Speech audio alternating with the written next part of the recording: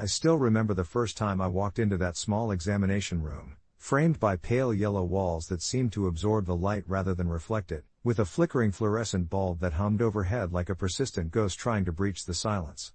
As a fresh-faced medical intern, I was filled with an overwhelming mix of eagerness and anxiety, flipping through pages of notes on patient rapport and ethics while trying to remember the dozens of diseases I'd only ever read about in textbooks.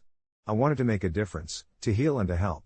But it was during that first week that life decided to hit me with a hard truth that I could never have prepared for. I was assigned to a pediatric ward, which was both a blessing and a challenge, teeming with stories that tugged at the heartstrings in ways I was still figuring out how to process.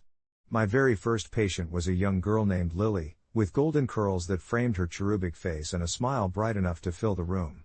Once a ray of sunshine, she had started to dim, battling a rare form of leukemia that had robbed her of her joy and her childhood.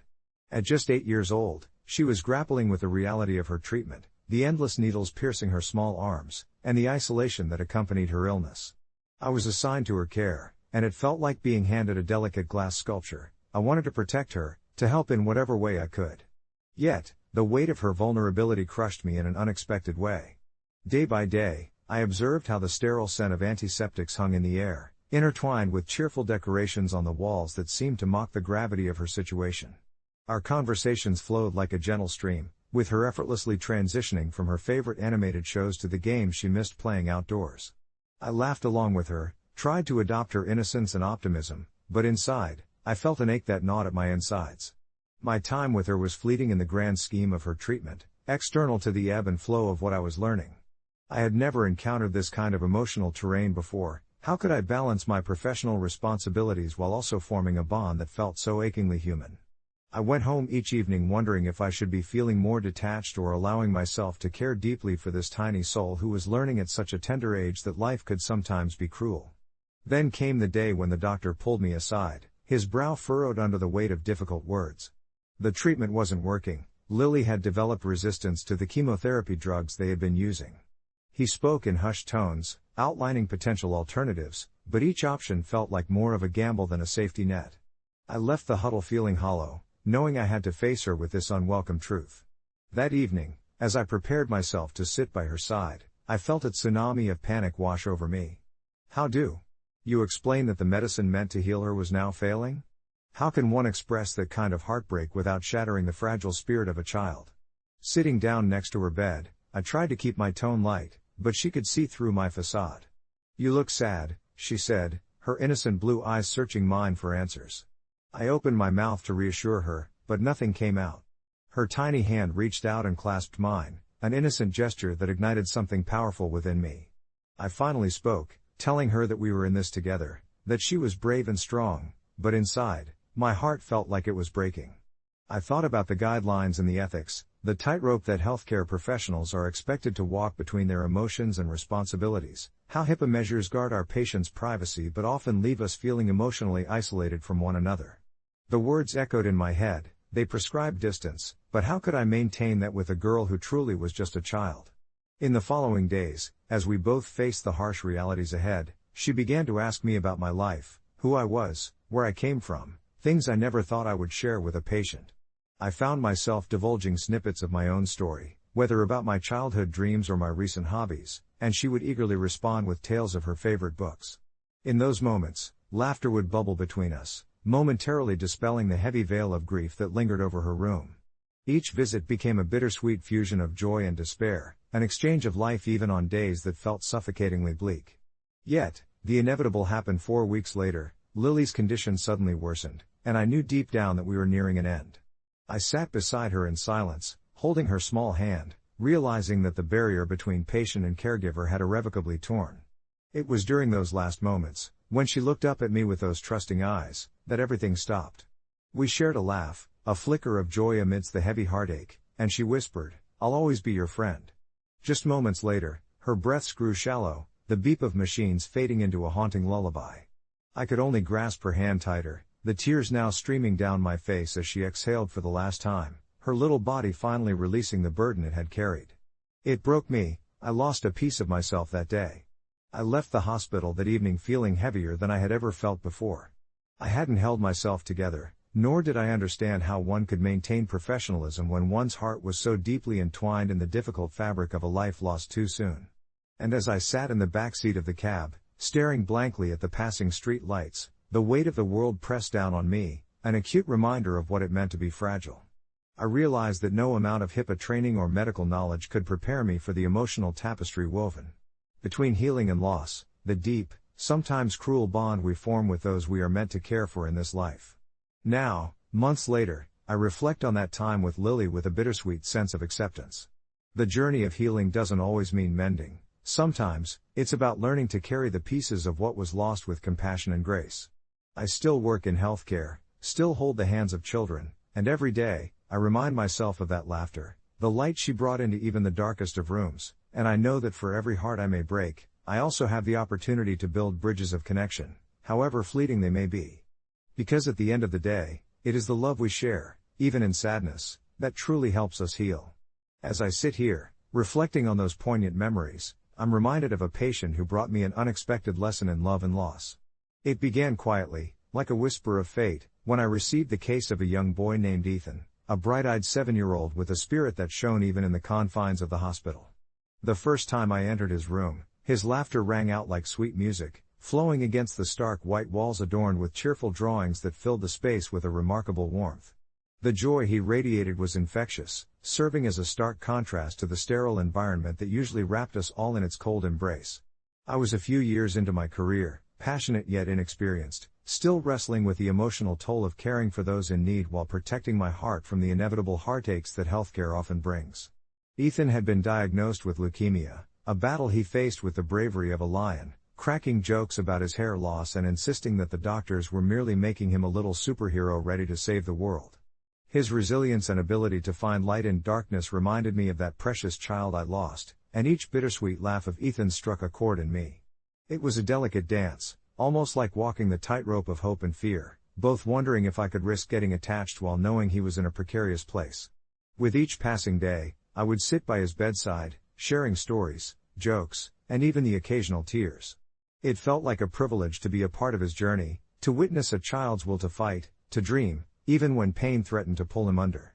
Yet, there came a day when I walked into his room, expecting the usual banter. Instead, I was met with an unsettling silence, the kind that wraps around you like fog, heavy and suffocating. On that day, Ethan's eyes were closed, a thin sheet pulled tightly over his frail body, his mom sitting beside him, cradling his tiny hand in hers.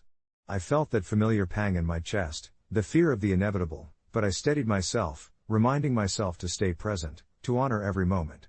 I whispered sweet greetings, sharing tales of the outside world, of bright sunny days just waiting for him to conquer. But it was Ethan's reply that shattered me.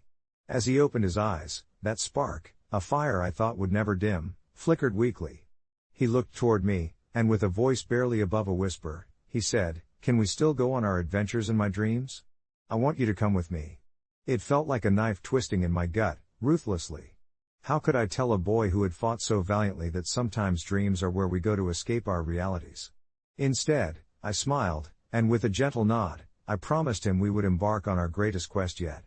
That night, as I lay in my own bed, wrestling with sleepless thoughts, I found myself drifting into a world of dreams.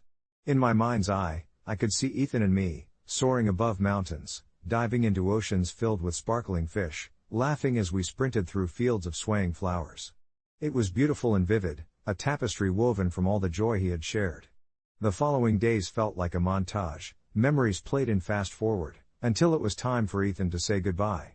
To see his heartache mirrored in the faces of his family was solace and sorrow entwined, a bittersweet symphony I was all too familiar with. I held his hand as he took his last breaths, wishing I could take away every ounce of pain with my bare hands, pleading silently for a miracle. And when he finally drifted, his peaceful face etched in my memory, I realized this was a part of my journey, a part that I had to carry with compassion and grace. The hardest moments in our lives often shape our paths into something beautiful, something meaningful, no matter how tragic. Looking back on that chapter, I understand now that pain exists alongside joy, and healing does not equate to forgetting. I learned to wear my scars as badges that remind me of the love shared, even in fleeting moments, and how those moments can bridge what feels like an insurmountable divide. Nowadays, I pour all that I've learned into every child I encounter, sharing laughter, kindness, and a gentle presence to remind them that it's okay to be vulnerable, to embrace emotions, even the hardest ones. Because, in the end, it's not about the hearts we break, it's about the love we've given and the connections we've had, even when they remind us of what we've lost. My journey continues, and while the weight of grief never truly disappears, it has shaped me, making me more compassionate and empathetic. Life, an unpredictable and beautiful mess, brings us together, even as it tears us apart. And with every child's laughter I hear, I remember that the journey of healing is about cherishing those memories, carrying the pieces forward, and giving love as fiercely as we feel loss. Every day, I hold on to the hope that in the end, it is this love that helps us heal. Update: a few weeks after Ethan's passing, as I sat in the break room with my colleagues, a familiar face walked in. It was Ethan's mother, a visit I had not anticipated. She sparked a conversation that felt like a warm embrace, recounting stories of Ethan's joy, his love for life, and how he often spoke of our adventures and dreams. She reached out, holding my hand, tears glistening in her eyes, and said, "Thank you for seeing him, for sharing his laughter and reminding us all of the beauty in even the hardest days." In that moment, I understood, we were continuing the journey together, carrying pieces of love that transcended loss, forming a bond that would forever connect us. As we sat together in that small, dimly lit room, I could feel the weight of her gratitude pressing down on me, heavy yet sweet, like the promise of rain after a long drought. Ethan's mother, with her fragile smile, drew me back into the memories of all the times we shared with her son, his insatiable giggles echoing in the sterile air of the clinic, his mischievous antics that wove laughter into the fabric of our often somber surroundings. Each story she shared wrapped around me like a soft blanket, warming me against the chill of grief that I sometimes felt creeping at the edges of my heart. I realized then that healing isn't something we do alone, it's a community effort built on shared love and poignant moments. We spoke for hours, the outside world fading into the background as we became a safe haven for each other. She recounted the day Ethan saw the ocean for the first time, how wide his eyes grew, and how he squealed with delight as the waves danced around his tiny feet. With each story, I could see the flicker of life return to her eyes, a reminder that even in our most profound sorrow, the essence of our loved ones remains forever illuminated in the joy they imparted. In that shared vulnerability, we formed an unspoken pact, a promise to honor Ethan not just in our memory but by living fully, by embracing the joy and laughter that he once brought into our lives. As our hands remained clasped, I could feel the pulse of our connection, a lifeline forged through loss and laughter, through heartbreak and hope. As the shadows lengthened in the room and the soft glow of evening crept through the window, I sensed that this was more than just a visit, it was a turning point. We could grow together in our grief, transforming it into something beautiful and nurturing rather than allowing it to cut us off from joy. I began to contemplate ways I could honor Ethan's legacy, perhaps by organizing a small gathering for families within the hospital, creating an evening of joy where laughter could fill the air the way he once had, a butterfly flitting from one bloom to another, leaving behind traces of wonder. Leaving that day, I felt lighter, as if I had shed a layer of sorrow and found room for new beginnings. I held on to our radiant conversation, replaying her words in my mind. Even in sadness, we could stir the depths of joy. Love was not merely a memory, it was a force vibrant and alive. Days turned into weeks, and with each new sunrise, I found renewed inspiration. Within myself and my work, I pored over every detail of the event I was planning, wanting it to reflect Ethan's essence, a blend of creativity, imagination, and the exuberant spirit he had embodied. Finally, the night arrived, and the community gathered under a canopy of twinkling fairy lights, laughter melding with the soft sounds of night.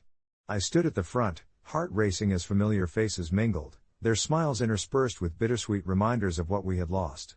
We filled the space with colors, balloons, painted rocks, and banners that announced the joy of living and loving deeply, something that Ethan had taught us with every smile he shared. I watched as families interacted, each tender moment a testament to connections being forged anew, and it felt as if Ethan was right there with us, his laughter curling around us like a tender embrace. That evening was transformative. It not only stood as a monument to Ethan's joy but also as an invocation of our own healing paths. As I looked around at the smiling faces, I realized how far we had all come, united through both our grief and joy. I could hear echoes of laughter that were reminiscent of the sweet sounds he once made, and it filled my heart to know we were all learning to carry those pieces together, to find joy even amidst shadows. Reflecting back, I understood that every life touched holds the potential to spark connections that ripple far beyond our immediate perceptions of loss. The memory of Ethan no longer felt like a fragile remnant of pain, Instead, it had metamorphosed into a vibrant reminder of the resistance of joy. The journey of healing doesn't always mean mending, but it most certainly means learning to carry the pieces of what was lost with compassion and grace, and for that, I will forever be grateful. Update: a few months later, I received a message from Ethan's mother. She told me that her family started a tradition of celebrating Ethan's favorite things every year, flying kites in the park on his birthday, with laughter resonating through the breeze, reminding them to cherish every fleeting moment of joy life offers. She invited me to join, and I could hardly hold back the tears that welled in my eyes. I realized then that love is never truly lost. It finds new ways to wrap around us, creating connections that bring light even in the darkest of places. It was a quiet Tuesday evening when my life transformed into something out of a bizarre thriller, but let's backtrack a little to understand how I arrived at that moment. My name is Sarah, and I've been working as a psychiatric nurse in a small community hospital for nearly 5 years now. The setting is familiar. I often find myself in the serene yet eerie halls filled with soft whispers of patients sharing their stories, some poignant, others filled with shadows. Among them was a patient named Mike, a young man with a troubled past, a low, hypnotic voice, and a peculiar magnetism that drew me in despite the unsettling aura that seemed to follow him. I had been his primary nurse during his long stay on the ward, forging a connection that I thought was entirely professional, though there was an uneasiness at the back of my mind, an occasional flicker of something unspoken lingering in our conversations. Mike was charming in a way that felt almost dangerous. He possessed an uncanny ability to make you feel understood, even as he recounted his thoughts about paranoia and delusion. When he was discharged after several months of treatment, I should have felt relieved, but there was something there, a weight that wouldn't lift. Fast forward to the notorious night. I had just come home after a long shift, the kind of exhaustion that clings to your bones, when I found my front door slightly ajar. A chill scampered down my spine as I stepped inside, whispering to myself that I was merely tired. But as I settled into my living room, relief began to wash over me. That was when I heard it, a soft knock, almost hesitant, on my back door leading to the patio. Peeking through the curtain, my heart stumbled into my throat when I saw Mike standing there, soaked from the rain, an unsettling grin plastered on his face. My instinct was to call the police, but when he saw me through the glass, he pressed his face closer, eyes wild yet pleading, and somehow, I found myself opening the door to let him in. "Sarah, I need your help. They've been watching me," he breathlessly insisted, and my stomach churned at the raw desperation in his voice. I tried to assess the situation, but each word he spoke wrapped tighter around my heart, squeezing it painfully. I offered him a towel and closed the door behind him, suddenly realizing that I was no longer in control. The conversation turned frantic as Mike began recounting tales that fluctuated between reality and what I could only describe as delusions. "They're coming for you, too," he said, the fervor in his gaze intensifying, sending my mind spiraling. It was all surreal, like a waking nightmare, but I couldn't lose my composure. A mix of fear and a sense of duty compelled me to remain calm and keep him talking, analyzing his narrative while discreetly dialing 911, hoping for the cavalry to arrive and back me up. With every word, I could see the shadows shift within his eyes. He was losing touch. As he leaned closer, analyzing me with an intensity that felt both intimate and threatening, I started to feel trapped. Then came the breaking point. In an abrupt twist, Mike's demeanor shifted once again, and he lunged towards my phone that I had clutched tightly. His grip was eerily strong as he knocked it from my hand, sending it sliding across the floor and breaking the connection I so desperately needed. Panic surged within me, the invisible chains of therapy weaving tight. Was this the same man I had tried to help? I started backing away slowly, hoping to create some distance, but as he followed, something remarkable happened. In a flash of humanity, I saw that sparkle of hurt in his eyes, the frightened boy behind the facade of madness. Just as he reached out to me, my front door burst open, framing two police officers silhouetted against the porch light, their presence slicing through the tension like a knife.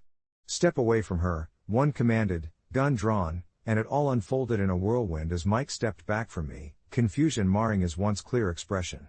In that moment, the room was encapsulated with a heavy silence, the kind that makes you hyper-aware of your own heartbeat. Eventually, they escorted Mike away, his eyes barely meeting mine, and I could see the threads of both my fear and his despair taut between us. Alone soon after, a warm breeze swept through the house as I processed everything. It's strange, the tangled emotions that wrapped around that night. Perhaps I could have helped him more, perhaps he was lost long before he ever entered my life. Days faded into weeks, and with every passing moment, I found myself caught in a loop of reflection. It wasn't just Mike's unraveling that haunted me, it was me questioning what I could have done differently.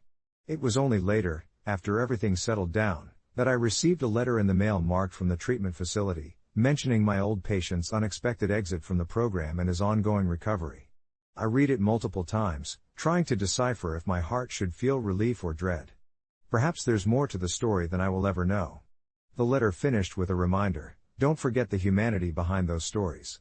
As unsettling as that experience was, there was an important part that remained clear: I cared for Mike, and I hoped someday he might care for himself again. Life moved on, but sometimes, in the quiet of the night, the thoughts swirl back, bringing along the echoes of a voice I used to know and the strange bond we forged in the unkindest circumstances, reminding me of the thin line we all walk between sanity and chaos, compassion and fear. It was 3 weeks later, a balmy Thursday evening, when I found myself working late in the clinic, the rhythmic ticking of the wall clock echoing through the otherwise quiet halls. I was closing up, the last few charts filed away, the fluorescent lights buzzing dimly above me like a flock of restless moths. The night was calm, almost too calm, and I was just about to slip my keys into my bag when I felt a chill creep down my spine. I dismissed it as a figment. After all, I had just spent a long day navigating through the delicate balance of life stories, from the elderly woman who knitted memories into her blankets to the teenager grappling with the weight of the world's expectations. Yet, as I stood there in the solitude of the clinic, that nagging sense of being watched gnawed at me. I shook it off, reminding myself that confidence in my closed space usually brought comfort. I took a deep breath and stepped outside, the warmth of the evening air wrapping around me like a cocoon, but the unease didn't fade. As I walked to my car, my thoughts wandered back to my time with Mike. I often wondered how he was coping, whether he had made any improvements since our last session. There was something hauntingly beautiful about the way hope intertwined with despair in his journey, and despite everything, I longed for him to find his way back to himself. Just as I fumbled for my keys, my phone buzzed in my pocket, a text from an unknown number. My heart raced as I opened it. You should come and see me soon. I miss you, M. My breath hitched. Memories flooded back, the way Mike's eyes would glisten when he found a spark of interest in our sessions, the laughter we shared during the brief moments of levity, how close we had come to breaking through the thick fog that clouded his reality. But that same attachment, that flicker of connection, left me on high alert. I shouldn't respond, I thought, reminding myself of the boundaries my profession mandated. I should just delete it. Yet, as I hovered over the delete button, the pulse of reminiscence thrummed in my chest, igniting an impulse to reply just to see if it was indeed him. I paused and then put my phone back in my pocket, deciding to let go before I tangled myself in something I could no longer control. But as I turned the key in the ignition and the engine roared to life, I couldn't shake the feeling that this was far from over. 2 nights later, while I was enjoying a quiet evening with a book, a sudden knock at my door made my heart leap. My golden retriever, Bailey, barked fiercely, a protective instinct radiating from him as I hurried to the door. Peering through the peephole, I felt my stomach drop. Standing there was Mike, looking disheveled and desperate, more like a ghost than the man I once knew. Panic surged through me. I was not ready for this. I contemplated calling for help, but a part of me whispered to give him a chance. Taking a deep breath, I opened the door. There he stood, his eyes wild, hair unkempt, and it was the rawness of his expression that broke my heart. I need your help, he said, his voice a raspy whisper that dripped with urgency, and before I could react, he reached for my arm, pulling me closer. Bailey barked even louder, but I felt rooted to the spot, caught in Mike's gaze. I wasn't sure if you'd want to see me, but I couldn't wait any longer. I motioned for him to step inside, a swirling storm of confusion and concern battling inside me. We moved to the living room, where I offered him a seat, my heart thudding as I tried to process what was happening. The familiar weight of compassion and fear settled heavily on my chest as he recounted the fragments of his story, the slip-ups and setbacks, the nights spent wrestling with his demons. I listened, feeling the mixture of heartbreak and a strange thrill of familiarity wash over me. He was treading a dark path, yet there was a flicker of genuine longing in his eyes, a desperate need for connection that reminded me of those old sessions, the times we'd laughed amid the shadows. But then things took a turn as Mike's demeanor shifted, and I could see the tension coil tight within him. They're coming for me, he said abruptly, his voice dropping to a hush. They think I did something really bad. But I didn't. You have to believe me. The shift felt like the ground had pulled out from under my feet. Who, Mike? Who's coming for you? I asked, my voice barely above a whisper, sensing the fear that washed over him in waves. That's when he revealed the depths of paranoia he had sunk into. He believed that shadows were stalking him, that people from his past were waiting for a moment to snatch him away, and somehow, I was caught up in the whirlwind of it. As he spoke, I could hear the clattering of a brief explanation at the edge of his consciousness, a plan formed out of despair, tied to the letters he'd sent me in those chaotic moments. I realized with growing unease that the very warmth I associated with compassion had now become a vessel for his tangled necessity. I began to dream about how quickly things could spiral. I could replace sympathy with guilt as easily as he tried to pull me into his storm. Yet, I saw the man I once had hoped for trapped beneath wild misinterpretations. Just as I opened my mouth to quell his fears, to reassure him that he was safe here, I heard a rustling outside. Someone was approaching. Mike's eyes darted to the window with a raw panic, and that's when everything escalated. The shadows that lingered in his stories materialized, and his fear became tangible. He sprang from his seat, eyes wide and desperate, grabbing my hand with a grip so tight it almost hurt. "We have to go. They're here, and if they find me..." His words trailed off, but the urgency in his voice sliced through the air like a blade. I hesitated, caught in the tumult of emotions, but the moment felt surreal, as if time warped around us. The serenity of the evening had twisted into a throbbing tension. "Mike, wait. We need to figure this out together. You can't just run without a plan," I urged, trying to keep my voice steady, but he was already tugging me toward the door. "They'll take you too. You have to trust me." His eyes burned with a wild light, and though every part of me shouted to resist this surge of madness, to impose rationality in the growing chaos, I found my legs moving as he pulled me into the night. I could hear the whispers of doubts layering over my thoughts, but somewhere deep down, there's something profoundly human about riding the waves of another's fear, an inclination to follow their storm, to understand the depths of despair where only darkness seemed to lie. The echoing footsteps haunted our steps as we dashed down the street. It felt surreal, almost as if we were characters spun from a tale of desperation, and yet beneath all that, there was an unyielding rush of adrenaline, a glimpse of a path forged from compassion tangled within a web of confusion. I wanted to save him, but in that moment, perhaps I was just trying to save myself too. Looking back, the frantic breaths began to remind me of an unanswerable question hovering around our heads: were we running toward liberation or entrapping ourselves deeper in the labyrinth we feared? Then, as if summoned by the force of our shared panic, headlights cut through the darkness like knives, illuminating the street behind us. I felt Mike's grip tighten on my wrist, his breath hitching as we turned to face the sudden glow. A car rolled to a stop, the engine humming like a predator revving its throat. My heart raced, and then time seemed to freeze as I braced myself for whatever came next. Almost instinctively, I stepped slightly in front of Mike, protected from a threat I couldn't yet see, my body caught in a familiar rhythm of the caregiver within, acting even when fear gripped my mind. "Mike," I breathed, trying to keep my voice firm, "we need to plan, think this through." But he shook his head violently, eyes wide with fear, ready to bolt again. I could see a storm flicker in his eyes as he made the decision for both of us. I felt a heavy weight pressing against my throat as I realized, compassion's lane had transformed into a crossroads of uncertainty. The truth began to unfold, perhaps we both needed saving. The car door swung open, and a figure stepped out, their silhouette and the gleaming metal of the vehicle reflecting the fragile light of the street lamps. I could feel the grip of reality loosening in the face of a potential new beginning or terrifying end, the balance stirring in the depths of night as we stood on the precipice of the unknown. As the figure approached, I recognized the familiarity, my heart pounding in recognition that seemed too surreal amidst the chaotic backdrop. "Mike, what are you doing?"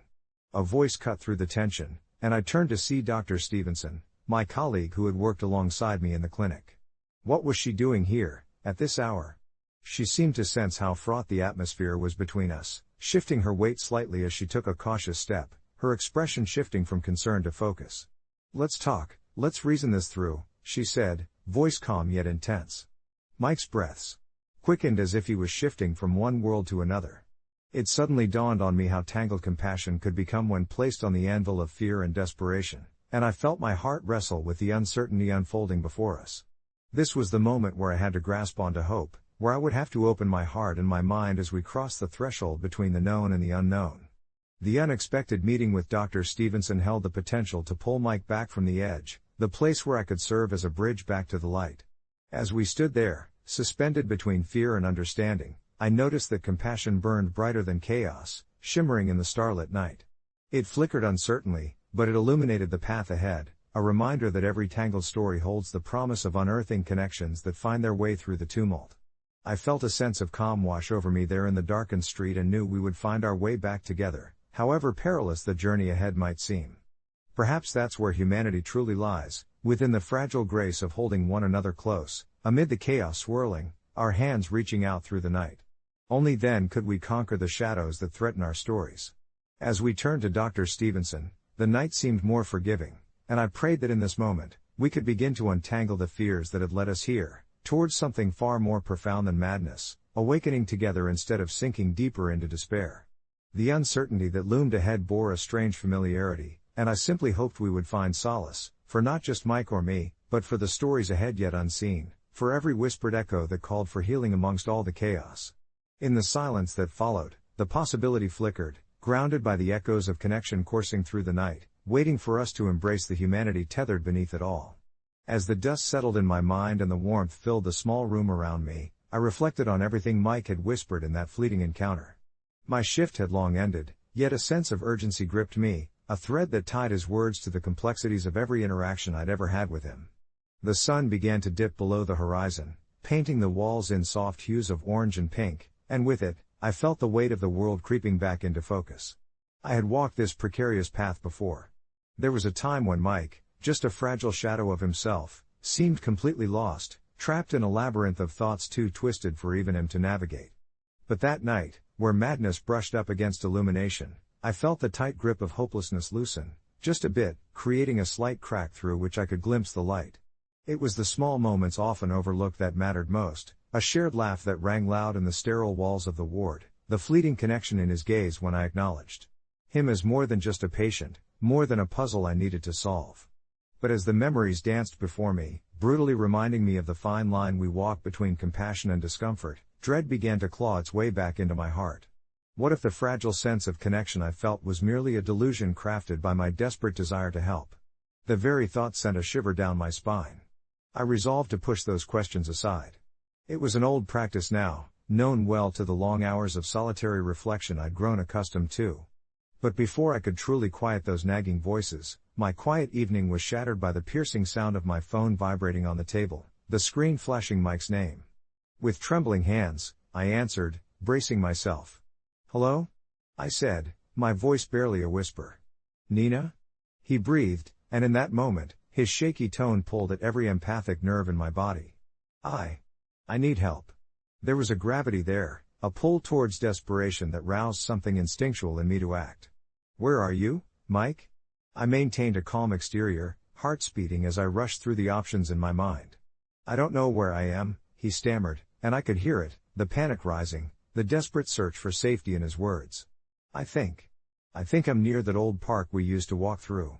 It took a moment for the weight of that realization to settle, a place that had once been so alive, filled with laughter and shaded paths, now turned into a shadow of its former self. "Mike, listen to me. Stay where you are, I'll come find you," I instructed, already scrambling to grab my keys and jacket. Each step felt heavy, yet the thought of him lost in either a physical or emotional wilderness spurred me on.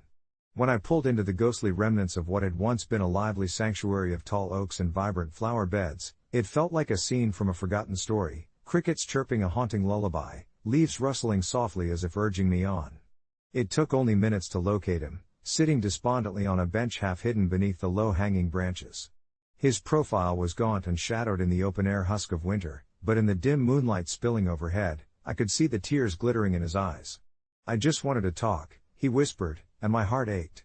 The cold seeped through my clothes as I took a seat beside him, all the while fighting the shiver fluttering through my body, reminding me of the human connection that can exist even in the most desolate circumstances.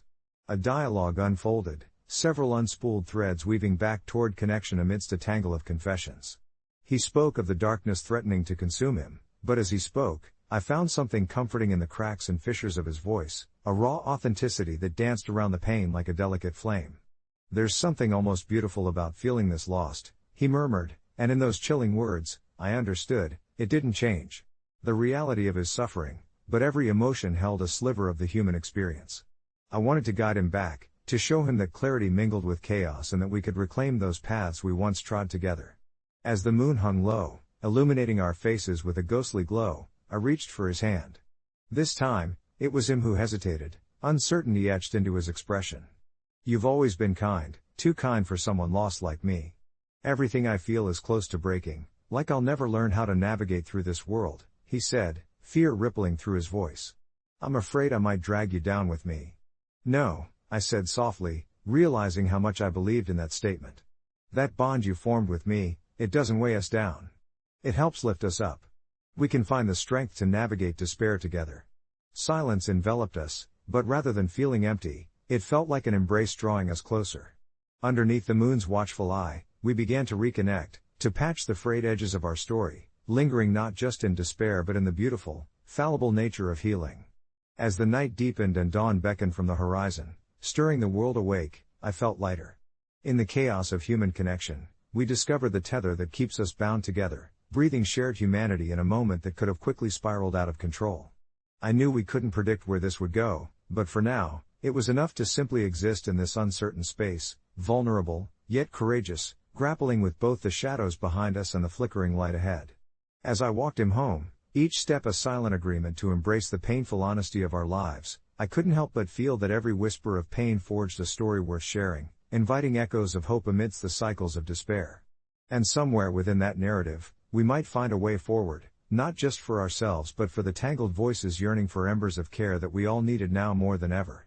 I never imagined my life could pivot so dramatically over something as mundane as a locked door, but here I am, recounting the events of that fateful evening with a sense of incredulity that still lingers.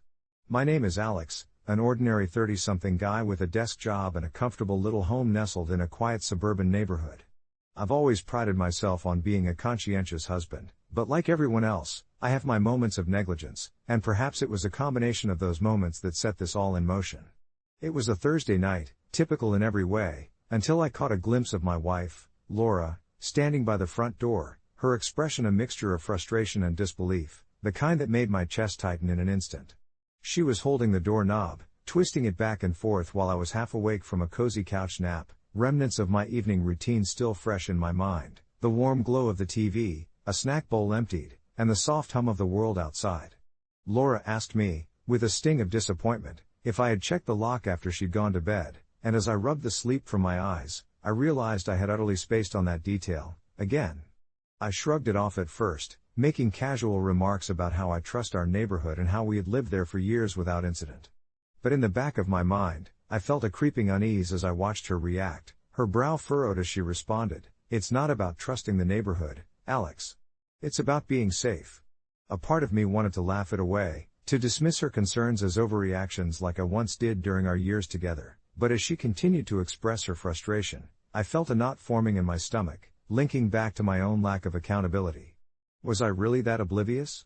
It became clear that this situation was a metaphorical lock waiting to be clicked open, revealing deeper issues that may have long since festered beneath our shared surface.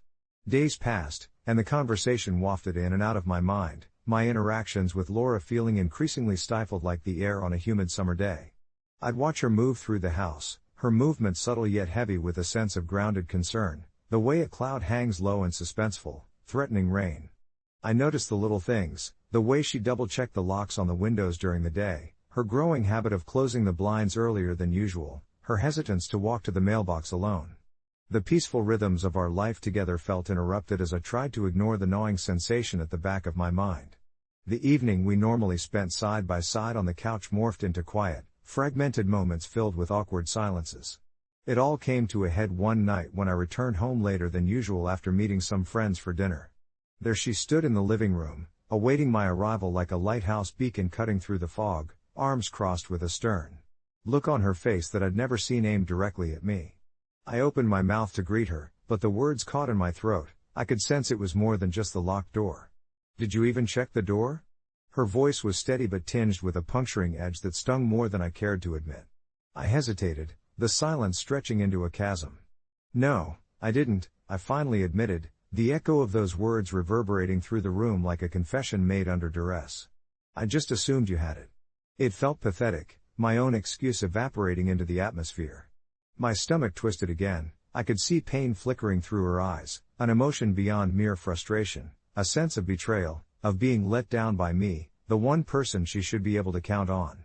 Suddenly, it struck me, it wasn't just about the door, it was about trust, about dependence, about the fragile threads that held together our relationship.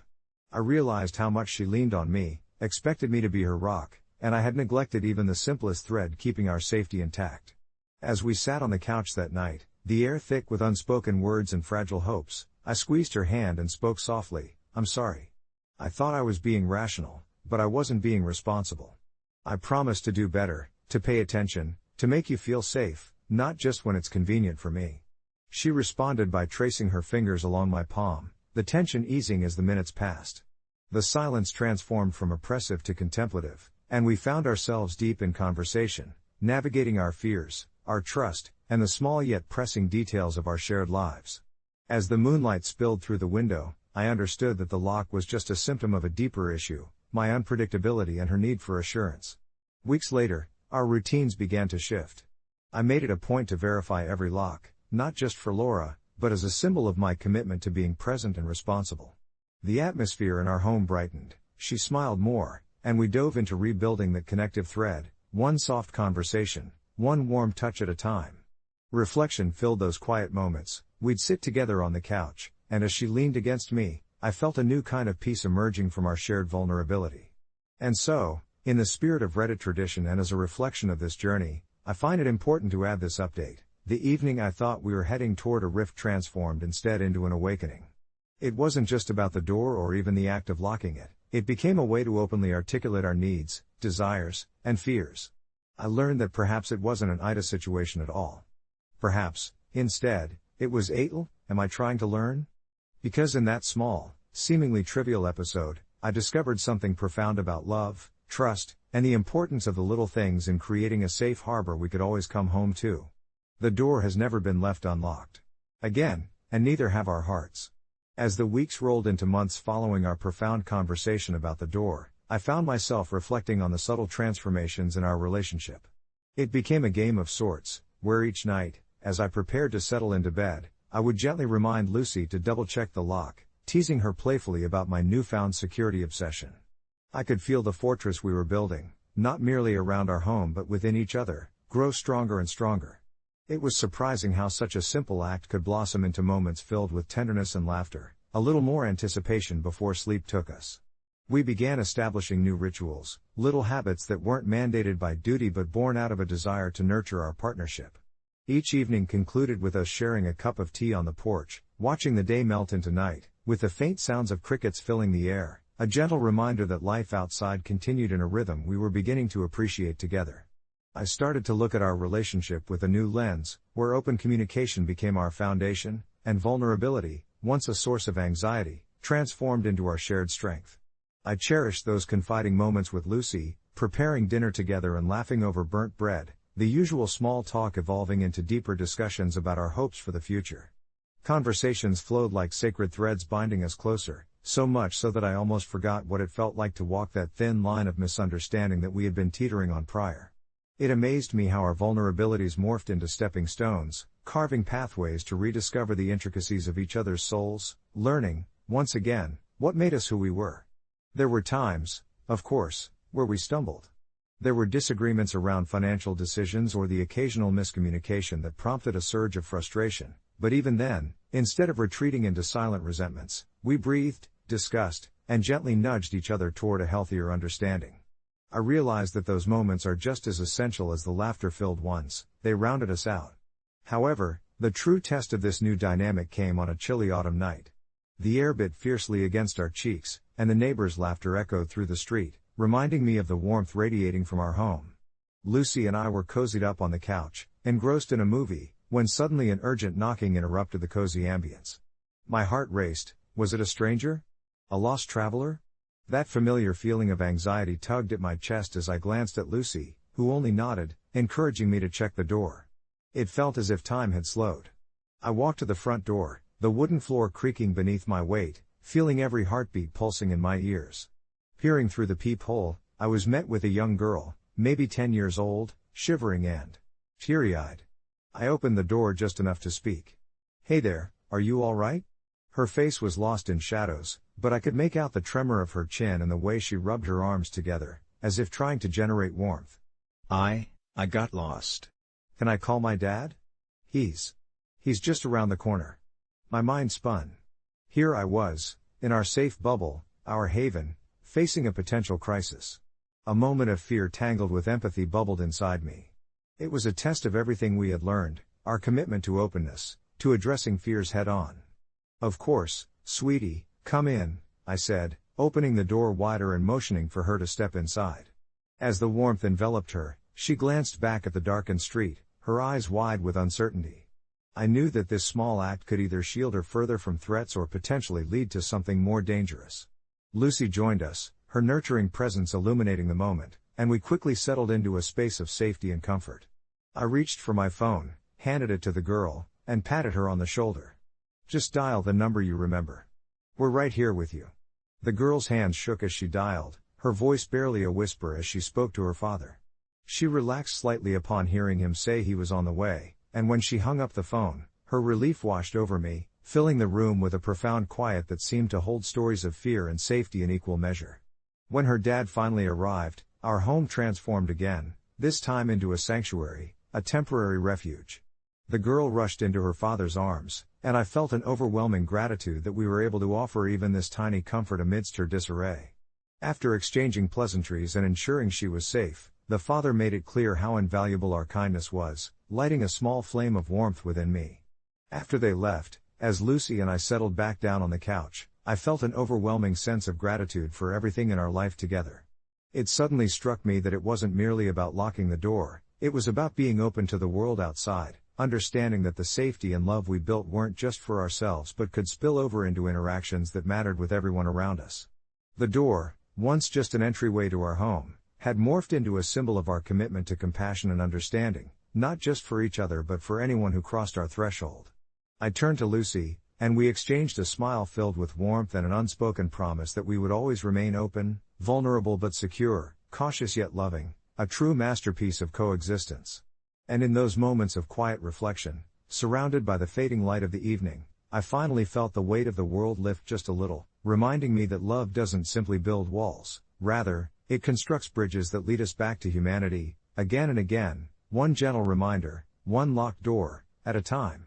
As the sun dipped beneath the horizon, casting long shadows across our cozy living room, I could feel the gentle hum of evening settling in, the kind that wraps you in a cocoon of comfort. Lucy had lit a few candles, their soft glow flickering in harmony with the settling tranquility of the night. It was a small ritual we had embraced, a moment of unwinding where the chaos of the day seemed to melt away. The warmth of her presence reminded me that we had crafted a safe space together, not just through the physical act of locking the door, but through the emotional openness we had nurtured in our relationship. Pacing softly, I felt grateful for this revelation, how something as simple as a door could serve as a metaphor for our willingness to safeguard one another's vulnerabilities. Remember that night? Lucy asked, her voice laced with a gentle nostalgia as she curled up on the couch, her eyes sparkling with memories. The one where we both brainstormed a list of our fears?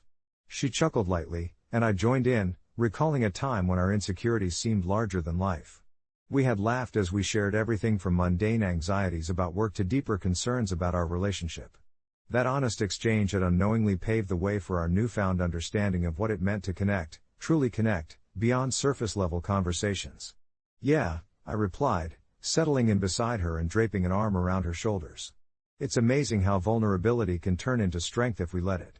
The moment felt precious, the world outside blurring into insignificance as we cocooned ourselves in this intimate bubble of safety. We began to share not just our fears, but our dreams, each whisper more soothing than the last, forming a tapestry of hopes that we would nurture together.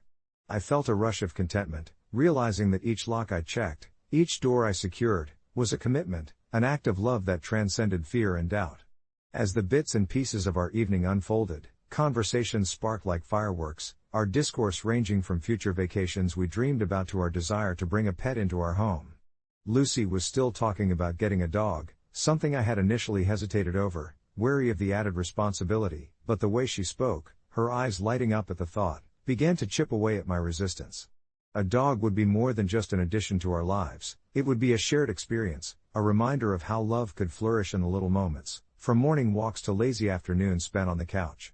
With every word exchanged, I felt the door we had just locked moments before transform into one that swung wide open, inviting in a rush of warmth.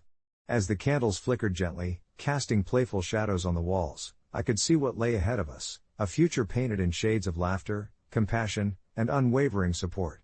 It was empowering to realize that we weren't just locking away our fears, we were also sealing in our joys, ensuring that nothing could breach the sanctuary we were building together. In time, as the evening wore on and the moon cast a silver glow through our window, I took a moment to breathe deeply and internalize the warmth of this connection we were nurturing. The world outside felt distant, almost irrelevant, as I realized that our relationship had morphed from merely coexisting to truly living, a shared journey where each step was marked by intention and understanding. Have you ever thought about how locking the door is kind of a ritual? I mused aloud, breaking the comfortable silence that had enveloped us like a soft blanket. Lucy nodded, her dark hair catching a glimmer of candlelight. It's the first step we take in closing out the outside world, she said thoughtfully, but it also makes space for us to just be, here, in our little world. It's our way of saying, this is our time. We matter. Yes. I replied, feeling a swell of pride and love. It wasn't just about locking the door, it was about what it symbolized, the commitment to honor our space and each other. The balancing of boundaries and openness that allowed for growth without losing our individuality. I couldn't help but smile, envisioning the dog we might someday share. Next door might be the kids, or the noise of the world, but in this moment, it's just us. As the last flicker of the candles dimmed, I felt a deep reassurance envelope me, a tender acknowledgement that our bond was evolving in ways that were once unimaginable. I snuggled closer to Lucy, feeling the warmth radiating from her, a beacon in the cool night. The locked door wasn't just a safeguard, it was a promise we had made to each other, a vow to always return to the safe harbor we had created. And so, as I closed my eyes and allowed sleep to wash over me, I found solace in the laughter that echoed through the evening and the new dreams we would embrace upon waking. A door locked, yet ajar with possibility, standing as a testament to our journey. And with that, I drifted into sleep, content, loved, and forever learning. It started like any other weekend in my cozy apartment, sunlight streaming in through the living room window, casting soft shadows on the walls adorned with my paintings. I'd spent most of the week in my studio, experimenting with colors and textures, lost in a world of creativity that often felt like my only refuge. Art had always been my passion, and with each brushstroke, I poured my heart into every canvas, treating each piece as a personal expression of my inner landscape. My boyfriend, Henry, often remarked how he admired my talent, but I could tell there was a part of him that didn't quite understand the depths of my connection to my work. Whenever he'd come over, he'd inevitably reach for my brush or try his hand at mixing paints, thinking this would draw us closer. I appreciated his enthusiasm, but it often felt like an intrusion. One Saturday afternoon, I was preparing to start a new canvas, envisioning a vibrant sunset that fused fiery oranges with deep purples. It was the kind of piece I desperately wanted to share with the world. As I organized my paints, Henry strolled in with a new set of acrylics he'd picked up from a nearby store. "I thought we could have some fun today," he said, his eyes bright with excitement. I felt a pang of annoyance, but instead of voicing it, I smiled and suggested we hang out first, letting him have the run of my living room with his beginner's brushes. He agreed, and we spent a while chatting, munching on snacks, and throwing paint at some scrapboards I didn't mind getting ruined. But then things took a turn. After seeing me work, Henry casually, almost haphazardly, grabbed one of my larger canvases, the one I had set aside for my sunset masterpiece, and started to cover it with a vibrant green blob. My heart sank as I froze, watching him work. "No, no, no," I whispered more to myself than to him. "That's not. You can't just," but before I could articulate my frustration, he stepped back and said, "Look at that. I made something." All I could see was the destruction of my vision, the piece I had been nurturing in my mind for days, reduced to a chaotic mess of colors that didn't belong. Bitterness seeped through my resolve, and I attempted to explain how important that canvas had been to me, but he just shrugged, a smile plastered on his face, completely unaware of my growing agitation. It felt like a betrayal, and at that moment, I couldn't find the words to convey how hurt I was. The day ended on a strained note, and after he left, I hovered over the ruined canvas, tears pooling in my eyes. I didn't even want to look at it anymore, and something inside me snapped. I rolled it up and tossed it into the trash, almost feeling an odd sense of satisfaction as I did so. But relief quickly morphed into guilt. The next day, Henry asked about it, and I could see the excitement in his eyes as he recalled that moment of impromptu collaboration. I hesitated, my throat tightening as I confessed what I had done. Henry's expression turned from amusement to astonishment. "You threw it away? Why would you do that?" I wanted to scream my frustration at him, explain how he'd ruined something precious, but instead, I felt small. "Because it was mine, Henry. And it meant something to me," I finally managed to say, my voice barely above a whisper. The silence that enveloped us felt heavier than ever, and he just nodded, looking away. I expected an argument, a confrontation, but instead, we both stood in the fallout of a decision that had felt both impulsive and justified. "You didn't even care about it," he countered quietly, hurt flashing across his features, and in that moment, I realized the different ways we valued art and expression. We didn't see eye to eye, and maybe we never would. That evening, I sat alone in my studio, contemplating my actions. It wasn't just about the canvas. It was about communication, respect for one another's passions, and how quickly love could devolve into misunderstandings. I thought about the work I wanted to do, the emotions that needed to flow, and I knew I had to reach out to Henry, to explain further, to tell him how much his excitement meant but how it clashed with my creative process.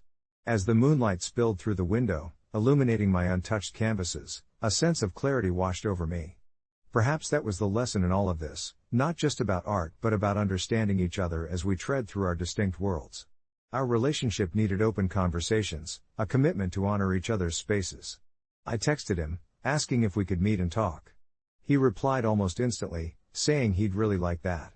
As I prepared to step into an uncertain but necessary conversation, I was left contemplating whether I was truly the a-hole in this situation, or if we were just two artists in a world that sometimes felt too confined.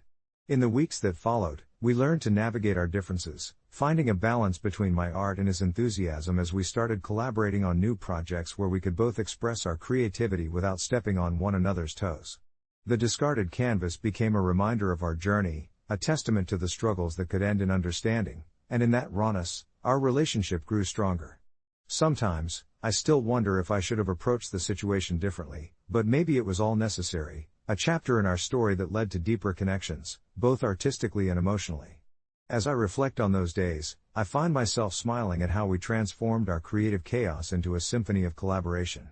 The discarded canvas, painted with reckless abandon and then marred by unintended destruction, eventually became more than just a victim of frustration. It morphed into a catalyst for growth. It was during one of those late nights, and we sat in our quaint little living room, filled with the smell of brush strokes and oil paint, that I realized how much we had changed. We had taken steps to infuse more understanding into our artistic practices, but more importantly, we were learning to navigate our lives together in a way that felt harmonious rather than combative. I remember the soft glow of our desk lamp casting shadows on the walls, flickering like the moments of doubt and hope that intertwined our stories. I had brought home a few canvases, each one a blank slate, eager to embrace the new chapters we were writing. We decided one evening to create a mural on the large wall in the living room, a combined testament to our growth and a reflection of our journey together. He suggested we blend abstract designs, flowing shapes that could symbolize our individual paths merging into one. The planning was half the fun, brainstorming in the late hours of the night, discussing colors, even arguing playfully about which patterns would complement the other's style.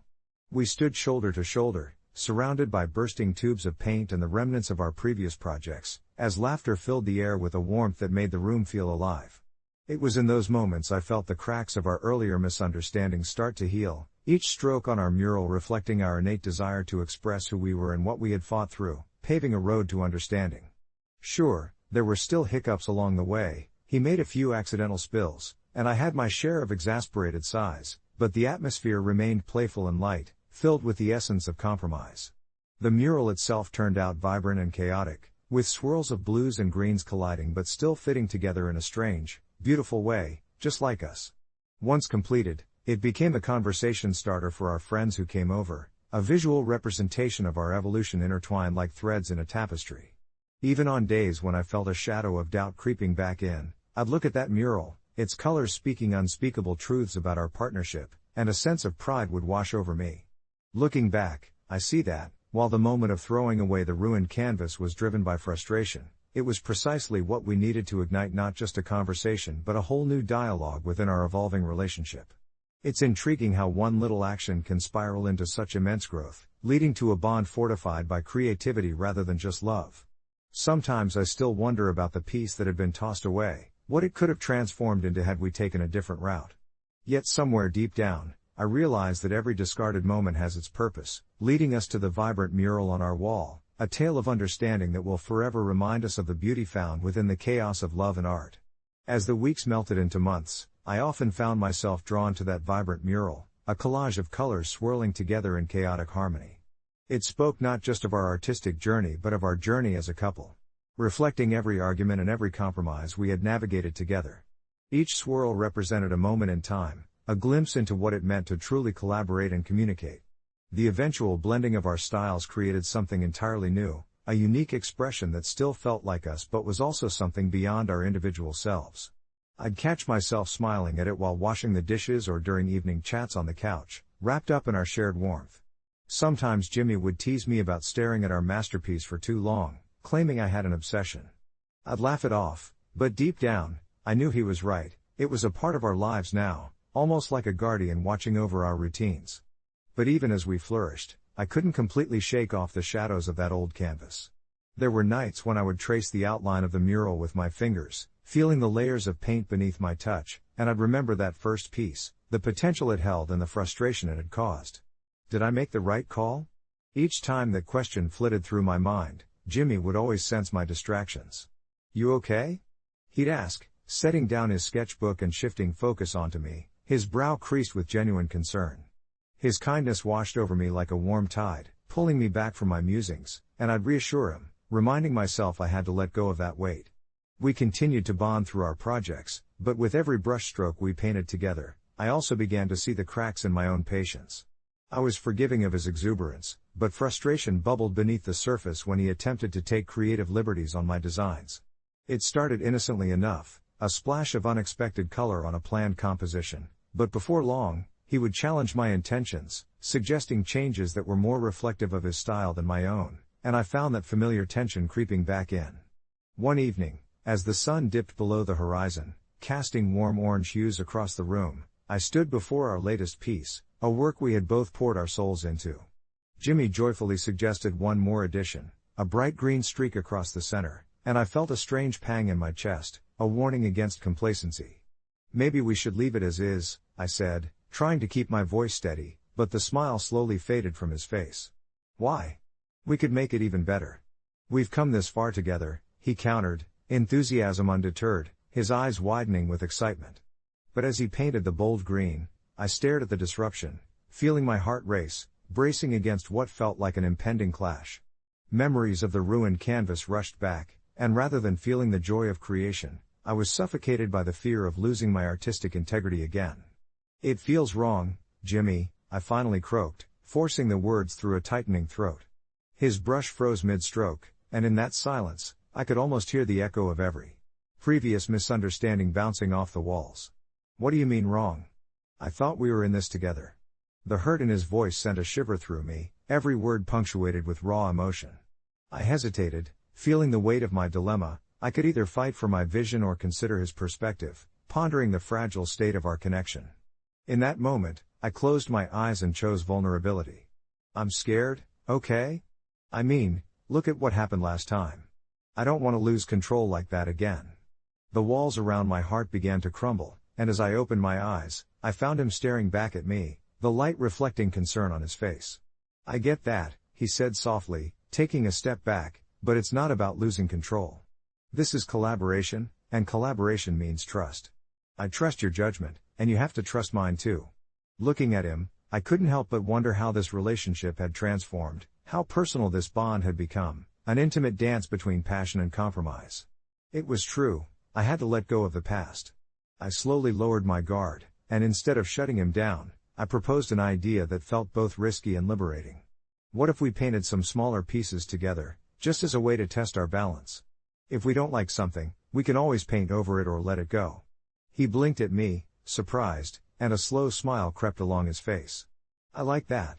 A fresh start, right?" And just like that, a new dialogue brewed between us.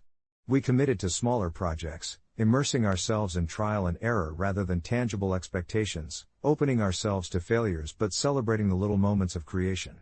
As we painted, the air around us thickened with laughter, music, and a newfound understanding. The mural became a backdrop for our evolving friendship, and each smaller piece that emerged without the weight of overthinking became a splash of relief amidst our artistic memories. A couple of weeks later, as we stood before a series of colorful canvases strewn across the floor, I felt a warmth flood through me upon realizing how far we had come. The shadows of doubt hadn't vanished, but they danced around the newfound light we were cultivating. I knew this journey would continue to challenge us in unexpected ways, but with every stroke, we embraced the beautiful chaos. Even as I glanced back at the mural, I smiled at our past as much as our present. Together, we were crafting art amid the uncertainties of life and love, learning not just to cope with the unknown, but to celebrate it, a vibrant tapestry of joy and growth. And with that reflection warm in my heart, I felt hopeful about what lay ahead, both creatively and relationally. We had found a rhythm woven not just through our art but through our trust, our patience, and our growing love, inching us toward vibrant futures together. There's a weight that lingers on my chest, a secret I've carried for far too long, and it all began on that warm summer day when we were kids, bouncing on the old trampoline in my backyard, laughter echoing like music in the air. My childhood friend, Mark, was more than just a companion. He was my partner in crime, the brother I never had, always up for an adventure, even if that often involved the kinds of mischief that led to scoldings from our parents. As we grew up, that bond only deepened, forged in deep conversations, shared dreams, and endless inside jokes. But life has a strange way of pulling people apart. College took Mark to a city far away, and while we stayed in touch, the distance began to change the nature of our relationship. Then came the day I had always longed for, the birth of my son, Ethan. In that moment, a fire ignited in me, an overwhelming urge to pay tribute to the person who had been a cornerstone in my childhood. After much contemplation, I decided to name my son after him, Ethan Mark, a name I believed would honor that friendship. It felt right, a quiet bond woven into the fabric of my being, yet as the months passed, a dread began to swell in the pit of my stomach. Mark had no idea. To him, I simply had a son, and I had neglected to share the truth behind his name, a truth so laced with love and affection that it became suffocating. Every text, every call, felt like a tightrope walk, and I found myself instinctively avoiding any conversation that could lead to the revelation. The guilt gnawed at me, almost as if naming my son after him was a betrayal by keeping it from him, a part of our shared history that I denied. The thought echoed in my mind, and with each passing day, I imagined how Mark would feel upon discovering the truth. Would he be honored, or would he think I was withholding that love? The indecision ate at me mercilessly. One evening, after tucking Ethan into bed, I found myself scrolling through our old photos on my phone, pictures of us laughing, getting muddy in our youth, clutching our ice cream cones like trophies. There it was, a haunting nostalgia that held both beauty and pain, and in that moment, I wondered if I had tarnished that bond I cherished so much. As days turned to weeks, I could feel the pressure build until it snapped one Sunday afternoon while Mark was visiting, sitting on my couch, laughing over tales from our school days as Ethan played in the background, blissfully unaware. When the laughter faded, I felt compelled to confess everything, to claim my vulnerability. "Mark, there is something I need to tell you," I said, my voice trembling slightly. He looked apprehensive, those familiar brown eyes squinting with curiosity. I took a deep breath and shared my truth, the name, the reasons behind it, and the selfish fear that held me back. Silence enveloped the room. Time felt heavy as it ticked away, and for a moment, I thought I had ruined everything. Then Mark's smile slowly returned. And tears welled in his eyes as he took my hand. "You've carried this for so long, haven't you? It means the world to me," he said, his voice thick with emotion. Relief washed over me in waves, replacing the burden that was once there. In the aftermath of that revelation, we shared stories about what it meant to grow up together and how we would guide our sons into that same reckless joy we had known. I realized that sometimes, the scariest secrets can lead to the biggest breakthroughs, and as Mark hugged Ethan tightly, my heart swelled with comfort, knowing I had shared a piece of our history that would only serve to deepen our bond as friends. As I reflect on that day now, I can say it was a turning point, and while I may have delayed confronting my truth, the love I had for Mark and the silent understanding between us had transcended fear and hesitation. Update: it's been a few months since that day, and I can honestly say that my relationship with Mark has grown even stronger. He has embraced Ethan like a second son, creating new memories that are steeped in love and laughter. We have started a tradition of adventure weekends, where we take our sons to the places we used to explore, and each new adventure is, in its own way, an homage to our past friendship. I've learned that holding on to fear only creates distance, while sharing truth and vulnerability can build bridges. The best part? The other day, I overheard Mark telling Ethan about how special his name is, a legacy that they both now share, something I never realized would bring us even closer. Life has a funny way of working out, doesn't it? Mark and I had found ourselves laughing over memories from our childhood, as we set up camp at the river where we used to fish under the setting sun. The sound of crickets filled the air, weaving an invisible tapestry of nostalgia around us. My heart swelled at the sight of our sons playing nearby, their laughter mingling seamlessly with the sounds of nature. They climbed trees as we had once done, completely lost in their own world of adventure. I couldn't help but marvel at the bond forming not just between our children but between Mark and me as well. Every story I shared with him was tinged with the bright hues of reminiscence, each tale deeper than the last, revealing pieces of my heart I had kept tucked away out of fear. The truth about Ethan's name still lingered in the air, a sweet secret that felt like a warm hug every time I caught a glimpse of Mark's easy smile. As the stars began to twinkle overhead, I took a moment to reflect on the path that had led me here, the countless moments that could have gone differently if fear had held the reins. It wasn't merely a river running alongside our camp, it felt symbolic of the bonds being forged right in front of me, flowing with potential and history all at once. So many years had passed since that fateful moment in high school, the day I knew my best friend was facing more hardships than I could understand, yet I had chosen to remain silent about the pain I felt, the loss of the friendship we once had. But tonight, with the gentle hum of nature all around, I sensed that I was ready to let go of my hesitation. I would tell him the truth about naming Ethan after him, that in the quiet moments of my son's life, I found pieces of Mark's spirit reflected back at me. It was more than just a name, it was a bridge spanning 2 generations, a reminder that love can withstand time, hurt, and misunderstandings. With the night wrapping around us like a cozy blanket, I took a deep breath, the cool night air filling my lungs, and resolved to reveal the heartfelt significance behind Ethan's name before the weekend was over. As I glanced over at Mark, my heart warmed with confidence. I was no longer afraid. That evening, as we sat around the fire, roasting marshmallows under the vast expanse of twinkling stars, I knew the sound of our children's laughter was just the beginning of a new legacy, one built on honesty and acceptance. The stillness surrounding us felt embraced by clarity, the very atmosphere nudged me forward. I marked the moment, relishing the flickering flames, the laughter, and the connection, reminding myself that what could be gained from this truth was far greater than any fear I had harbored. As I prepared to share that piece of my heart, something monumental shifted within me, the realization that having friendships rooted in vulnerability might be one of the truest forms of strength we could carry into the future. With my heart racing but my resolve firm, I waited for the right moment during our adventure weekend, a cozy bonfire under a star-studded sky. Mark was flipping burgers on the grill, the scent merging with the crisp evening air, when I saw the light of curiosity glinting in his eyes. I could feel the warmth of the fire reflecting the warmth of the moment, and it occurred to me that this was the perfect time to tell him. Our sons were wrapped in their own world, gabbing excitedly about their favorite stories and superheroes. I could hear Ethan's contagious laughter, and it pulled my attention back, reminding me of how quickly time had slipped by since Mark and I were kids ourselves, giggling over silly games and hidden treasures in the woods. I took a deep breath, gathering courage stirring within me, and I called Mark over, inviting him to join me at the edge of our gathering. He approached, holding 2 plates piled high with burgers and s'mores, a proud smile lighting his face. Ever feel like the past has a funny way of sticking around? I began, surprised at how easily the words flowed, even with the weight they carried. Mark raised an eyebrow, setting the plates down on the low wooden table as he leaned in closer, genuinely intrigued. "What's stirring in that head of yours?" I chuckled lightly, thankful that laughter had helped to diffuse the air. "It's just. You remember those days we would dream about our futures? Sitting on that rickety old swing set?" Mark's smile widened as nostalgia danced through his eyes, the flickers of the flames reflecting the warmth of those shared memories. "How could I forget? We had it all figured out back then." "Yeah, and we thought we'd name our future kids after each other, right?" The jest hung in the air for a moment, a playful acknowledgement of our childhood innocence, but I wasn't quite ready to lead with humor. "Actually, Mark, I need to tell you something." He tilted his head, curiosity morphing into something deeper, more sincere.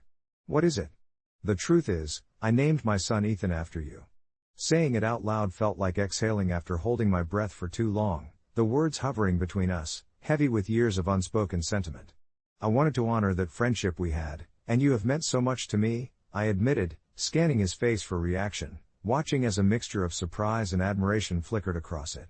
His gaze softened and then crinkled at the edges, his smile radiating warmth. Really? That's amazing, I had no idea, he said, seemingly touched. It was as if a secret barrier had shattered between us, bringing forth an unspoken bond that hadn't faded, merely waited for the right moment to reveal itself. My heart swelled, relief coursing through me. We spent a moment in silence, the night wrapping us in its comforting embrace as crickets chirped a soft symphony.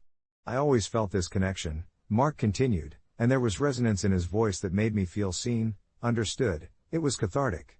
To think we'd name our sons after each other, what a legacy, right? In that moment, it felt as if a tapestry of our lives had woven together in the most beautiful way. The laughter of our sons burst through our revelatory bubble, pulling us back into joyful reality, but I felt lighter, unburdened by secrets. The conversation flowed easily after that, as we shared what being fathers had taught us, how our relationships had evolved, and what it meant, beyond mere naming, to keep the spirit of our childhood dreams alive. As the night wore on and the fire dwindled, I realized that our friendship had transformed not just from nostalgia but from honesty and vulnerability, those seemingly simple acts now the very foundation of something enduring, something that would guide our children in their future adventures. As I exchanged stories with Mark, laughing at old memories, I understood that life doesn't always unfold in the straightforward paths we envision. Sometimes it dances around corners filled with uncertainty only to reveal deeper connections than we had dared to believe possible. When the evening finally came to a close, the embers warming our goodbyes, I held on to the moment, knowing that this is what sharing life truly meant. I went home that night feeling grateful, armed with a renewed understanding of friendship and family, and pondering how this legacy of authenticity would ripple through the years ahead. With Ethan asleep in his bed, and dreams whispering promises of adventure, I realized that the future was a blank canvas, and with every moment I shared, I could paint it with love and truth. And at the end of the day, isn't that the greatest adventure of all? The morning sun spilled through the kitchen window, casting a warm glow across the table where I sat, a large glass of steaming coffee cradled between my hands. I wasn't what you'd call an extravagant person. In fact, I prided myself on my simplicity. But coffee, especially freshly brewed, was my guilty pleasure.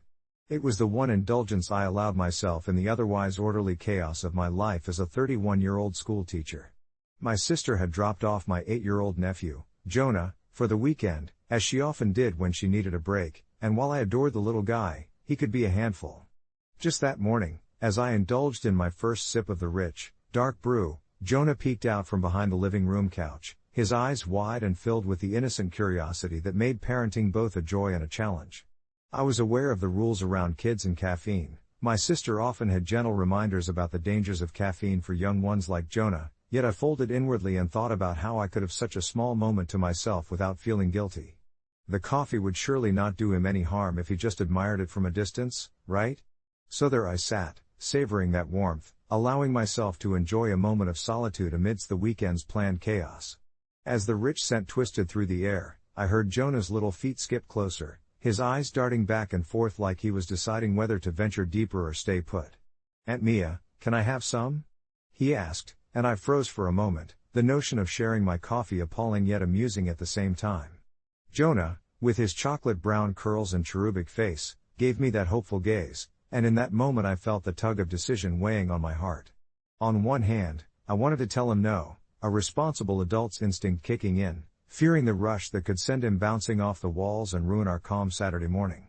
But on the other hand, there was a certain sweetness and nostalgia tethered to my own childhood memories of adult behavior, a notion that adults had a magical drink that captivated and contented them. Just a little sip, I finally relented, pouring a single, cautious teaspoon into a small cup, the aroma rich and inviting. I watched as he took the cup in both hands, lifting it to his lips with a serious focus, and for a brief moment, I felt a sense of triumph, as if I had shared one of my cherished rituals with him, bonding beyond the usual aunt-nephew facade. But that triumph was overshadowed by a growing weight of doubt when Jonah made a grimace that could only be described as a mixture of confusion and alarm, his little face scrunching up as he choked on the unexpected bitterness. "Ew. That's gross," he exclaimed, immediately setting the cup down, and in that moment, I felt my heart sink. Embarrassment washed over me like a wave. Had I really just given my nephew coffee? What was I thinking? Guilt settled uncomfortably in my stomach, reminding me of the rules I had so carelessly brushed aside. Jonah's response echoed in my mind. The fun I thought we might have shared from the experience felt distant now, clouded by the undeniable responsibility that lay heavy upon me as an adult figure in his life. The thought that I might have clouded our weekend with repercussions played out in my head like an unexpected horror show, and my heartbeat quickened with the fear of needing to explain myself to my sister. Later that day, my worst fear was realized when Jonah casually mentioned our little coffee episode during dinner, and his mother's eyes flickered with a mix of surprise and concern. "Mia," she said, her voice carefully measured, "I thought we talked about this. What were you thinking?" It wasn't an accusatory tone, merely an acknowledgement of the boundaries we navigate to keep our kids safe, but it cut deeper than I expected. I introduced tension into a lively Saturday dinner, and guilt washed over me anew as I tried to defend my actions, explaining my reasoning, but it felt flimsy even to my own ears. The words stumbled out. Maybe I had been foolish, seeking to connect through something that, in hindsight, was never meant to be shared. I could feel my heart racing, the apprehensive air pooling around us in palpable silence as my sister measured her next words carefully. After the initial tension faded, the conversation softened, allowing me a moment of reflection. They say being a parent is full of mistakes, and I had just stumbled into mine, with a mere glass of coffee.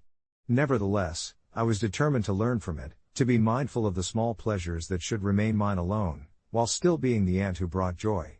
I wrapped up the evening by redirecting our focus to the cookies we made together earlier that day. It felt good to laugh and create new memories. As I put Jonah to bed that night, he clung to the memories of cookies and stories, the earlier incident slipping into the backdrop of laughter as if it had never happened. I tucked him in, kissed his forehead, and whispered an unspoken promise to myself that I would let the adults indulge, share the experience, yet hold to the boundaries that protected the innocence still residing in young hearts. A few weeks passed before I felt the urge to update on the timing of our coffee incident, one night after a large family gathering. Jonah, unwittingly overheard commenting to his mother about wanting to try coffee again when he grew up, brought an unexpected smile, tinged with regret, to my face. My sister looked at me with that knowing smile, a mix of affection and teasing that told me she understood I was learning from this, an aunt who cared deeply, yet found herself navigating the sometimes tumultuous waters of an alternative relationship. "Maybe just wait a few years, huh?" She would chuckle softly, and I could only nod, feeling a warm embrace of acceptance around the gentle, growing bond with my nephew that promised many more adventures to come, coffee aside.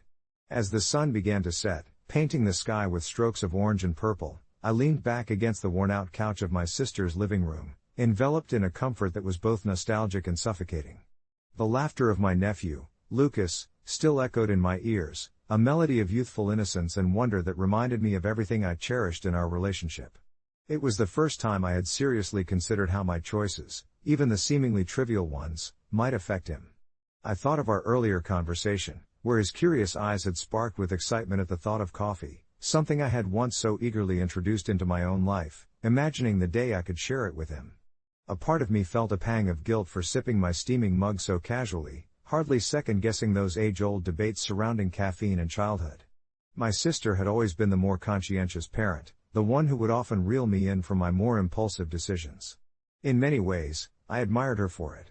Even now, as she washed the dishes in her own rhythmic, calming manner, I could see her glancing back over her shoulder, her smile a testament to our unfinished conversations, as if gauging my mind state. "Want to help me with this?" she called out, gesturing to a pile of colorful plates glinting in the fading light, her voice a soft invitation. I stood, shaking off the remnants of self-reflection, and joined her in the kitchen. As we washed and dried, our chatter turned playful, bouncing between memories of our childhood and plans for the future. The scent of the lingering dinner wafted around us like a warm blanket, the comforting aroma of roasted chicken mingling with ginger and garlic, creating a homey atmosphere that only deepened our familial bond. It was in these moments that I truly felt the depth of my connection to her and to Lucas, with every shared laugh acting as a thread weaving us tighter together. Yet, the earlier discussion about coffee pooled in my thoughts, not dissipating but rather growing denser, revealing uncharted waters in my role as an aunt. Should I really wait for him? Should I not? I realized that it wasn't about the coffee at all, it was about modeling a relationship with choices, understanding, and ultimately, moderation. Would that cup of coffee, once presented to him, symbolize a moment of bonding, Or could it come to represent something he may someday even struggle with in his own life? And what if my apparent acceptance of it pushed him to seek out experiences too soon? It was a delicate dance of influence, one that weighed heavily on my heart. By the time we finished cleaning up, the stars began to peek through the darkened sky, twinkling like distant thoughts of dreams yet to come. I turned to Lucas, who had taken up residence in the corner of the living room with a pile of Lego bricks that sparkled in every color imaginable, erupting into a miniature metropolis. His concentration was captivating. His little tongue peeked out in concentrated determination as he clicked two pieces together, forming something only he could see. I crouched beside him, resting my elbows on my knees, torn between wanting to acknowledge our previous conversation and wanting to admire his creations without intruding. "What are you building?" I asked, genuinely intrigued. He paused for a moment, glanced at me, and in his innocent wisdom replied, "A cafe. You can have coffee there, and I'll have lemonade. Maybe after we finish building, we can have a pretend coffee party." That beautiful blend of imagination and earnestness brightened my heart. His words shifted my perspective entirely. Instead of thinking about coffee as a potential source of conflict, I started to envision it like this magical centerpiece of an adventure, one where we could share not just drinks but laughter, stories, and dreams. There in that moment, understanding blossomed. Perhaps it wasn't about the right age for coffee but rather about creating safe spaces for experimentation and growth, together. I leaned in closer. "That sounds perfect, buddy. But let's keep the lemonade flowing first, maybe?" We both laughed, and I could feel the weight of uncertainty slipping from my shoulders like a fading shadow. Hours passed in what felt like mere moments, the cafe of imagination taking shape before us. Our pretended coffee party blossomed into a storyline unexpected yet wholly refreshing. In that playful creation, I found myself as not just an ant but also a partner in adventure, letting go of predetermined answers and embracing openness instead. It was less about right or wrong, AITA labels, and more about connection, heart, and all the memories waiting to be made. As I tucked Lucas into bed later that night, he yawned widely, sleep creeping onto him like a gentle tide. I kissed his forehead and whispered goodnight, my heart swelling with the promise of more moments to come, both real and imagined.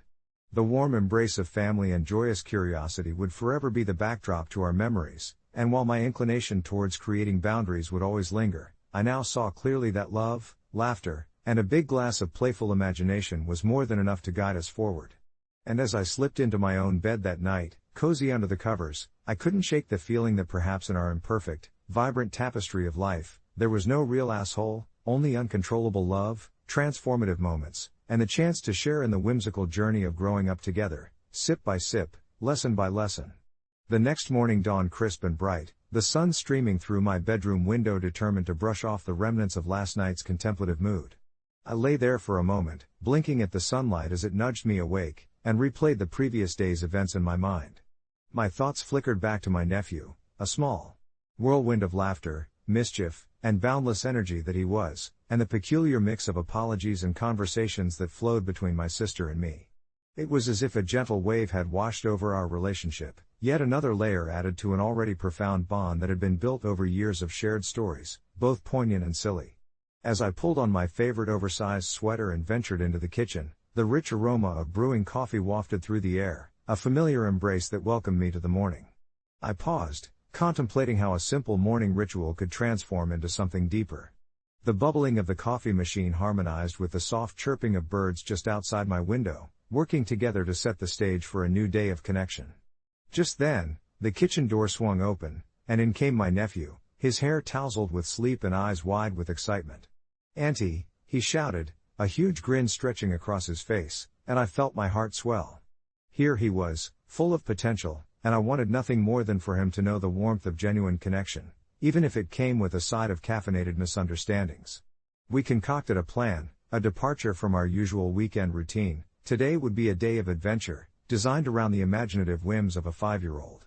We decided to transform our small backyard into a coffee shop, complete with a makeshift menu scrawled on a piece of cardboard and a tea set I unearthed from the cupboard, which would serve our coffee, hot chocolate topped with whipped cream, of course. Tossing on our shoes and bursting outside, my nephew and I giggled as we pretended to grind coffee beans with theatrics, his little hands mimicking the motion dramatically as if he were an acclaimed barista. As the morning ebbed away, we turned our little shop into a flurry of activity, inviting my sister to join in on our fun. She chuckled along with us as we filled cups with chocolate, adorned with colorful sprinkles and chaotically topped with whipped cream. Each sip was a burst of joy, a testimony to the little moments that mattered so much. We served imaginary customers, took requests, and my nephew delighted in pretending to be the chief server, wearing a makeshift apron that hung like a shroud around his narrow shoulders. But amidst the laughter, I couldn't shake the thought of how easily miscommunication could stir waves of unease and overreaction, a whisper of anxiety tugging at the corners of my contentment. I watched him, absorbed in the make-believe world we created, and I realized that every moment we spent together was a lesson in understanding, his innocence reminding me of the joy and simplicity, yet also teaching me about nuances, about flaws and acceptance. If we could turn something as trivial as a glass of coffee into a heartfelt conversation about boundaries and love, then surely, we could navigate the complexities of our relationship with grace. As the sun dipped lower in the sky, casting a golden hue over our backyard makeshift cafe, I felt a wave of conclusion wash over me. Our day had unfolded organically, each moment rich with laughter and genuine connection, reinforcing the idea that there are no real assholes in this journey, just individuals growing, learning, and sometimes misstepping. I looked at my sister, who caught my eye from where she sat, a knowing smile on her lips. We shared a silent agreement: we were navigating this beautifully complicated realm of family, side by side. That evening, as the stars began to twinkle overhead, I tucked my nephew in, sharing stories from my own childhood, the ones that inspired the creation of our backyard cafe. He listened intently, his eyelids drooping as a peaceful smile graced his lips. As I kissed him goodnight, a rush of hope filled my chest. This was only the beginning. We would continue to create, to explore, and to understand one another, sip by sip, lesson by lesson, growing together in the radiant tapestry of life. And who knew? Perhaps I'd bring a larger, warmer kind of coffee into our cafe the next time, but for now, this evening was perfect just as it was. There was a time when every evening was filled with laughter and warmth. I would return from work to the delightful scent of a home-cooked meal, the soft glow of candlelight, and my partner Riley, who greeted me with a hug that seemed to melt my stress away. For the first few years of our marriage, we relished our shared passion for cooking, often experimenting with new recipes or recreating beloved dishes from our childhoods. I was content, and my jeans fit just right, but as life often does, it tilted on its axis. It wasn't an overnight shift, more like a slowly creeping shadow, but over the span of a year, I found myself caught in a web of unexpected challenges. It began with Riley's demanding promotion at work, which came with longer hours and increased stress. I admired their resolve but found myself lonely in the evenings, eating alone more often than not. I'd started to raid the pantry, the fun of cooking fading as every meal alone felt progressively more like a chore. I justified my choices, telling myself it was just a phase, a temporary solace in the constant churn of responsibility. But then came the unwanted comfort of takeout, when all I wanted was to escape the silence of an empty house. A greasy box of fried rice or a cheesy pizza became the remedy, the only companion in my solitude. Strangely, I believe the more I indulged, the more I'd drown out the loneliness. The evenings that once blossomed into intimate dinners turned into binge-watching sessions filled with sugary snacks, deep into the night. I realized I was gaining weight not just from the food itself but from the emotional layers I layered in each slice of pizza or scoop of ice cream, a way of filling the void in my heart. Watching the numbers climb on the scale was sobering yet surreal, like looking at a stranger in the mirror. And yet, when I tried to confide in Riley, worried that my habits were outside the bounds of what we once shared, the truth felt more fragile than ever. They'd flash a quick smile, a fleeting appreciation for my vulnerability, but I could sense an undercurrent of discomfort in their eyes, as if the weight of my struggle only added to theirs. Our conversations turned less frequent, skirting around the budding tension we were both too scared to address. I was caught in a tug-of-war between wanting to reclaim my health and fearing the laughter would fade into something unrecognizable if I laid bare my reality. The sinking feeling in my stomach grew until one evening Riley returned home, their face crumpled with exhaustion from a long day. I had prepared a lavish dinner in a last-ditch effort to recover our connection, but instead of delight, I saw concern flaring in their hazel eyes. They asked gently but deeply, "Are you okay?" I crumbled before them, admitting how I felt engulfed by the weight of my habits, my loneliness, how I felt like I was disappearing into an identity I never intended to embody. The air shifted as if we both let go of our unspoken fears. There were tears and hard truths, but ultimately, we committed to each other to navigate this twisted path together, seeking joy in preparation and balance. In time, we resurrected our kitchen adventures, discovering new recipes that both invigorated our bodies and revived the lightness in our hearts. Neither of us is exactly where we want to be, but we've learned to be patient with ourselves and each other, holding our stories together without judgment, whispering those bittersweet confessions in the quiet of our home, wrapped in warmth and rediscovered laughter. I want to believe that the weight of this journey, both the loss and the gain, will continue to weave lessons that draw us closer. If you've ever wondered how to love during the struggle, look beyond the numbers, my friend, and perhaps you will find the heart of the matter. Update: a few months have passed since that vulnerable night. Our journey took a turn towards wellness, not only physically, but emotionally as well. The weight on the scale has lessened, but what matters more is the weight of connection we've chosen to carry as a team. Riley and I have started to volunteer at a local food bank together every Saturday morning, finding joy in nourishing others while nurturing our relationship. I've learned that each step away from solitude into partnership creates a new recipe for resilience. There's magic in the connection, often unequaled by anything on a plate. If anything, those greasy takeout meals have evolved into afternoons sharing a picnic in the local park, filled with vibrant salads and hearty laughter that echoed into the sky. On those warm Saturday mornings, as the sun spilled golden light over the bustling activity of the food bank, I would often pause amidst the steady rhythm of packing and distributing meals to truly appreciate the moment. Riley and I would work side by side, our hands moving deftly through the boxes of food, exchanging soft smiles and laughter that seemed to wrap around us like a comforting blanket. It was during these hours of service that I discovered a newfound joy. It wasn't just a weekly chore, but a transformative experience that gradually unraveled the tightly wound complexities of the past. Every grain of rice we separated, every can of beans we packed, felt like a step away from the weight I once carried alone. I could see the glint of determination in Riley's eyes, and it ignited a spark within me. This wasn't just about shedding the physical weight I had accumulated but rather about lightening the emotional burden that had followed me for so long. In those reflective moments, I recalled those late nights, trapped in the cycle of mindless eating and isolation, where food served as a reluctant companion during my bouts of loneliness. I had never truly grasped how my relationship with food mirrored my relationship with people. Unable and unwilling to connect, I threw myself into self-indulgence. Yet here we were, Riley's hand brushing against mine as we shared stories of childhood memories tied to family dinners, laughter spilling out like the plentiful boxes of food surrounding us.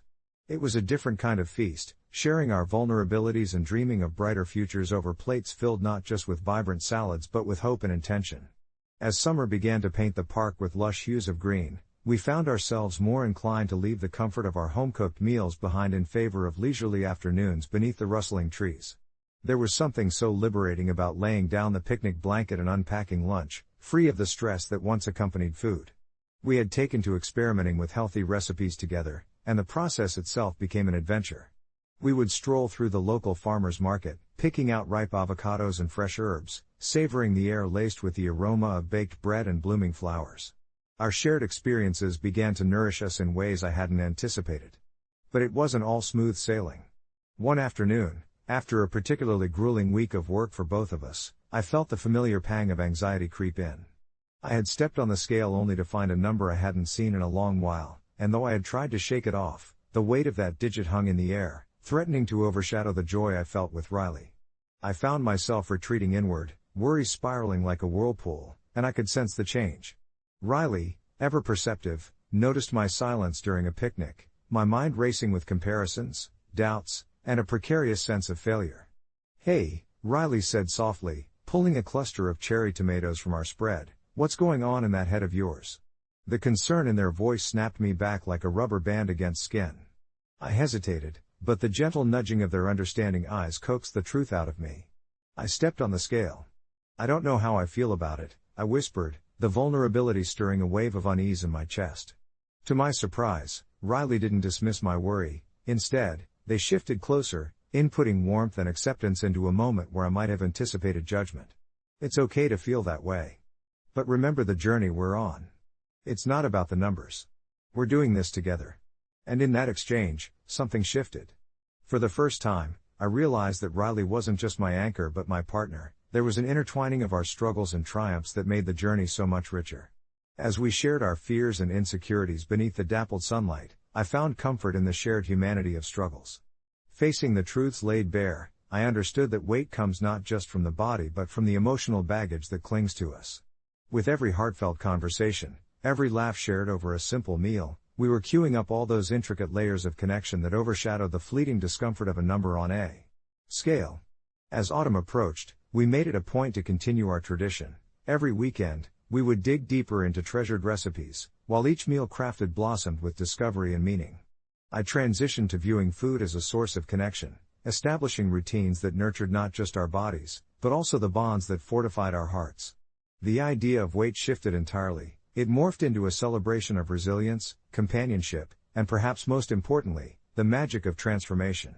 An update on our story came when Riley surprised me one early Saturday morning with a phone call. "Hey, I've got an idea that could spice things up for our volunteering."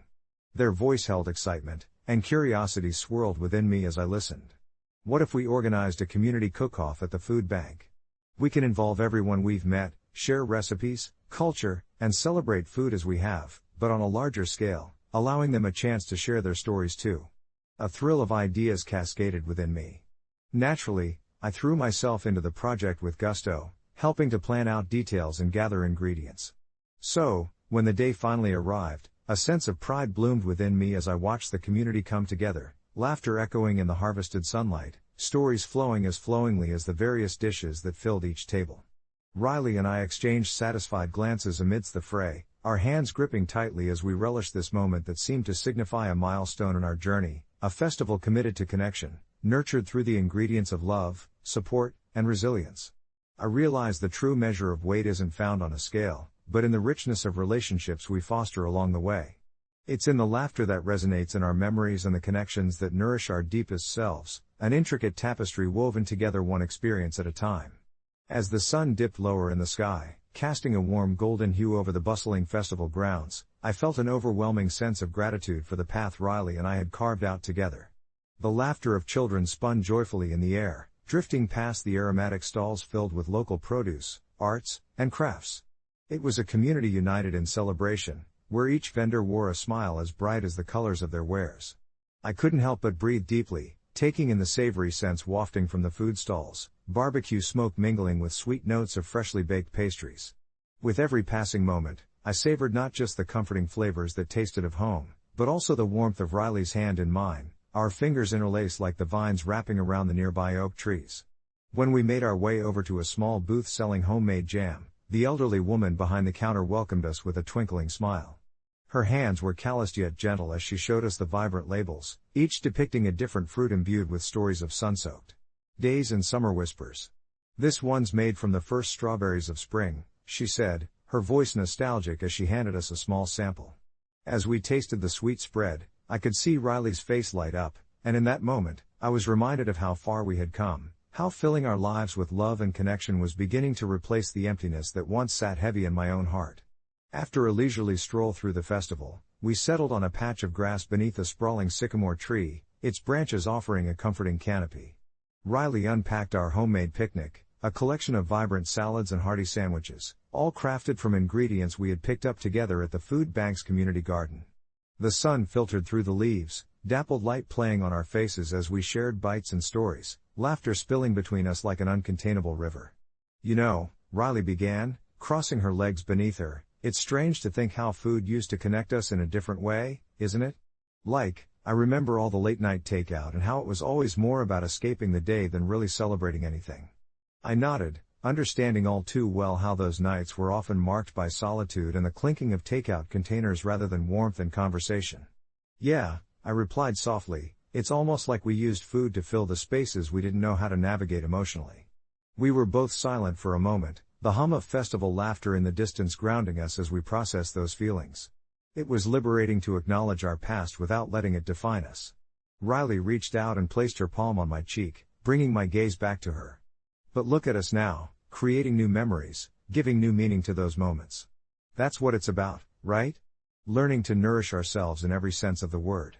Her eyes sparkled with a mixture of hope and determination, emboldening me to step further into this newfound journey with her. With dusk settling in, the festival exploded to life with flickering lights strung across the trees, illuminating the path of laughter and connection all around us. We moved from stall to stall, sharing bites of gourmet grilled cheese and sipping on fresh apple cider as the sky transformed into a canvas of purples and blues. Every moment felt imbued with the lessons we had learned, the importance of intentionally, of savoring not just food but the quiet magic woven into relationships. And in that bustling atmosphere, it dawned on me just how much I had been missing, how easy it had been to get lost in my own solitude, yet how deeply transformative it was to lay aside old habits and embrace vulnerability. As we leaned against each other on a bench, our bellies full and hearts even fuller, I knew that this was just the beginning. In my heart, I felt a shift, an understanding that life was not just about the meals we shared but also the people who enriched those moments, who brought flavor and vibrancy to the everyday. Our journey together echoed the very essence of a bustling market, a beautiful blend of the familiar and the unexplored, the laughter of a newfound connection taking center stage in our lives. Later, as the sounds of the festival faded and the stars twinkled brightly above, I came to realize that the joy of our partnership would continue to thrive. I turned to Riley. "I can't imagine doing this without you. This feels too right." She smiled, leaning in closer, the warmth of her body providing both comfort and strength as she whispered, "We're in this together, always." I closed my eyes for a moment, letting the weight of her words settle in, a vow of sorts, echoing the harmony we had woven into our lives through love, resilience, and the steady rhythm of shared moments. The true measure of weight was indeed not confined to a scale, but rather the delightful burden of connection we carried, woven tightly with each experience we chose to embrace. When I received the news that my older sister, Claire, had to move back in with our parents, something deep inside me told me that my life was about to change in ways I couldn't fathom at the moment. I'm Emma, the youngest of three, and my relationship with Claire has always been a rocky one. Sure, we had shared laughter and tears growing up, but there was something about her larger-than-life persona that often overshadowed my quieter, more reserved disposition. I had built a life for myself, a snug little apartment in the heart of the city with a decent job that allowed me to pay my bills while still enjoying a few luxuries here and there. So when my parents called with concern edging their voices, explaining that Claire had been laid off and needed a place to stay temporarily, I felt a familiar tightness in my chest. They explained how Claire would contribute financially to the household, which seemed reasonable on the surface, but as the weeks passed, it became disappointingly clear that this was not going to be a temporary arrangement. The first indication of the shift came one afternoon when I casually visited my parents. Walking through the familiar doorway, I was immediately engulfed in a whirl of mismatched furniture and the uniquely cluttered chaos of their living room. It felt different now. Claire had rearranged the space, filling it with scattered boxes, remnants of her previous life. She greeted me with the same beaming smile, but I could sense an underlying tension, a whisper of irritation hanging in the air like an uninvited guest. We exchanged pleasantries that felt stilted and awkward, and it quickly became apparent that her presence was overshadowing mine. It didn't take long for her to bring up the topic of finances, how my parents were struggling to keep up with their mortgage payments while trying to help her get back on her feet. It was a tough conversation that had me feeling cornered, like they expected me to take action. I found myself drowning in guilt, torn between helping my family and maintaining my own sense of independence. They mentioned how my contribution to the mortgage would ease their burdens and allow Claire more time to get a new job, framing it as a family obligation that I simply couldn't escape. After all, right? Family sticks together. The idea of throwing money their way felt like a no-brainer, but I couldn't help but wonder if Claire would truly be grateful or if she would instead see it as another opportunity to lean on me while I struggled to maintain my budding career. I mulled over it for days, and with each passing moment, the thought of participating in this financial strain more than I had anticipated grew heavier. It wasn't just my money at stake, it was my mental space, my comfort, and my sense of security that was being tested. As the weeks turned to months, the stress festered. A particularly low evening found me swirling through the darkness of my mind, battling with the anxiety of homeownership versus my sense of familial duty. Claire continued to thrive in the chaotic comfort of our parents' home, her laughter echoing through the walls while I sat alone in my dimly lit apartment, feeling the distance grow. I pondered my worth in our family dynamic and felt torn between my urge to support them and my instinct to protect my own growing future. When confrontation finally loomed, it exploded into one dramatic night over a family dinner where we sat across the table, Claire alight with engaging stories from her day while I quietly picked at the cold pasta on my plate. In a moment of frustration, I voiced my feelings about not wanting to pay the mortgage. The air turned electric, and for the first time, Claire's mask slipped slightly, revealing a flicker of genuine indignation. "It's not just my responsibility," I asserted, a shaky confidence underlined by the crack in my voice. She was taken aback, and for a moment, I wondered if I had finally clarified my stance, but instead, All hell broke loose. I witnessed an explosion of accusations hurled between Claire and me, sharp words clattering like glass breaking. My parents, caught in the crossfire, tried to mediate, but I felt less like a daughter and more like a burden. Heat rose in my chest as Claire accused me of selfishness, while I voiced my feelings of unappreciation and betrayal.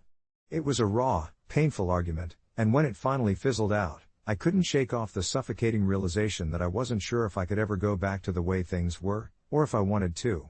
I excused myself that night, feeling more isolated than ever, and upon returning to my apartment, I fell into a deep, restless sleep, punctuated with dreams of family betrayals and financial obligations that loomed over me like dark clouds. Days blended into weeks until I finally decided to distance myself from the toxic cycle of guilt and anger.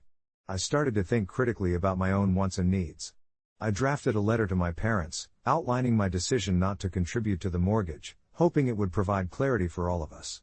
It was written with a tense love, filled with the emotional depth of someone who desperately wanted to reconnect but felt trapped by the dynamic set years ago.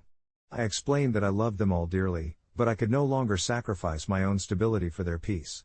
The letters found their way to my parents, and although the response wasn't immediately warm, my parents at least acknowledged my courage to stand my ground. Claire, however, took it harder than I expected. Her phone call that followed was rife with anger and misunderstanding, yet I felt something shift. Instead of clashing, I allowed her to express herself while I calmly responded, and to my surprise, her tone softened. Weeks turned to months. Though our relationship didn't magically mend, it did begin to evolve towards something more honest. Claire ultimately found a new job that stabilized her income, and while it took time, we began to rebuild the bridge our family needed. I learned that sometimes, a stand for myself did not stem from selfishness but from a place of deep self-respect. That unanticipated reflection taught me the art of balance, how love can coexist with boundaries. And while the discussion of finances still hung in the air like a specter, our family unit began to resonate with a different tone, a more supportive, understanding one. I shared this story with a friend as we laughed about the ridiculousness of our familial dynamics.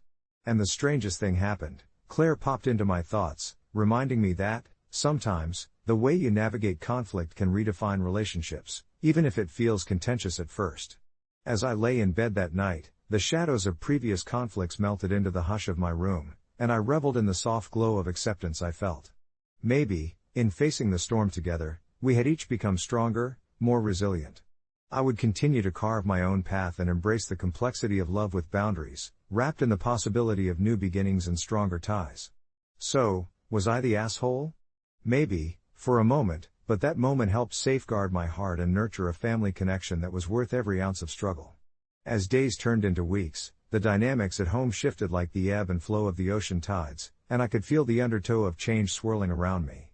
My sister's presence had transformed the atmosphere. The house was no longer just a shell echoing with silent resentments and unspoken words but was now filled with laughter, late-night conversations, and the occasional argument over whose turn it was to take out the trash. I caught myself glancing at her when I thought she wasn't watching, noticing the way she'd laugh at her own silly jokes or how her eyes would shimmer when she spoke about her work. I felt a flicker of warmth, the kind I hadn't allowed myself to embrace in years. I wondered if this was the unfamiliar sound of healing, an orchestra assembling after decades of discordant notes, each of us tentatively racing our instruments to join the symphony. Yet, beneath this newly woven tapestry lay a knot of tension that refused to loosen. The impending reality of our parents' financial situation loomed over us like dark clouds on the horizon. They had worked tirelessly to keep a roof over our heads, sacrificing much for a sense of security that now seemed delicate. I couldn't shake off the guilt swirling in my gut, an insistent reminder that my own independence had inadvertently contributed to the distance growing between my family and our responsibilities. We were all learning to navigate these choppy waters together, bound by a shared sense of duty, but the question echoed in my mind, was I responsible for saving us from drowning? One crisp autumn evening, as the sun began to dip below the trees, painting the sky in rich oranges and purples, I took a walk to gather my thoughts. I needed clarity. I found myself wandering to the coffee shop down the street, a cozy little place filled with the aroma of freshly brewed beans and the soft hum of conversations that somehow made my worries feel lighter. As I sipped my cappuccino, I overheard a couple discussing their struggles with family dynamics, and it struck me how universal our experiences were. That was when I realized I wasn't alone, that this shared pain, this negotiation of love and obligation, resonated beyond the walls of our family. When I returned home, a darkness was hanging in the air. My parents had decided to have the talk about their mortgage again. As they gathered us around the dining room table, I could see the worry etched into their faces, lines deepening like cracks in a porcelain vase, beautiful but fragile. They explained how the financial burden had grown heavier since my sister had moved in, how they had hoped the extra help would ease their situation, but instead it felt like an anchor dragging us all down. I could feel my heart racing, the old defenses rising up like walls starting to thicken around me again. I didn't want to fight, I wanted to connect, but the words seemed to stick in my throat. Finally, I spoke up, my voice steady but soft. What if we came together to plan this out? I want to help. The room fell silent, each of us in our thoughts, the tension a thick, almost tangible fog. My sister's eyes lit up, and for a moment, the lightness from the coffee shop danced back into the room. We frantically brainstormed ideas, pooling resources like a patchwork quilt, slowly stitching together something new. It was in that moment that I felt a compelling shift, a sturdy thread, woven through the fabric of our relationships, an undeniable connection that reminded us we were all part of the same tapestry. As the weeks passed, we fine-tuned our household budget, and while some days were harder than others, we managed to claw back the control that had slipped from our fingers. The burden didn't evaporate, but sharing it made it bearable. The night before my parents were set to meet with their mortgage lender, I found myself curled up with my sister on the couch, a bowl of popcorn between us while we binge-watched our favorite show. The laughter flowed between us, and for the first time in so long, I felt free, unconfined by our past but tethered to something new and beautiful. When morning came, as the birds chirped their daily greetings, I caught an early glimpse of my parents, standing tall against the dawn, ready to face the day. They seemed more resolute, the worry less visible as they exchanged quiet words. I knew we had moved past the point of being the assholes. We hadn't just weathered the storm, we had learned to dance in the rain, to let the drops wash away our fears, and we emerged, messy, imperfect, but undeniably united. Looking back, I realized that my initial reluctance to pay the mortgage had stemmed from a place of self-preservation and misunderstanding, but it quietly evolved into an opportunity for growth. In acknowledging my boundaries, I learned the importance of balance and the strength of family, and that love isn't just about sacrifice, it's about sharing, supporting, and ultimately embracing the complex layers that knit us together. So, was I the asshole? Not anymore. Just a person learning to navigate the beautiful chaos of family ties, tangled yet stronger for the journey we shared. As for an update, life continues to unfold in unexpected ways. A couple of months later, my parents expressed their gratitude, our collective efforts had eased their burden, and they even started discussing investments in their favorite hobbies again. My sister and I grew closer, sharing our lives, guiding one another, and at times, still butting heads. Yet, each argument only served as an avenue for growth, a chapter added to our story. I think, in the quiet moments of reflection, that's the beauty of family. It's messy, sometimes frustrating, but amidst all that chaos, we often find our way back to each other. And really, isn't that what matters most? As I settled into this new rhythm of life, I noticed how the air felt different in our home. It was lighter, infused with the sense of camaraderie that had blossomed between my sister and me. On weekends, our kitchen filled with the sense of baking bread and simmering sauces, an orchestra of sound as we attempted new recipes together. But it wasn't all flour and laughter, the undercurrents of tension could still surface. I remember one particularly rainy Saturday afternoon when the sky mirrored our mood. I had returned home after a long week of work, exhausted and craving solitude. Instead, I found my sister hosting an impromptu gathering of her friends. The din of youthful laughter and music pulsed through the house, and I felt my heart thrum uneasily in my chest. I was torn between the discomfort of intrusion and the warmth of familial support in their laughter, which echoed off the walls like constant reminders of choices I didn't quite understand. Concealed within the whirlwind of my thoughts was the nagging feeling that the strides we had made had somehow become entangled with my sister's demands. As the chaos of her life spilled into our shared space, I found myself feeling suffocated by the very familial bond I had craved. When I finally mustered the courage to address it, my sister, caught off guard, was defensive. "You used to be so welcoming," she challenged, and I could sense the shadows of our past struggles creeping in. Inherently, this was a moment of vulnerability for both of us, and as the silence hung heavy before me, I realized it wasn't just about me needing space, it was also about her needing to assert her independence in this shared space.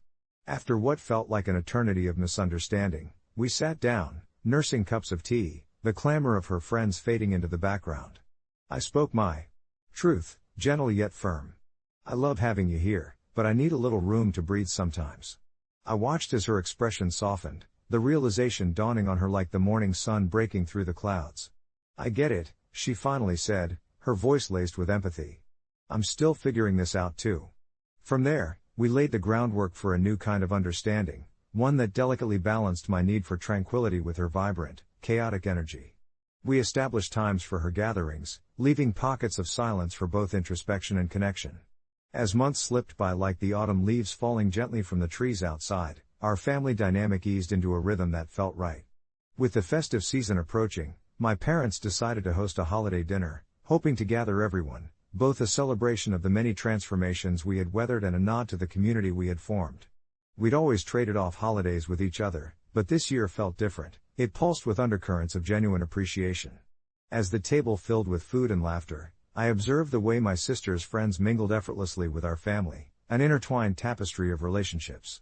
Each conversation brought forth stories, inherited laughter, the kind born from shared histories and new experiences alike.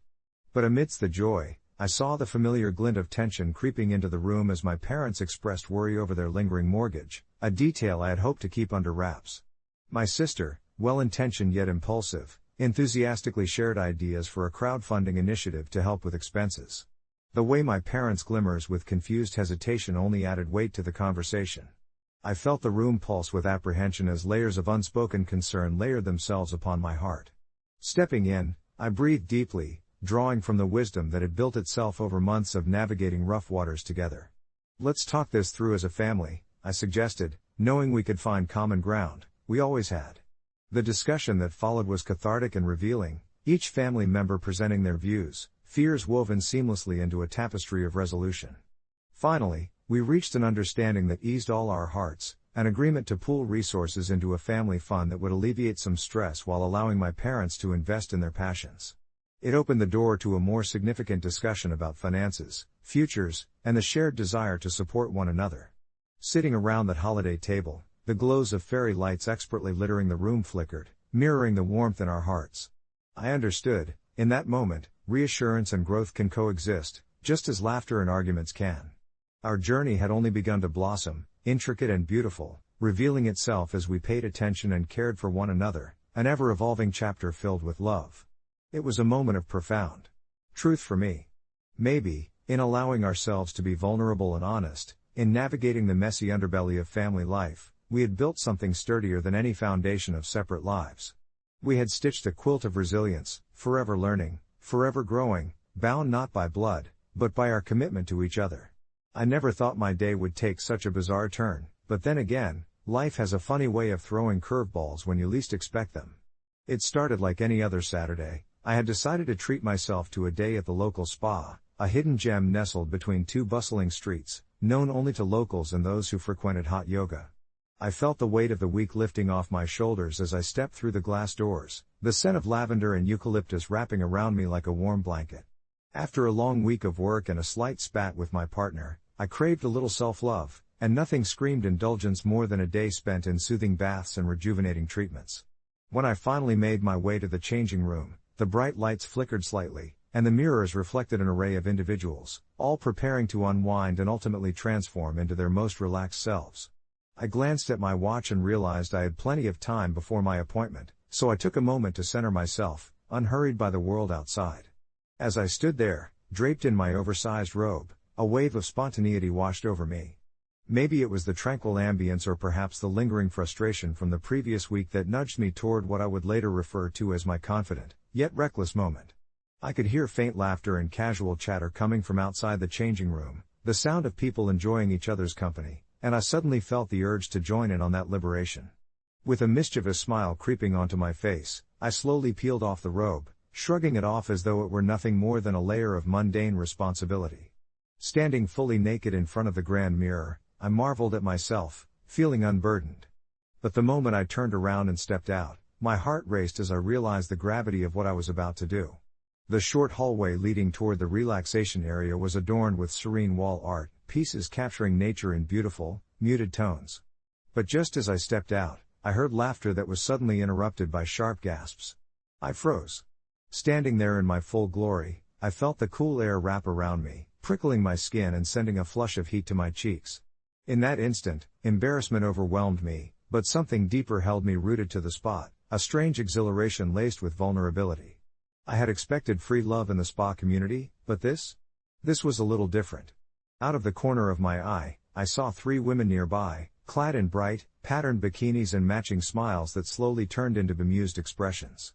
One was whispering to her friends, her hand covering her mouth in playful disbelief. "Wah," one murmured, barely concealing her laughter. The tension hung thick in the air, thick enough to cut with a knife. My pulse quickened. Was I about to become the subject of ridicule? A sudden wave of doubt crashed over me. I debated retreating back into the changing room, cloaking myself in that robe once again to hide from what I assumed would be a brewing storm of judgment. But the realization of what it felt like to be exposed illuminated my mind. Nakedness, in this moment, was oddly liberating. I could either succumb to the laughter and quickly shroud myself in shame, or I could own this impulsive act and confront the crowd with a light heart.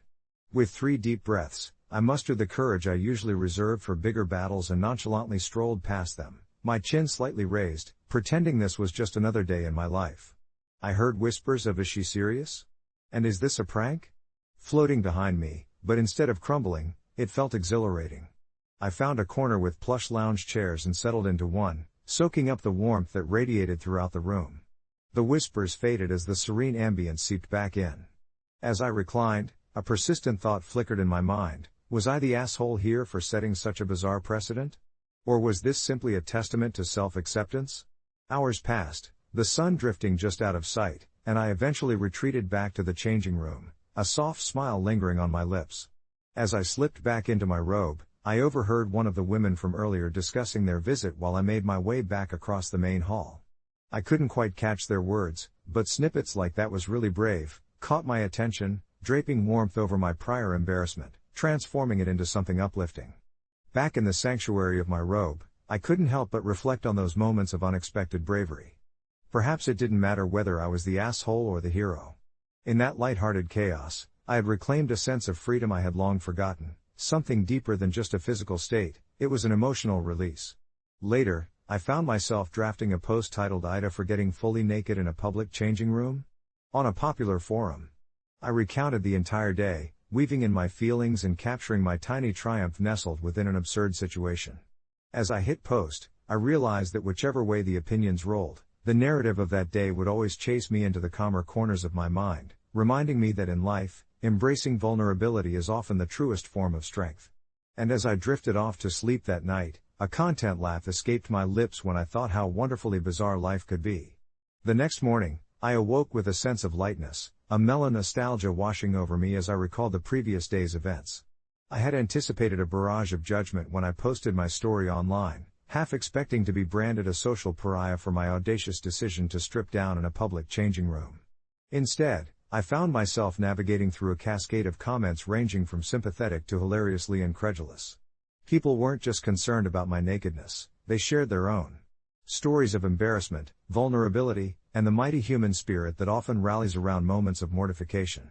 I brewed a cup of tea, the steam curling in the cool morning air, as I read through the comments. A particularly kind response struck me. Someone had remarked, "Being comfortable in your own skin is a rebellion worth celebrating." This notion anchored itself in my mind. It sparked a lingering warmth that encouraged me to shed the lingering anxieties I had faced in the past: self-doubt, the fear of being judged, and the incessant worry about societal norms. With renewed energy, I decided to take a long walk, letting the crisp autumn air fill my lungs. I meandered through the park, where the leaves danced around me in hues of yellow and orange, the sunlight filtering through the branches in a gentle, dappled embrace.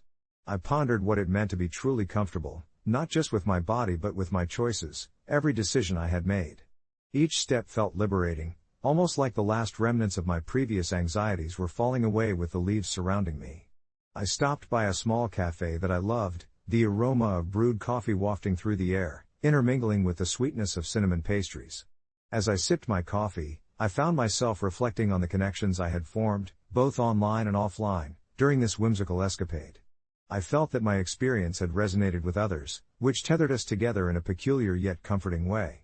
Over the next few days, my post garnered even more attention, sparking long threads of laughter, solace, and the gentle reminder that we all share uncomfortable experiences, stretching beyond the boundaries of physical nakedness. I began to see vulnerability as a shared human element, one that spurred empathy and laughter. Friends would message me, recounting their own tales of embarrassment, like the time my friend Jane overshot her runway in a fashion show and fell, or when Adam, who, outside of his exterior of suave confidence, nervously tripped during his first workplace presentation, turning a simple slide into an impromptu comedy show. Each story illuminated a part of our shared human experience, and as I shared some of my own, laughter echoed across our group chats, creating an unspoken bond. These little encounters began to shape a new narrative in my life, where I felt more at ease, more present in each moment. Days turned into weeks, and I found myself less concerned about societal expectations and more focused on engaging with the world as it came. I joined a local yoga class, a decision both alarming and thrilling, pushing my comfort zone further. One evening during class, as I stood in tree pose, balancing precariously on one foot, I caught a fleeting glance of a woman across the room who was visibly struggling to find her balance. And suddenly, with an explosion of compassion, I felt an unspoken connection with her, an understanding that we were both navigating our paths through uncertainty. I smiled at her, and she smiled back, a shared moment of grace in the midst of awkwardness. As that year drew to a close, I looked back at my initial post, the snapshot of a day that seemed so trivial yet transformed into a deep personal journey. Initially, I thought I was merely sharing a funny story to lighten someone's day, but in reality, I had opened up a discussion about vulnerability and acceptance, leading to significant changes in how I viewed myself and others. I learned that my story was not just about a naked moment in a changing room but about the courage to embrace my true self, flaws and all, amidst a world that often felt all too critical. Feeling contemplative one evening, I decided to post an update on the forum, not out of obligation, but as a gentle reminder to those who had reacted to my original story. I wrote about the shifts in my life, how those reactions had inspired a newfound confidence in me and how discovering the beauty and vulnerability granted me profound connections that weave through my daily existence. As I submitted the post, a sense of satisfaction enveloped me. I had turned a single incident of discomfort into a thriving, gentle dialogue about strength and acceptance that echoed beyond my personal bubble. Life continued to be wonderfully bizarre, as it always had been, a twisted tapestry woven with laughter, vulnerability, and an unwavering belief in the power of connection, one story at a time. The following days unfolded lazily, wrapped in the glow of my newfound perspective. I found myself contemplating my previous anxieties, those little thoughts that gnawed at my self-esteem like mice in the attic. My encounters in that public changing room had spiraled into a revelation, guiding me to appreciate my body and my story without the weight of judgment. I began to notice the world around me anew. A woman in a coffee shop laughed heartily with friends while an elderly man danced with his cane to a street musician's tune. Each moment felt pregnant with life, vibrating with stories often left unsaid, and suddenly my heart felt expansive, capable of weaving connections in ways I had never considered. Encouraged by the sentiment brewing inside me, I decided to revisit the gym, the source of that awkward changing room encounter. The scent of eucalyptus wafting through the air as I entered the facility felt oddly comforting. I felt a strange sense of belonging among the machines and weights. Everyone around me was lost in their own rhythm, striving for their goals, emotionally clad as they worked on forms that were poised for twists, triumphs, and sometimes, embarrassing moments. I chuckled to myself, envisioning how I could transform any discomfort into laughter. As I moved towards the changing areas, my stomach fluttered but not with the anxiety I had felt before. Instead, it was more akin to excitement, an anticipatory spark reminding me that uncertainty was merely a precursor to growth. In the changing room, I opted for a middle ground. I wore a bathing suit top with airy shorts rather than resorting to the bold nudity I'd displayed previously. As I slipped off my clothes, I noticed my reflection and paused. There was a freedom in shedding my anxiety like an old skin. I lifted my head a little higher, mockingly posing as if to a mirror audience, smirking at the absurdity of it all. The building's soft hum filled the space as I stepped out to face the world once again. To my surprise, I was soon greeted by warmer smiles, including a nod of recognition from a fellow gym-goer I had shared glances with in the past. Later, I basked in the pool, savoring every ripple and splash, feeling liberated by the sunlight dancing off the water's surface. Laughter echoed around me, a melodious reminder of a world that thrived on connection. I chatted with a few other swimmers, exchanging snippets of life stories, casual and straightforward, but it felt meaningful. It was that unassuming atmosphere of energy that bound us together, all of us in our own respective journeys. After what felt like hours in the sun and splashes, I returned home and opened my laptop, eager to check the reactions to my Reddit post. The responses were a vibrant tapestry of empathy, humor, and shared experiences. People opened up about their own vulnerable moments, their ridiculous mishaps, moments of embarrassment, and those flickering instances of undeniable human connection. I felt a profound sense of community enveloping me as I read through each comment. I even chuckled at a few amusing takes, like a user admitting to accidentally wearing mismatched socks for a week straight because they were too scared to ask for help. As I pondered whether I should share more of my own stories, I reflected on how small moments could birth camaraderie. So, I decided to embark on a new journey, crafting tales of awkwardness and vulnerability, blending them into reminiscent essays to share with my newfound community. I felt an invigorating kinship growing, a feeling that perhaps, by exposing our flaws, we help others feel less isolated in their own. That night, as I lay in bed, the quiet hum of the world surrounding me, I felt grateful for the vibrant narrative life presented. I nestled deeper into my covers, casting my mind back to the changing room encounter, relishing in how a single moment of embarrassment had catalyzed a wave of transformation within me. Perhaps my initial question of whether I was the asshole had been answered. It was never about the nakedness itself. In bearing my vulnerabilities, I ultimately found strength, lightened by connection, and I drifted off, smiling at the thought of the everyday absurdities and the beautifully shared experiences yet to come. The phone call came out of the blue, shattering the fragile peace I had crafted for myself and my 2 young children in the years since the divorce. "He's gone," the voice on the other end faltered, and my heart sank. It was from a mutual friend, one of the few remaining ties to a man who had once been my partner before life took us down vastly different paths. The news of my ex-husband's sudden passing brought forth a wave of conflicting emotions that crashed over me like a stormy sea: anger, grief, and even remnants of love mingled with memories of the life we built together, now reduced to echoes and ghostly shadows. My children, Jason and Lily, played quietly in the living room, unaware of the turmoil brewing just beyond their innocence. What would I tell them? Should I bring them to the funeral? As the moments ticked away, I wrestled with the thought, envisioning their little faces, so full of curiosity and imagination, grappling with something so profound as death. Eventually, I made the decision: they needed to see their father, even if it was just a final goodbye wrapped in an unfamiliar wrapping of grief and closure. On the day of the funeral, the autumn leaves fluttered to the ground, painting a poignant backdrop of gold and crimson. The church, its steeple rising into the gray sky, seemed to absorb the sorrow unfolding within its walls. I held both of their small hands as we walked through the heavy wooden doors, the hushed murmurs of relatives and friends swirling around us like fog. I could feel Jason's grip tighten, his eyes darting nervously at the sight of people dressed in black, while Lily, blissfully unaware, kept asking where her daddy was. My heart ached at that innocent question. Would it be too much for them? Would they understand why we were here? But I swallowed my doubts, reminding myself that this was as much a part of our story as the laughter we had shared. We took our seats near the front, my heart racing as the service unfolded. Each word felt like a weighted stone dropping into the pit of my stomach. Echoes of memories, both painful and beautiful, reverberated in my mind, weaving a tapestry of our shared past. The moment we stood to say our final goodbyes, it became harder. Jason leaned against me, his small shoulders shaking with suppressed emotions, while Lily reached up, eyes wide and confused, asking in a hushed voice why everyone was crying. I knelt beside her, trying to explain, but my voice caught in my throat as I remembered the last time he had held her. In that frail, intimate moment, I was struck by a pang of guilt. Was I cross-building grief for my daughters? Or was this a brave moment for them, an opportunity to learn about loss and love in its most raw form? As we placed flowers on the casket, the scent mixing with the damp air, I felt a blend of sorrow and relief. Through the pain, I saw a flicker of resilience in their eyes, a silent acknowledgement that we had each other, bonded by our grief but steadfast against the storms beyond.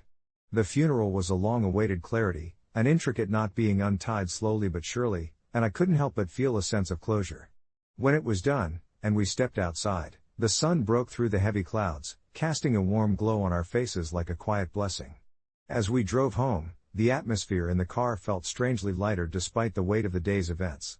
I glanced in the rearview mirror, seeing my kids fall asleep, heads leaning against each other without a care in the world. A soft hum of a lullaby from the radio melded perfectly with their gentle breathing, and I couldn't shake the feeling that perhaps I had done the right thing. I knew that the question would linger in the shadows of my mind, am I the asshole for taking them to their dad's funeral? But at that moment, I felt the weight of the world lift just a little, enough to know that perhaps this was a pivotal moment for all of us.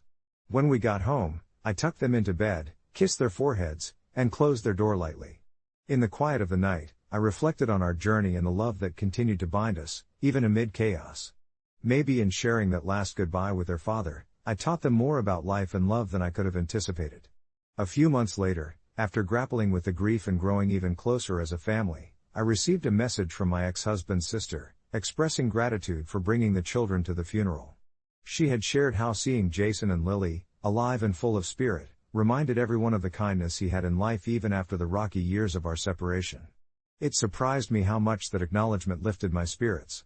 And as I sat under the evening sky, watching the stars blink to life, I finally felt at peace with my decision. Through heartbreak, we had found a new, albeit different, strength, and I had come to realize that even in death, there are lessons of love we could carry forward. In the days following the funeral, I found myself reflecting on the lessons we had extracted from such a heavy experience. The gray clouds still lingered, but they had dulled, and the sun had begun to peek through them, offering a tender warmth I hadn't felt in months.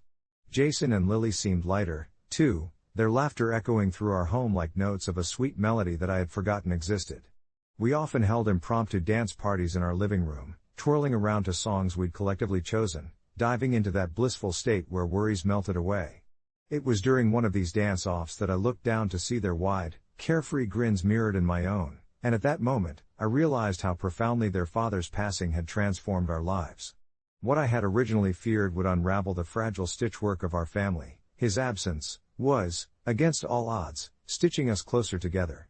I thought of the days when I would speak about Jason, carefully, navigating the minefield of memories. I never belittled the complexities of our past, but as we revisited those moments, his laugh during movie nights, his ridiculous attempts at cooking, I saw my kids embrace their father's humanity. They were mourning him, but they were also celebrating the colorful imprints he had left behind. It was a complicated tapestry of memories, threaded with both pain and joy, and we were weaving it tighter each time we shared those tales. One evening, while tucking them into bed, Lily, with her big brown eyes twinkling like stars, asked if we could make a memory jar. "We can put in all the best things we remember about Dad," she said softly, her tiny fingers pulling the hem of her blanket.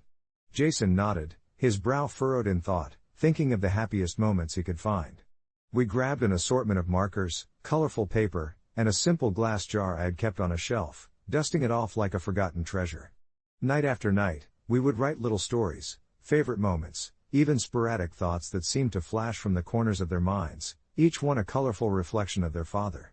It felt cathartic, as though by encapsulating those memories, we were holding on to him in a way that wouldn't let go as time moved forward. Yet, there was still a lingering uncertainty in my heart. Even with the sense of community that filled my surroundings, I feared judgment. Did I make the right choice about the funeral? On an increasingly quiet evening, I found myself scrolling through social media, the old posts, the funeral photos, comments of sympathy interspersed with shared memories. Yet there it was, the muffled sting of one comment that caught my eye and twisted in my gut: why on earth would you bring the kids to their father's funeral? I swallowed hard, contemplating the bluntness of it. Did I really make a grave mistake by honoring a man they had known as their father? Poking at that old wound opened up a familiar cascade of guilt. The anger crept in, too. It was unfair to project their feelings onto me. I had tried my best. As I flipped through the comments, I stumbled upon a thoughtful reply that shifted my perspective. Maybe it was a lesson in love for them, not an act of cruelty. Feeling the heaviness lift slightly, I realized I wasn't alone in this. So many parents face judgment, and for each of those harsh voices echoing in my mind, there were countless parents who had found their own way, each soldiering through their challenges, fighting battles of their own, learning to let love guide them. I closed my phone with a newfound determination and focused instead on my children who were now deep asleep, the reassuring sound of their breaths filling the room like a comforting lullaby. Weeks passed and our little family developed a new rhythm. I sometimes still encountered sporadic judgment, especially within our small town, like when I would run into familiar faces at the grocery store. Each smiled. Nod felt loaded. Sometimes, people would make small talk about the weather, while others would simply look down, avoiding eye contact altogether. Those moments were filled with undertones of unspoken words, yet they began to bother me less. I remembered why I had made the choice to bring Jason and Lily to that funeral. It was about remembering, celebrating, and finding closure, the very things we were doing in our memory jar. One day, as we were placing a new handwritten memory into the jar, a ticket stub from a concert we had attended, it struck me how much healing was packed into those tiny slips of paper. They were seeds, really, nurturing new perspectives and fostering an understanding of our past. It had opened the door to conversations about life, love, and everything in between. I knew then that whatever anyone else might say, I was right where I needed to be. And so, as the nights rolled on and our little tradition of adding to the memory jar continued, I found that it not only enclosed stories about Jason but also made space for our own emerging narrative, a story of resilience, love, and the determination to move forward while cherishing the footprints left behind. Perhaps it wouldn't heal every pang of grief, but it fortified us with a sense of purpose in honoring what remained. With each memory shared, I felt our spirits intertwine, a quiet testament that life and love would always find a way. As I sat with them wrapped in their dreams, I recognized the profound truth in that sentiment. Even amidst the chaos of our history, we had woven a tapestry of love that would only continue to grow. And perhaps with that, I wouldn't just be a survivor of our heartache, I would be a champion for the enduring bond that we shared, a reminder that even through loss, life persistently finds room for love. The days following the funeral, I found myself wandering through a landscape of emotions that felt bright yet shadowed at times. I would often catch the scent of Jason's cologne lingering on an old jacket in the closet, a bittersweet reminder of our past that pulled at my heartstrings. The kids adjusted remarkably well to the absence of their father. For them, it was a cascade of memories they could sift through, moments captured in laughter and warmth. I often found them buried under blankets as they shared stories about their favorites, the camping trips in the backyard that morphed into grand adventures or the spontaneous kitchen experiments that ended in a mess but always ended with giggles. Their joy danced around me, a soothing balm for the ache of loss, and I began to understand the true gifts Jason had left behind. One evening, as the sun dipped below the horizon, painting the sky in hues of orange and purple, I sat with Lily and Jason at the kitchen table, painting the memories that still flickered in our hearts. We had set out a canvas, brush strokes letting each of us contribute a color or shape that represented our remembrances. I watched as they threaded together tales of camping escapades mixed with their father's goofy jokes and stories about how he'd always sing the wrong lyrics to their favorite songs. The laughter rang out like a melody, a stark contrast to the somber silence that had enveloped our home just days earlier. I could see how much they lived in those precious whirls of color and warmth, every stroke a testament to their resilience and the love that endured beyond our pain.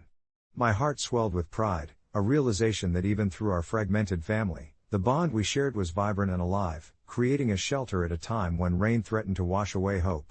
It became clear to me that we were shaping our own narrative together now, one filled with the richness of memories and the promise of new beginnings, however uncertain they might be.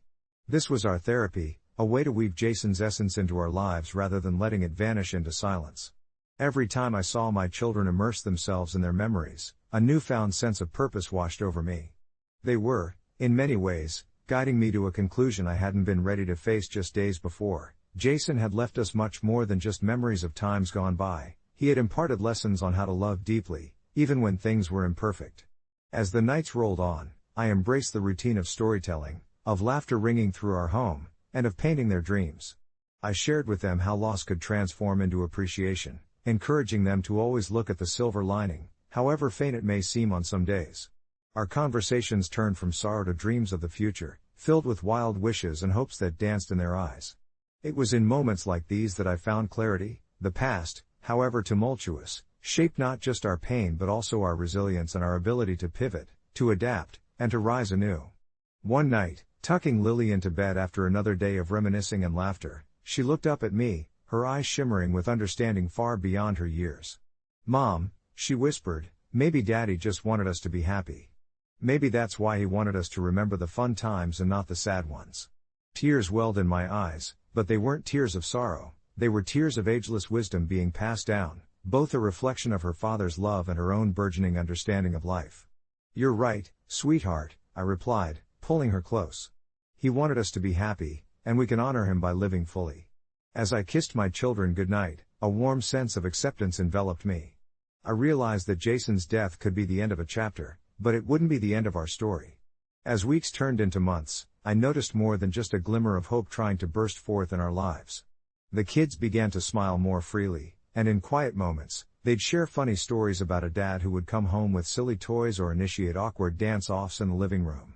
Moments I never fully appreciated while he was there. Together we began acknowledging our pain without letting it govern our lives. Over time, I found myself at the edge of true healing, discovering that while life could be harsh, it was also beautiful, and it was our responsibility to keep it alive, to fuel it with laughter, love, and warmth. In a strange twist of fate, I became a tribute bearer of Jason's heart. And just as summer began to yield to the cool whispers of fall, I noticed an unexpected lightness in my step. It struck me one chilly evening as we roasted marshmallows in the backyard, the laughter, the camaraderie we had built, the jokes shared, this was what Jason would have wanted. We were not defining our lives by our loss, rather, we were embracing it as part of our complex tapestry. When the stars shone brightly that night, I felt the words of my children touching the strands of my heart. "Let's do this every week," Jason exclaimed as he handed me his s'more creation. He'd definitely want us to enjoy the fun stuff. I smiled, realizing that through our journey, we would forever carry the essence of our shared past with us, not as a burden, but as a beacon, guiding us toward a future filled with love, laughter, and endless possibilities. And so, we molded a new memory each week under the stars, stitching Jason into the fabric of our lives more beautifully than I ever thought possible. Months later, as I reflected on our journey, I felt a profound sense of gratitude shape my being. Life, I concluded, like love, is an evolving narrative, an intricate dance of letting go and holding on.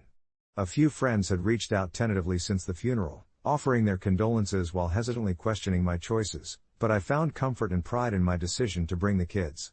It solidified our legacy and illustrated to my children the importance of accepting life's dual nature, both its joys and sorrows.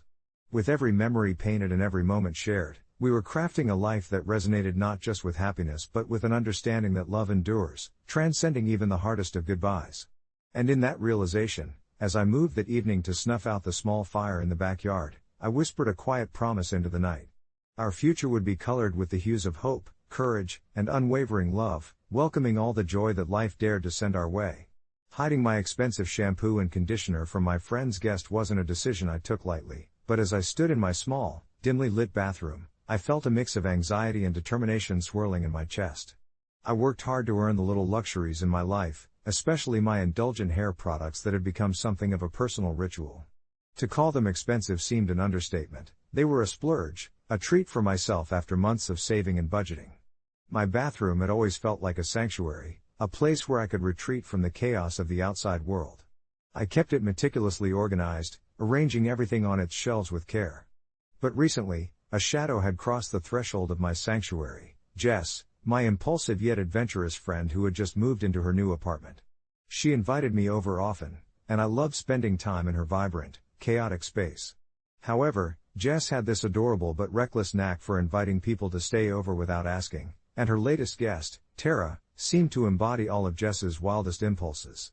The first time Tara crashed at Jess's place, I was surprised at how quickly the two hit it off. Tara was a friend of a friend, someone I hadn't known well but instantly sensed was not particularly mindful of personal boundaries, especially when it came to possessions that didn't belong to her. When I learned she was staying for a few weeks, I started to feel uneasy, especially about my beloved shampoo and conditioner that I'd proudly displayed on my bathroom shelf. My routine had always included a lavish wash and condition cycle that lulled me into a sense of peace. I dreaded the idea of Tara, with her carelessness, pouring things out like they were a bottle of cheap soda. I couldn't help but imagine the horror of her washing her hair with my expensive products, treating them like mere souvenirs from the drugstore. Gradually, the creeping anxiety prompted me to act. One night, armed with the notion that this was, quite simply, my hair ritual we were talking about, I tucked both bottles away in the back corner of my closet, swaddled in soft towels, the equivalent of a security blanket. It felt a bit ridiculous, but as I tucked the last towel around them, a sense of relief washed over me like a soothing balm.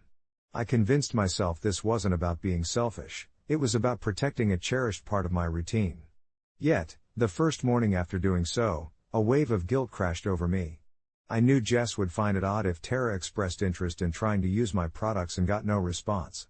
That guilt clung to me through breakfast, settling deep in my stomach as Jess happened to mention Tara's curiosity about my shower setup. A part of me wanted to say, "Oh, I hid my shampoo," but I never found the words. Instead, I casually brushed it off, hoping Jess would do the same.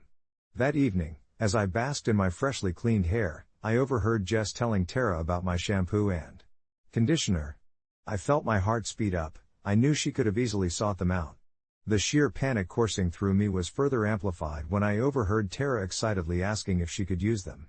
Oh no, I thought, my heart sinking. My mind raced at the thought of my precious products being neglected, warped into a messy heap of potentially sticky hair.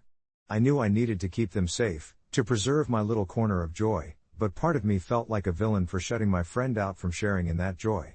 Weeks passed. I never let Tara close enough to my bathroom to even know what awaited her behind that perfectly organized door. Jess noticed my retreat into the bathroom, the strange avoidance of discussing products, and the unspoken tension grew. One afternoon, the gentle rain tapped on the window as we lounged on the couch, and Jess innocently broke the silence. "Why don't you like Tara?" After a long silence, I finally admitted the truth. I could feel my voice vibrating with anxiety as I explained everything, my fear, the guilty pleasure of my routine, and how I wanted to protect it from something outside of my control. Jess listened, her expression thoughtful. "It's okay to worry about your things, but you could have trusted me or Tara with it." I hadn't thought of it that way. It was a wake-up call, and even though I felt a weight lift off my chest, I still worried about how to turn around this small mountain of tension. That evening, I decided to take a step toward resolution. I apologized to Jess for hiding my shampoo and asked her to invite Tara to my place and share my routine with her. That night, I found myself pouring the leftover conditioner effortlessly into 2 fun little travel bottles, each adorned with tags from the local craft store. I felt a little silly but undeniably excited. As Jess and Tara cooed over the softness of my hair and products that now graced Tara's curls too, my heart swelled with an unexpected warmth. In that moment, the worry faded and revealed a simple truth: sometimes, sharing your treasures can create a bond far deeper than anything you could have imagined. I learned that night the importance of trust, and the joy that can spring from letting someone in. In time, Tara began to understand the reason behind my initial hesitation and even sought out her own version of expensive hair care, which made us laugh. It turned out the deeper conflict wasn't me being protective of my possessions but rather the challenge of allowing kindness and vulnerability to thrive in the face of anxiety. Update: a few months later, as we were all sprawled in Jess's living room post-movie, Tara casually remarked about how my products had been a game-changer for her hair. A shared celebration emerged from that little mention, and in the light of her compliment, I realized my shampoo and conditioner had become a bridge rather than a barrier, strengthening the bond of friendship we had forged together. Just like that. The little pieces of my past no longer felt like possessions to guard, but instead reminders of how precious connections can be when fears are set aside. As the afternoon sun filtered through the sheer curtains of Jess's living room, casting gentle patterns on the floor, I found myself wrapped in a comfort I hadn't anticipated. The remnants of popcorn littered the coffee table, and the warm laughter of my friends mingled with the last fading echoes of the movie we had just finished watching. Jess, ever the host, had arranged an impressive spread of snacks, and the sweet familiarity in the air was both soothing and invigorating. Tara's passing comment about my luxurious shampoo and conditioner stirred something profound within me.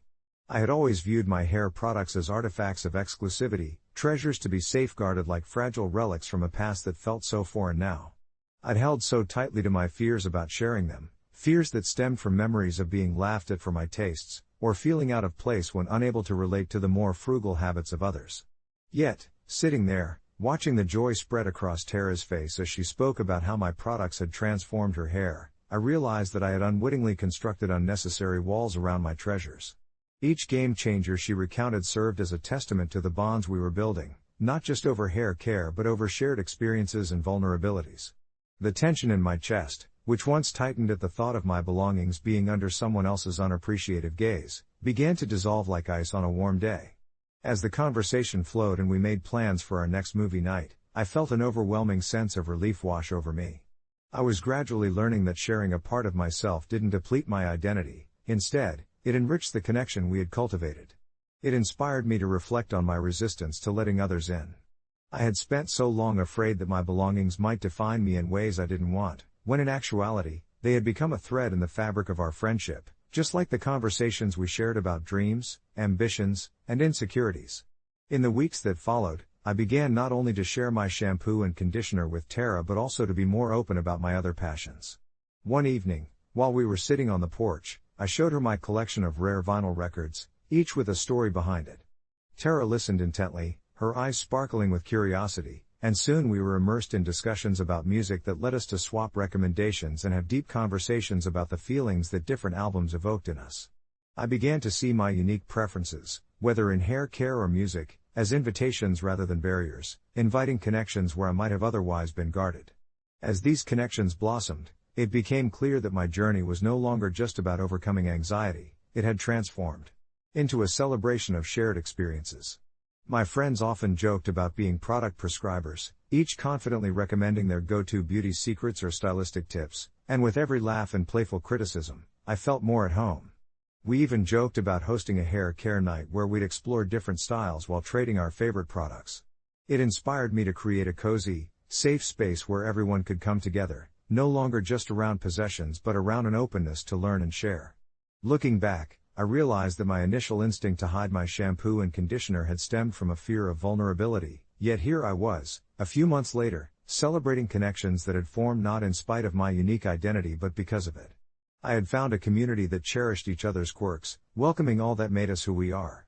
This realization settled in my heart like a warm glow, reminding me that sometimes, the things we fear most about sharing are the very things that unlock a deeper understanding within our relationships.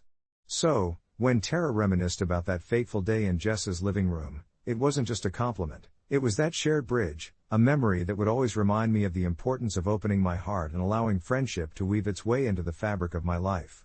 And as we all gathered again for those cozy movie nights, my heart swelled with gratitude, for I had learned that the most precious possessions of all are the bonds we cultivate and cherish with those we hold dear. Our evenings together soon became a ritual, a sanctuary filled with laughter, old movies, and the steady ebb and flow of conversation that deepened our friendships. Tara, with her infectious enthusiasm, often took the lead, introducing us to the latest comedies or nostalgic flicks from the 90s. Each time we settled in on the couch, popcorn in hand, I couldn't help but reflect on how much had changed since I first met them. The little insecurities I had once clung to, my fear of losing my prized hair products or the jealousy I felt when Tara first used them, had transformed into a comfort, a reminder that vulnerability could be the cornerstone of connection. There was something about seeing Tara effortlessly toss her hair over her shoulder, the glossy shine catching the light like a beautifully woven thread connecting us all. One evening, after binge-watching a series, the topic shifted to future plans, dreams and aspirations, the kind that often linger in the quiet corners of our minds. Tara spoke of her ambition to start a blog about beauty and self-care, a project that had been simmering just beneath the surface. As she spoke, I felt a bubbling sense of pride for her, tinged with a familiar pull of envy. It seemed so effortless for her, proclaiming her passion to the world, while I'd always been apprehensive about sharing my own nuances with others. It was then that I remembered the first day she had borrowed my shampoo, the piano line of laughter spilling from her lips when I first revealed my stash, the way she had touched each bottle with reverence, as if holding a gem. After a thoughtful pause, I decided to share, a leap of faith that surprised even me. I opened up about my trepidation towards vulnerability and how I had kept my products hidden, all of it transforming into an opportunity to encourage her ambition. Tara listened, her expression shifting from curiosity to understanding, and as she did, Jess chimed in, sharing her own struggles with self-doubt. There was a flicker of realization in the air, an unspoken bond that connected the three of us through shared fears and expectations. For that brief moment, it felt as if I was peeling back the layers of a protective shell, bearing parts of myself that had long been closed off. As our conversation became more heartfelt, laughter mingling with a shared sense of vulnerability, I felt the weight of my earlier insecurities lift. It was a relief to acknowledge that we all had our ups and downs, insecurities and aspirations alike, and our friendship had become a safe space where we could lay it all bare. On that night, we forged a pact to not only support each other in achieving our dreams but also to celebrate our failures as part of this imperfect, beautiful tapestry we were weaving together. Weeks rolled into months, and soon Tara launched her blog, drawing from every laugh, every tear, and every awkward moment we had shared as friends. I watched her thrive, and with each updated post she published, I felt a part of that journey. She was my friend, and in her success, I celebrated my own triumph over my fears. That bond we formed wasn't just about my shampoo, it was a reflection of understanding, trust, and the beautiful messiness of life. In the quiet hours of the night, as I lay beneath the comforting weight of my blankets, I often found myself smiling, recalling the beginning of this incredible journey. The threads woven through friendship had become the very fabric of my existence, reminding me that every data point of insecurity dissolved in the glow of genuine connections. The profound lesson I learned, encased in the simplicity of shared moments over popcorn and laughter, was that authenticity in relationships can turn even our smallest concerns into a celebration of vulnerability, crafting a life that's rich not in possessions, but deep in love and understanding. And every time I reached for my bottles of shampoo and conditioner, I smiled, knowing they now served not just a personal ritual, but a reminder of the friendships I cherished and the bridges we had built together. I still remember the summer of 1998, the air thick with humidity and anticipation as I sat at my family's clunky desktop computer, the faint whir of the fan mixing with the sounds of cicadas outside my window. I was 14 then, navigating the tumultuous waters of adolescence, and computer games were my escape, my safe haven from the befuddling maze of high school drama and insecurities. The game that sticks with me most is a whimsical little thing called Myst, an adventure that stretched my imagination like never before. Immersed in its elegant, surreal landscapes, I found places that felt more real than my everyday life, each click exploring a new dimension of intrigue and mystery. But it was more than just pixels and puzzles, it became a means of connection, a bridge to my brother Adam, who was 3 years older and often wrapped up in his own world of teenage angst. He would sit beside me, offering guidance when I got stuck or simply sharing his newfound theories about the game's story, our bond deepening with each island we discovered together. It wasn't long before the game began to mirror our real lives, each quest delicately paralleling our unfolding relationship. Yet, when adulthood began to call Adam away to jobs and responsibilities, I noticed a gradual, almost imperceptible shift. Weekend gaming sessions dwindled, often replaced with his late-night shifts at the gas station or hangouts with friends. I felt an unshakable sense of loss, like a favorite book closing after the final chapter. One rainy evening, when solitude wrapped around me tighter than ever, I revisited Myst, hoping to recapture that ephemeral magic. As I navigated its quiet halls and stunning vistas, I was struck by the changes in me, and the realization that the game wasn't just an escape, it was a story about connections, about journeys taken with those we cherish. After completing several islands solo, I decided to reach out to Adam. Over text, I invited him to jump back into the game with me one weekend, hoping to rekindle a piece of the childhood camaraderie we once had. Much to my utter surprise, he replied almost instantly, his excitement ringing through the words as he recalled our adventures together, and just like that, we planned a gaming marathon for the following Saturday. When that day finally came, there we were, side by side once again, uncanny echoes of our younger selves filling the living room as laughter and strategy flowed freely. As we explored a world built on connection, I realized that sometimes, life's greatest quests are those that bring us back together. In the end, Myst was more than a game, it was a reminder that bonds can fray but never truly break, provided we're willing to return to the roots of our connection. It was comforting, the way we fell into that easy rhythm of conversation and cooperation, the game serving as a catalyst for conversations we didn't even know we needed. As I sink back into that familiar world, I can't help but look forward to what mysteries await us, both in the game and in our lives.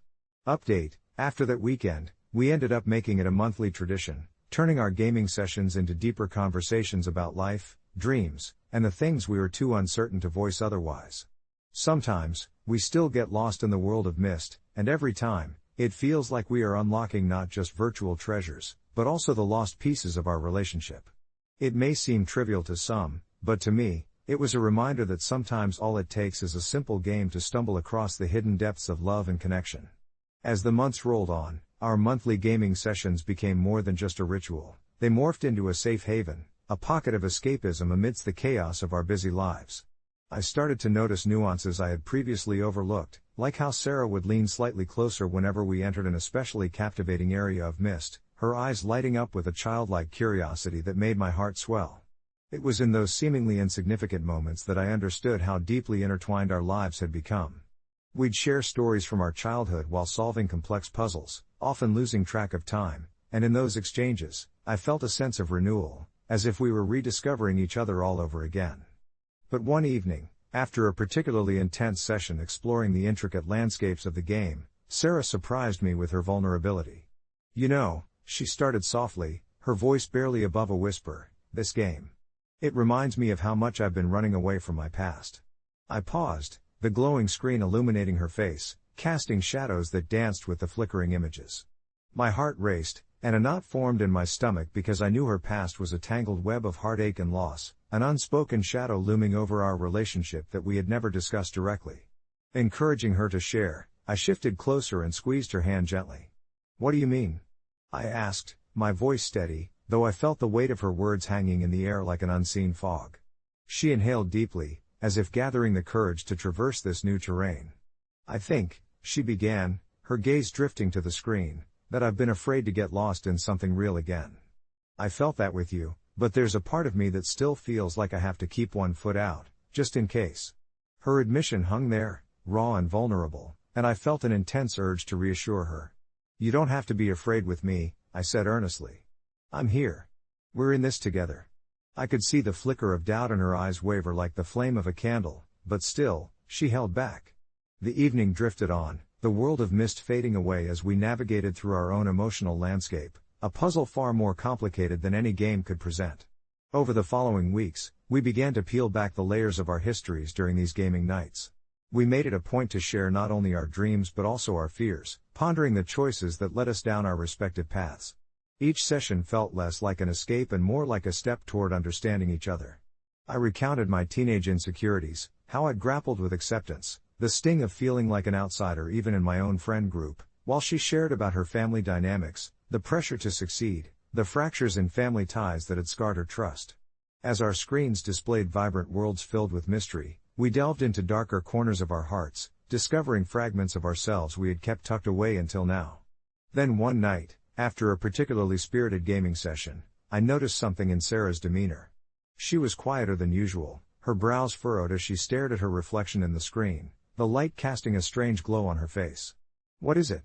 I asked, concerned that maybe I had pushed too hard. She took a deep breath, breaking the spell of silence. "I think I'm ready to confront my past," she confessed slowly, almost reverently. I could feel my heart race, an odd mixture of fear and pride surging through me. "But I need your help." My stomach fluttered, I nodded without hesitation, eager to support her. "Absolutely, whatever it takes." Little did I know, this commitment would lead us down a road of exploration and catharsis neither of us had expected. We started to create a vision board that illustrated our ideal future and goals, using gaming metaphors to articulate adventures we wanted to embark on, healthy relationships we wished to build, and experiences we wanted to explore together. Eventually, after months of navigating these intertwined journeys of healing, we decided it was time for a tangible adventure. We planned a real-world trip to a nature reserve, an escape as far from screens as possible. It was during that beautiful weekend, under a vast canopy of stars, that we engaged in our most profound conversation yet.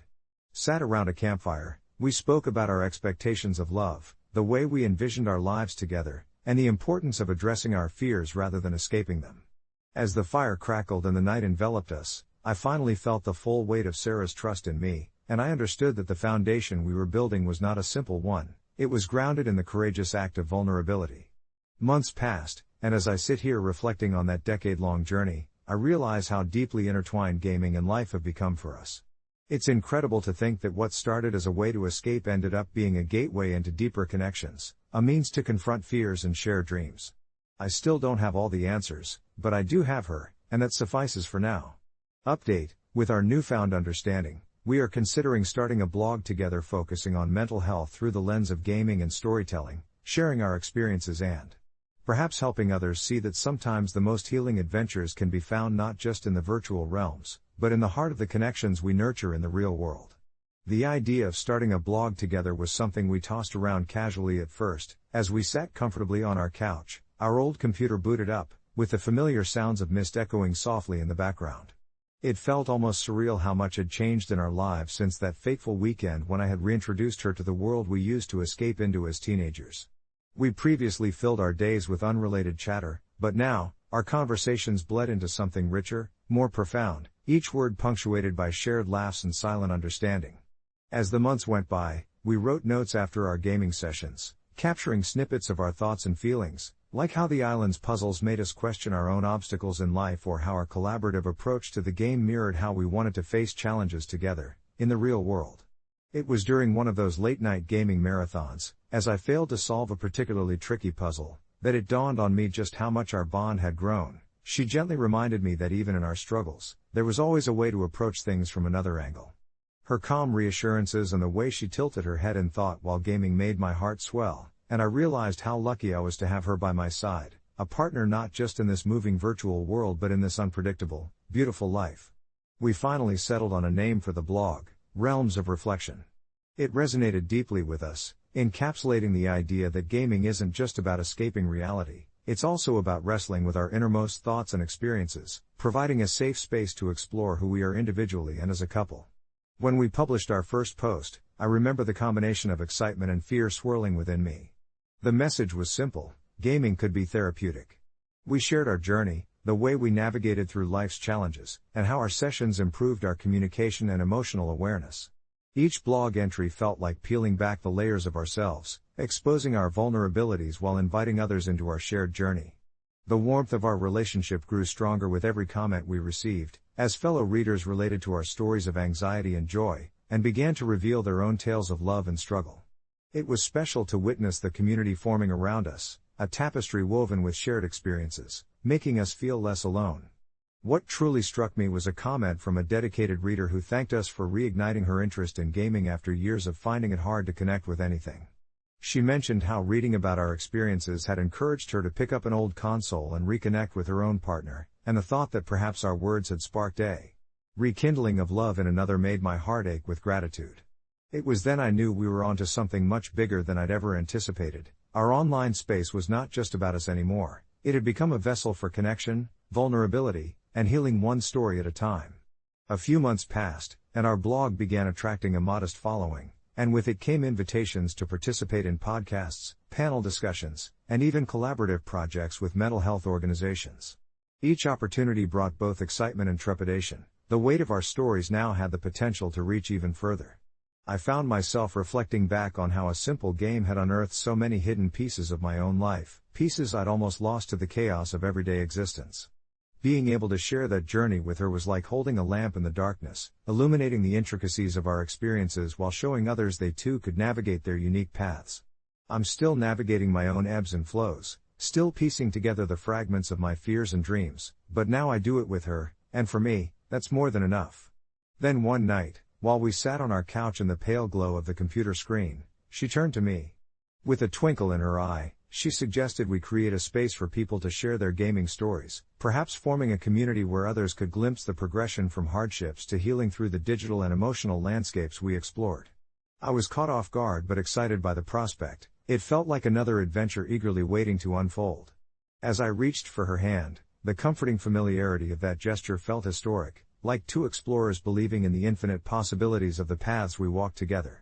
And just as we dove deeper into our ideas, laughter echoing alongside stories of virtual monsters and real demons, and the way we wanted to create meaning through our shared adventures, I felt the weight of everything leading up to that moment lift off my shoulders, making way for a future brightly filled with hope and shimmering with connection.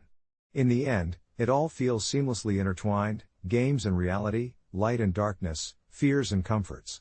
And perhaps, just perhaps, life is a lot like Myst, a puzzle waiting to be solved where every click can lead to an unforeseen doorway, revealing new possibilities while allowing us to form unexpected bonds with each venture. The journey will continue to hold unknowns, but in the midst of it all, I understand I have her, my biggest treasure, my saving grace, and collectively we have people ready to explore their stories alongside us.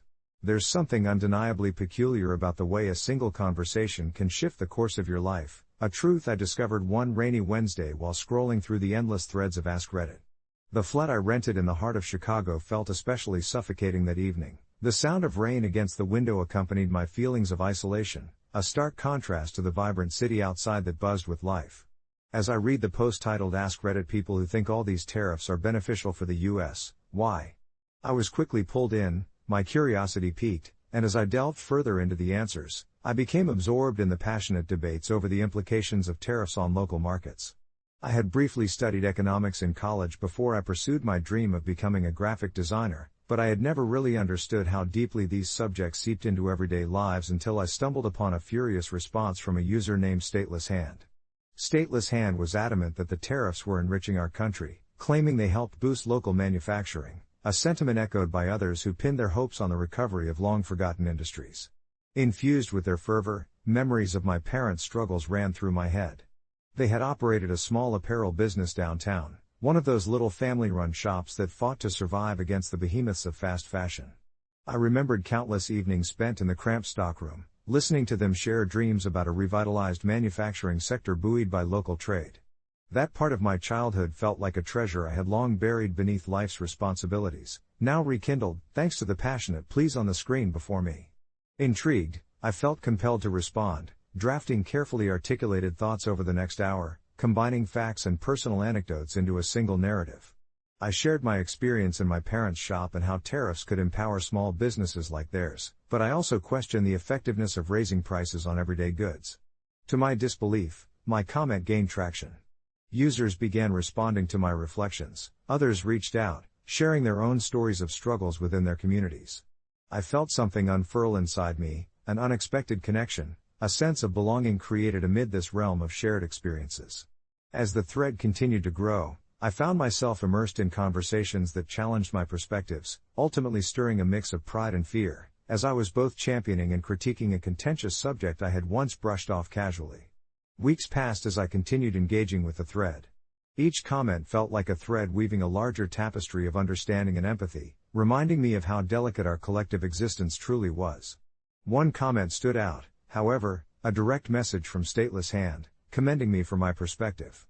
Curious about the person behind the username, I hesitantly replied, and what unfolded next surprised me. We began exchanging daily messages, discussing everything from economics to our favorite Spotify playlists and, eventually, even personal matters. Their perspective was refreshingly grounded, as was the way they articulated the struggles they witnessed in their neck of the woods. They lived in a small town in Florida and described how the recent changes in trade policy had turned the local economy upside down, personally affecting their family's strawberry farm. Slowly, we moved from online exchanges to video calls, and I became familiar with the gentle cadence of Stateless Hand's voice, a balm on the digital abstraction that had initially defined our connection. However, I soon found myself wrestling with an unexpected dilemma. The more I saw into the eyes of the human behind the screen, the more troubled I felt by my initial stance on the tariffs. Our friendship deepened over shared lives, tales, and laughter, but every conversation also led to a struggle within me, as I felt more torn over the conflicting narratives surrounding our shared economics. In our moments together, it became clear how easily hearts could be caught between ideals and realities, especially when personal relationships began to weave themselves around such heavy topics. The tipping point came one evening as we video chatted. Stateless Hand was visibly upset, sharing how the local grocery store was about to close due to increased prices from tariffs, which had left the community desperate. My heart ached for them as I listened intently, feeling a whirlwind of emotions swirl within me. I dared to question the general consensus within our thread, measuring my words carefully out of respect for the friendship that had blossomed. Maybe, I began, my voice trembling slightly, the benefits of these tariffs aren't as straightforward as they seem. Could it harm more than it helps? A thoughtful silence filled the space between us, the storm outside echoing our unspoken fears. The conversation, which had once been light-hearted, was suddenly thrown into the depths of conflict and reflection. As the rain continued to pour, I understood that navigating disagreement was part of forging a connection, that grappling with different perspectives was an intrinsic part of understanding not only the world but also one another. In that moment of vulnerability, I recognized the importance of just listening, not to refute or defend, but to truly hear and find a common ground. Our discussions took on a new rhythm, blending our hopes and fears into a tapestry of understanding, one woven from personal stories and collective experiences. I'm not sure when it happened, but over the months that followed, the thread of our conversation transitioned from economics to sharing day-to-day moments, the silly selfie with my cat, or them showing off their latest harvest. With every photo exchange, we built a bridge, emphasizing our humanity amidst a sea of statistics and political discourse. By the time summer rolled around, I found myself planning a visit to their small town to meet face to face, the anticipation bubbling within me as the thought of witnessing what we'd spoken of for so long became a palpable reality. In the roundabout culmination of our journey, I came to realize how immensely important perspective can be. Through our tireless debates over tariffs, I found a friend, a confidant, and a way to understand the intricate connections we hold in our communities. When we eventually met, it felt as though we'd intertwined our lives in more ways than just a digital realm, but as friends sharing the weight of a world often burdened by misunderstanding. As we stood in the sun-soaked fields of their family farm, laughter echoing, I understood that no matter how much we differed, We were simply two humans trying to navigate an often daunting and tangled web of life. Walking side by side, I recognized that each unique voice, filled with its own struggles and joys, could amplify the sound of 1,000 unanswered questions, and together, we could find clarity in our shared complexities. And although I could never find a definitive answer to that mysterious original question about tariffs, I walked away with a new sense of purpose, to engage, embrace, and, above all, listen, because sometimes, it isn't about the answers we seek, but the connections we forge along the way. Update: a few months later, Stateless Hand and I are still in contact. We've become somewhat of an odd pair, a Chicago city dweller and a small-town farmer, but we share experiences and understanding that neither of us could find alone. And while discussions about local economic policies persist, those debates have shaped us into advocates for one another's narratives, a testament to how dialogue can unearth hidden treasures of empathy and friendship where least expected. It was a cool autumn day when I found myself sitting on the porch of my modest home, the remnants of summer fading and the leaves transforming into vibrant hues of gold and crimson. I clutched my phone tightly, lost in thought about my newfound friendship with Stateless Hand.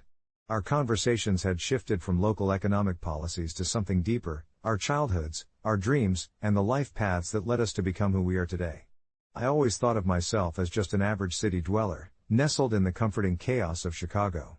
But with Stateless Hand, I began to see the complexity behind the simplicity of a small-town life in the Midwest, the intimate knowledge a farmer had of the land, and how deeply rooted it was in community. Our video calls had become the highlight of my week, a lifeline that sought to connect the hustle of city life with the quietude of rural existence. This particular afternoon, I was waiting for our scheduled chat, reflecting on how our debates over tariffs had evolved. Where once we had argued over numbers and implications, we now shared stories of our families, our cultures, and the little things that made us tick. I could hear the gentle rustle of leaves in the breeze, and a soft pang of longing curled within me, reminding me of the way connection blossomed unexpectedly. That longing was suddenly interrupted as my phone chimed, pulling me back into the present. Stateless Hand's familiar face appeared on the screen, a mix of excitement and sincerity lighting up his features. "Hey! You won't believe this," he started, his Chicago accent weaving through his words. "I've created a community garden project. It's not just for food, but to bring our town together after the division caused by the tariffs." Intrigued, I leaned forward, eager to pull from his enthusiasm. He described how local farmers had banded together, setting aside their differences about policy and focusing instead on a mutual love for fresh produce and community ties. Each member contributed seeds, labor, or time, and, through sweat and collaboration, they cultivated a patch of earth that had once sat fallow. My heart warmed with admiration. Here was a man who had taken the contentious conversations and transformed them into an initiative that spoke of healing and unity. I couldn't help but share my own thoughts, recalling the varied community events in the city that sometimes felt lost in the multitude of people. "You know," I said, "I've always felt a bit disconnected in the city. It can be hard to find that sense of belonging." Stateless Hand nodded, his gaze earnest. "Yeah, I think we all feel that sometimes. But what you're doing in Chicago, it's essential. Your city might feel crowded, but every single person there has a story worth sharing. We should host a virtual exchange, a mingling of our worlds." A spark ignited within me at the thought. It was a splendid idea. We brainstormed ways to make it happen, planning to connect both our communities through shared experiences. Some were outlandish, others mundane, but all born from genuine excitement: an online cultural fair, a recipe swap, stories from the field and city alike, weaving together our narratives. As our call wound down, I felt a sense of fulfillment that I hadn't expected. Yes, our discussions had begun with tariffs, numbers, and policies, but they had morphed into something profound. We'd become advocates for each other's worlds, bridging the distances that separate life paths. I reflected on how dialogue had been a muscle we'd flexed together, building strength and resilience through the words we exchanged. Those tariffs were now but a backdrop to a growing tapestry of friendship and mutual respect, threads of understanding woven together through laughter and shared struggles. I hung up that evening, content with my little project in mind, confident that our stories would soon intertwine in ways that had never crossed my thoughts. And thus, as the sun slipped below the horizon, I welcomed the stars, knowing that both Stateless Hand and I were on a journey defined not by policy debates but by the bonds we formed and the understanding we nurtured as we embraced the beautiful complexity of our lives. As I sprawled on my couch later that night, clutching my phone in one hand and a steaming mug of herbal tea in the other, I felt a comforting warmth settle in my chest. The glow of the screen reflected the enthusiasm I had for this newfound friendship. Stateless Hand, whose real name was Chris, was as much a contrast to my life in bustling Chicago as the endless fields of corn were to the concrete skyline I had known my whole life. Yet, in our conversations, layers began to peel back, revealing shared dreams and anxieties hidden beneath the weight of our respective realities. Chris often shared his tales of the farm, the rhythm of the seasons, the bond he formed with the land and the animals, and the highs and lows of harvests over the years. I listened intently, my mind painting vivid images of the sun-kissed fields and golden sunsets that he described, feeling a tug of envy for the simplicity and connection he embraced. I opened up about my life too, recounting the frenetic pace of city life, the thrum of impatience that lived in the hearts of my neighbors, and the solitude often carved by crowded public transport. Our conversations began to evolve into a ritual. Every Wednesday evening, we would schedule a video call, each eagerly anticipating the chance to share our lives. With each session, I realized just how deeply I appreciated Chris's perspective on things I had previously taken for granted. One week, as we spoke about the complexities of our economies, I shared my frustration about the endless barrage of news on tariffs and policies. Chris listened patiently for a moment, before gently interjecting with an idea I hadn't considered, the idea that perhaps, in every policy debate, there lies a community, voices seeking to be heard, struggles wanting to be shared. It sparked a light in me. We were both entrenched in our worlds, unaware of how much we could learn from one another. As fall wrapped its chill around Chicago, I found myself yearning to visit Chris and his small-town farm. I proposed the idea during one of our calls, watching as his face broke into a wide grin. "You'd love it here," he said, excitement bubbling in his voice. "We're just harvesting pumpkins and planning for the winter months." The thought of stepping out of my urban existence and into a world where life echoed with the sounds of nature thrilled me. 2 weeks later, I was on a bus, the city shifting behind me like sand in an hourglass. I could feel the anticipation buzzing in my veins. When I finally arrived at Chris's farm, a sprawling landscape of earthy browns and golds opened before me, conjuring an awe that made me forget all the stress of my usual routine. He met me at the gate, his face beaming with enthusiasm and familiarity, as if we were old friends rather than recent acquaintances bound through screens and digital chats. We embraced, and it felt surreal. What unfolded over the next few days was a tapestry of experiences woven with genuine laughter, deep conversations, and moments of serene beauty amidst nature. I helped him in the fields, learning how to harvest pumpkins, and even got a taste of country cooking courtesy of one of his friends. Each evening, we'd sit around the fire pit, the crackling flames illuminating our faces as we reflected on the days gone by, how small-town worries mirrored city stress, how a failing crop could echo the financial struggles of an urban worker. As the visit drew to a close, I felt something shift within me, a deeper appreciation dawning. It was no longer just an exchange of ideas, it was a bridge spanning two worlds that often seemed so divergent. I realized how vital these connections were, much like the necessary nutrients in soil that help crops flourish. By engaging with Chris and his stories, my own life felt richer, expanded under the warmth of friendship. When I returned to Chicago, the city felt different. The streets were familiar, yet now, they were laced with the memories of a place that had changed me, even if just a little. A month later, I sat in my favorite cafe, sipping coffee and scrolling through my social media feed when I noticed a new post from Chris about a local farmer's market he was launching. The idea thrilled me, and without a second thought, I texted him, offering to help promote it through my connections in the city. It was the least I could do for the deep impact he had made on my life. Chris responded with the same enthusiasm, and suddenly, what began as an unusual conversation about tariffs transformed into a collaboration that intertwined our worlds even further, a chance to showcase local produce to a city that often overlooked its roots. As I sit here reflecting on everything, I can't help but feel grateful for how a mere online discussion blossomed into a real friendship, one filled with laughter, empathy, and a shared understanding that transcends our differing lifestyles. It isn't just about tariffs, policies, or who benefits more. It's about how we can find pieces of ourselves in one another, about constructing communities, no matter how different our environments may be. And while my journey with Chris doesn't solely revolve around economic debates, it's an exploration of life's deeper connections, a reminder that sometimes, it's the people we least expect who help us heal, grow, and truly see the world.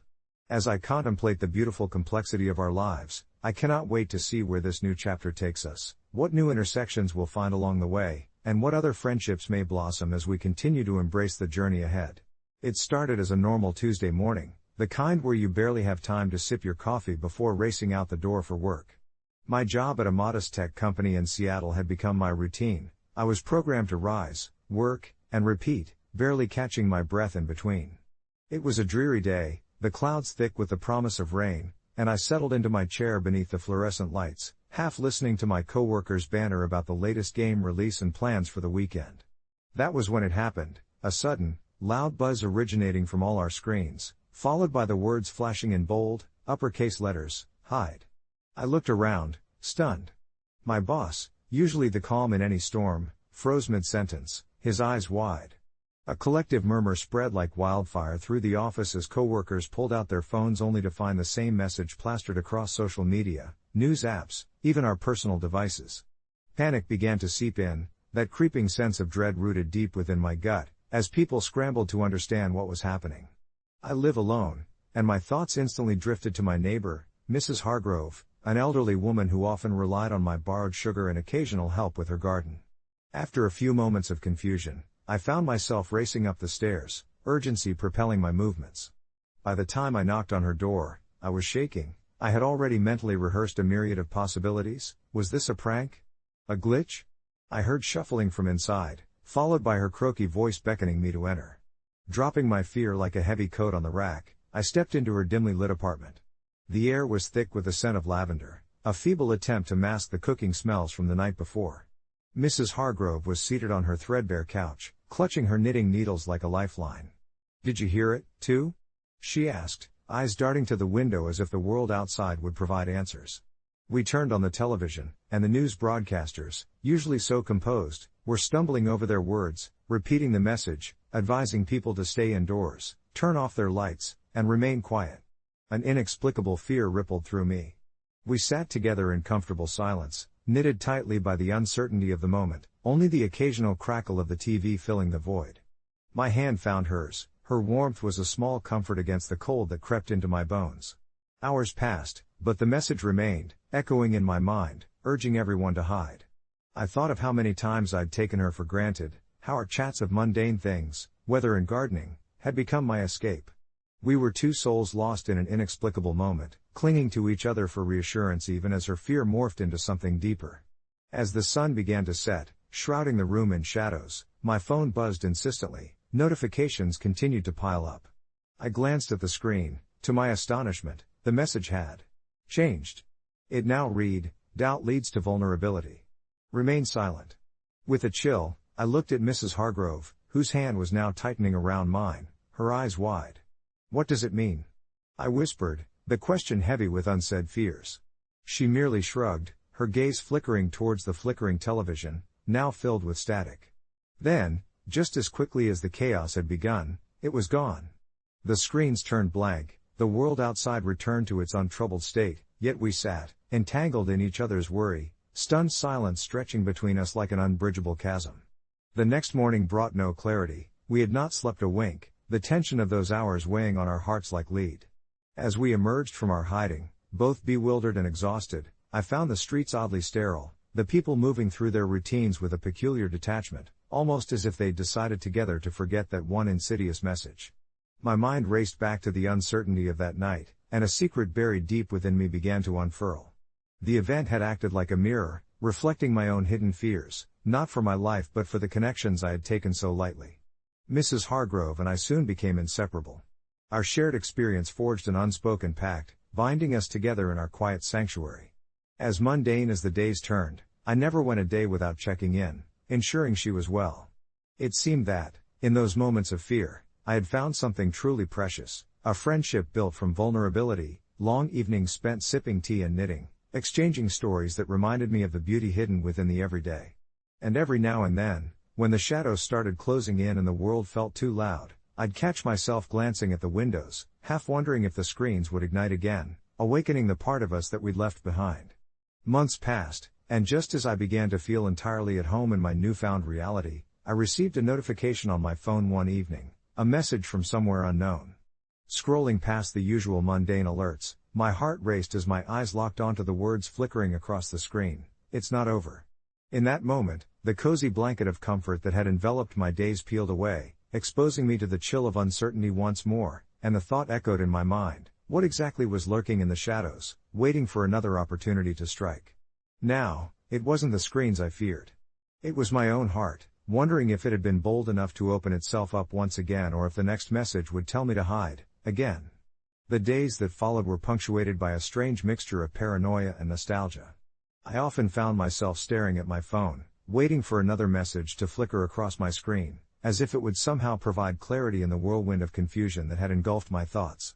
The sense of foreboding clung to me like a ghost, whispering reminders of the darkness that had nearly consumed me before, a darkness I thought I'd escaped. I had opened up to my closest friend, Lily, a few months back about my struggles, how a year-long battle with anxiety had left me feeling shackled within my own mind. It was thrilling to finally share my burden, yet with every confession, I felt that I've pushed her away, entangling her in my turmoil. She would often tell me it was brave to be vulnerable, yet my heart ached for the distance I imagined between us. Those late-night conversations over steaming cups of chamomile did fill the cracks in my soul, yet as dread seeped in again, I wondered if any breakthrough was truly positive. The messages hadn't just stirred fear, they unearthed old wounds, like a physician ripping off a bandage that had long since bonded with skin, leaving the tender flesh exposed and raw. Whenever Lily would check in, her texts were laced with a delicate balance of concern and cheerfulness that made my heart ache for the carefree days we once shared. Deep down, I wondered if I could muster the courage to tell her how the recent turn of events had reopened those emotions, and in a way, placed a wedge between us, a wedge invisible to her but painfully evident to me. One evening, just as the sky turned from a pale blue to a soft bruised purple, I found myself scrolling through old photos to stave off the rising anxiety. Images of laughter and impromptu adventures formed a tapestry of trust that felt almost foreign now. I stumbled upon a snapshot of us at the beach, Lily with her wild curls dancing in the wind, her laughter ringing like a melody that I could still hear faintly in the air. It was beautiful, and it temporarily dulled the chaotic thoughts racing in my mind. Yet, a sudden ping from my phone yanked me back to reality, and I instinctively glanced down to see that the ominous message had reappeared, just like it had before, hide. My breath hitched in my throat, and I felt a cold sweat prickle along my skin. In that moment, it wasn't the words that chilled me, it was the implication that whatever was sending these messages had returned, and this time, it was looking for more than just my attention. Feeling desperate, I called Lily, my heart pounding with a blend of dread and hope. "Is everything okay?" she asked, her voice a soft balm to my frayed nerves. I hesitated, the familiar anxiety clawing its way back, but I could feel her unwavering concern wrapping around me like a safety net. "No, it isn't," I finally admitted. And as I spilled my soul, describing the messages and the weight of my fear, a part of me feared she'd brush it off, that she'd think I was being melodramatic. Instead, she listened, unwavering. After a long silence, Lily replied softly, "We'll figure this out together. You're not alone in this." Just hearing her say that made a warmth bloom in my chest. Perhaps I had misjudged our connection, believing the heaviness in my heart had dimmed my light enough to distance us. But there. She was, steadfast and true, reminding me that not all shadows had to be faced alone. Over the next few days, we navigated this precarious situation together. We dived into threads of conversation, piecing together the cryptic messages that seemed to proliferate overnight. Lily encouraged me to document each one, treating them as clues in a puzzle. As we turned our fears into a project, our bond grew stronger. We spent nights on the phone, diving into the mystery, allowing it to infuse a sense of purpose that we both desperately craved. And then, one fateful night, as I lay in bed flipping through the accumulated screenshots, ready to drift into sleep, something unprecedented happened. My screen lit up, and the words that gripped my heart broke like the dawn cracking through the dark, "Hide. But not from what you think." Confusion swirled through me, the word but felt like a key unlocking something deeper. Hiding from what? Suddenly the messages felt less like threats and more like a guiding hand, steering me towards something unknown. As I filled with determination, I snapped a photo of the screen and sent it to Lily, who replied almost instantly, fired with excitement rather than fear. "It's a clue. We need to figure out what this means." There was a long pause on my end as I considered the implications. What if this was the turning point? What if whatever darkness had clung to me now had turned itself into a riddle, daring us to explore rather than cower? As we brainstormed possible meanings, an idea began to take shape in my mind, a quirky venture through local urban legends, a path that could lead to scattered pieces of the puzzle hidden throughout our town. The notion that the world wasn't just void of shadows, but also alive with the stories of others, breathed a sense of exhilaration into my soul. We had started something larger than ourselves, twisting dread into a shared adventure and recalibrating our relationship with each word we scrawled over old maps, feeling like true detectives across a mosaic of vibrant stories waiting to be unveiled.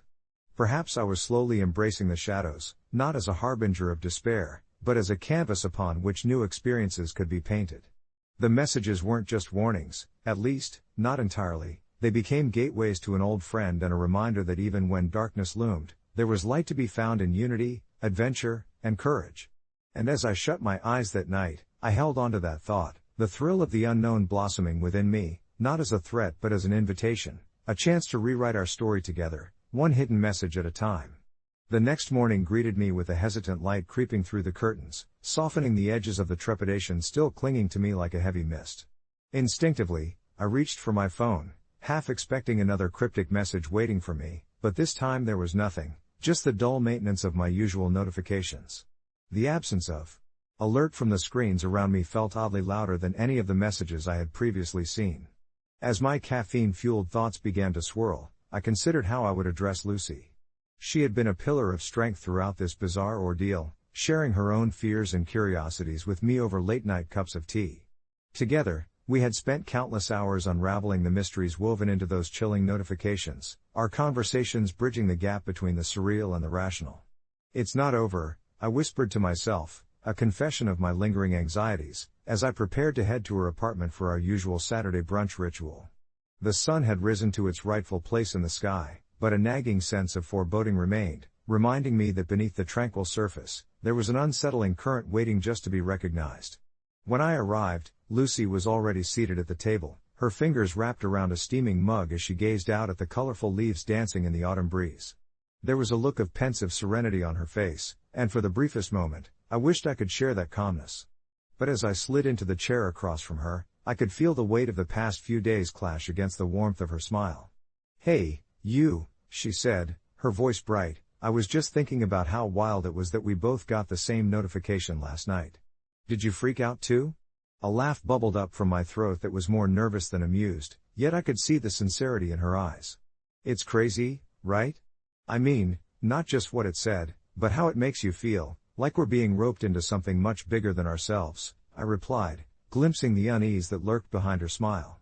With each shared moment, each comforting caress of friendship, I began to lose some of the tension that had tightened its grip on my chest. Over pancakes drizzled in syrup and steaming cups of tea, we ventured deeper into discussions about the messages, what they could possibly mean and how they seemed to weave in and out of our lives, like a narrative tether tying us both to something greater.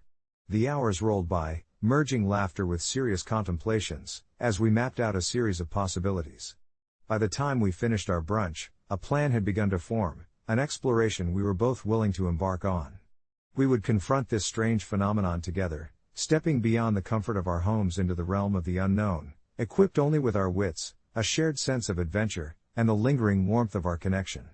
In the days that followed, we gathered intel, combed through our social media feeds for clues, and reached out to others who had experienced similar eerie messages, weaving a network of support that spanned far wider than we anticipated. Then one evening, as twilight wrapped the world in a shimmering whiff of mystery, we received a different kind of message. This one appeared on our phones with an urgency that pulled at the beads of fear and excitement strung within us. "Find the light." My heart raced at the implications. What did it mean, finding light? Was it a physical location or a metaphorical endeavor? Both Lucy and I felt the thrill of plunging into uncharted territory, an adventure where we would become co-authors of the story the universe had chosen to share with us.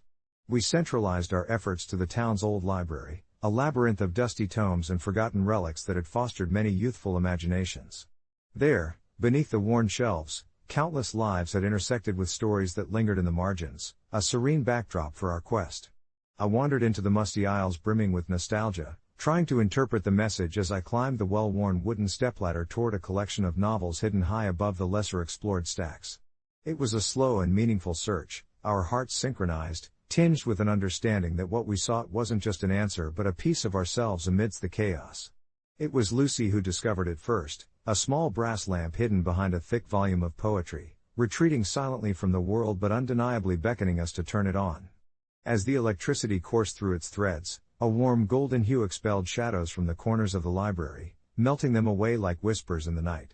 And it was in that light, amidst the stacks surrounding us like an embrace, that we felt a pulse of reassurance thrumming through our hearts. The messages had never been solely about warnings or reminders to hide, they had been guiding us toward the light, the very essence of connection, friendship, and courage to face whatever lay ahead. As I stood there, my fears unfurling like dried leaves in the breeze, I turned to Lucy, whose smile sparkled brighter than any flickering screen. We were no longer simply ghostly passengers caught in the web of fear, we had woven ourselves into a vibrant tapestry of camaraderie, ready to face whatever mysteries awaited us. The realization struck me profoundly, and as I closed my eyes in gratitude for her presence, I understood that this was just the beginning of a new adventure, a chance to embrace the unknown together, not as separate entities but as two hearts, one journey, united under the gentle warmth of the light we had found. In the days that followed, the world outside continued its rhythm, blissfully unaware of the small spark of light we had ignited in our own lives. I often felt the thrill of messages flickering across screens, but now they were no longer sentences of fear. Instead, they transformed into whispers of adventure, encouraging exploration anew. Perhaps the forthcoming challenges would come with shadows, but armed with the knowledge that even darkness could illuminate paths yet unknown, I felt more than ready. And with Lucy beside me, I realized we were not merely searching for answers. We were crafting a narrative of resilience and hope, one that welcomed and embraced the shadows, because sometimes, it was within those dark corners that the flickers of light just waited to be found. As I nestled down on that soothing evening, the comfort of the day wrapping around me like a tender embrace, my heart no longer raced with uncertainty. Instead, it thrummed steadily in a newfound harmony, a gentle cadence whispering that whatever came next would be worth every step taken. And perhaps, just perhaps, the next message would not carry an admonition to hide but an invitation to explore, breathe, and embrace this beautiful tapestry of existence we continued to weave together. It was a humid summer evening, the kind that clung to your skin with its heat and filled the air with a sense of restless energy that made everything feel a little more alive. My friends and I had gathered in Aaron's dimly lit basement, the kind of place we felt safe in, safely tucked away from the world, where secrets and laughter echoed off the concrete walls. We were all entering our junior year of high school, and for the first time since middle school, we felt grown up enough for a night of truth or dare, with all the bravado and mischief that seemed to come with it. The atmosphere was electric, fueled by the dim glow of fairy lights strung across the ceiling and the hum of our excitement. I sat cross-legged on the worn-out carpet with Liz and Tyler to my right and Tim on my left, my heart racing, caught up in the thrill of the night, uncertainty bubbling to the surface with each round. The dares began innocently enough. Tim had to text his crush a cringe-worthy pickup line, while Liz found herself balancing a spoon on her nose. But as the night wore on and the drinks flowed a little too freely, the dares escalated. That's when Ariel, the often quiet but fiercely intelligent girl who usually sat on the fringes of our group, surprised us all with her growing confidence. She challenged Aaron, who was always the jokester, to kiss the girl he found the least attractive in the room. Everyone can vouch for how ridiculous that was. We all knew his longtime crush was Katie, who wasn't even here. But instead of backing down, Aaron shot a mischievous grin and declared he'd do it. With barely a moment's hesitation, he leaned in and planted a quick kiss on my cheek. The room fell silent, and it felt like the air had been sucked out of us. I could feel my face flush, a mix of shock and something else fluttering in my stomach, and I froze. They all erupted in laughter, but my laughter was hollow, a shell around a growing anxiety that twisted in my gut. I didn't expect the heat of embarrassment to turn into something deeply unsettling as he casually brushed it off and returned to his place among the crowd. A wave of unease rolled through me as the night continued, my friends cycling through more ridiculous dares while I sat fidgeting, trying to shake off the warmth that still lingered on my skin. My mind raced, caught in this internal war. Part of me wanted to dismiss it as a prank while another part was helplessly fascinated by the fleeting intimacy of the moment. That's when Ariel turned to me, visibly picking up on my discomfort. "Hey, are you okay?" she asked softly, her brows knitted with concern. It was a simple question, yet loaded with meaning in a room where honesty was a fleeting currency. I shrugged, forcing a smile, but something in her gaze compelled me to admit more. I didn't expect that. It felt. I don't know. I trailed off, desperately searching for the right words to express how a seemingly innocent dare had spiraled into a tangled web of emotions. Ariel nodded, and I could see she understood in a way I didn't expect. The night wore on, but my mind lingered on that moment. The game fizzled out as people grew weary, and eventually, We found ourselves sprawled on the basement floor, half-heartedly engaged in conversation. As the clock ticked toward midnight, I gathered enough courage to voice my discomfort to the group, hoping to lighten the tension that sat heavily in the air. I mentioned how that dare had stirred up feelings I didn't quite know how to handle, and as I spoke, I saw relief wash over Ariel's face. She must have sensed my need for validation, and when I finished rambling, she was quick to back me up, sharing her own feelings of discomfort over Aaron's boldness. Surprisingly, that shared experience opened a door between us. The others leaned in, listening intently. The laughter that previously filled the room morphed into a collective rumble of understanding, as everyone began to admit to their own moments of awkwardness during the game. I could see Aaron's smile falter, and for the first time that night, I witnessed genuine recognition of his thoughtlessness. Maybe it was the alcohol or just the moment, but feelings of camaraderie flooded our conversation, wrapping us all in its embrace. Some truths were spoken, some dares forgotten, but we connected that night on a deeper level than I ever anticipated. As we left Aaron's house, the night air was cool against my flushed cheeks, and the laughter echoed in my mind, a reminder that even in discomfort, there is a chance for clarity and understanding.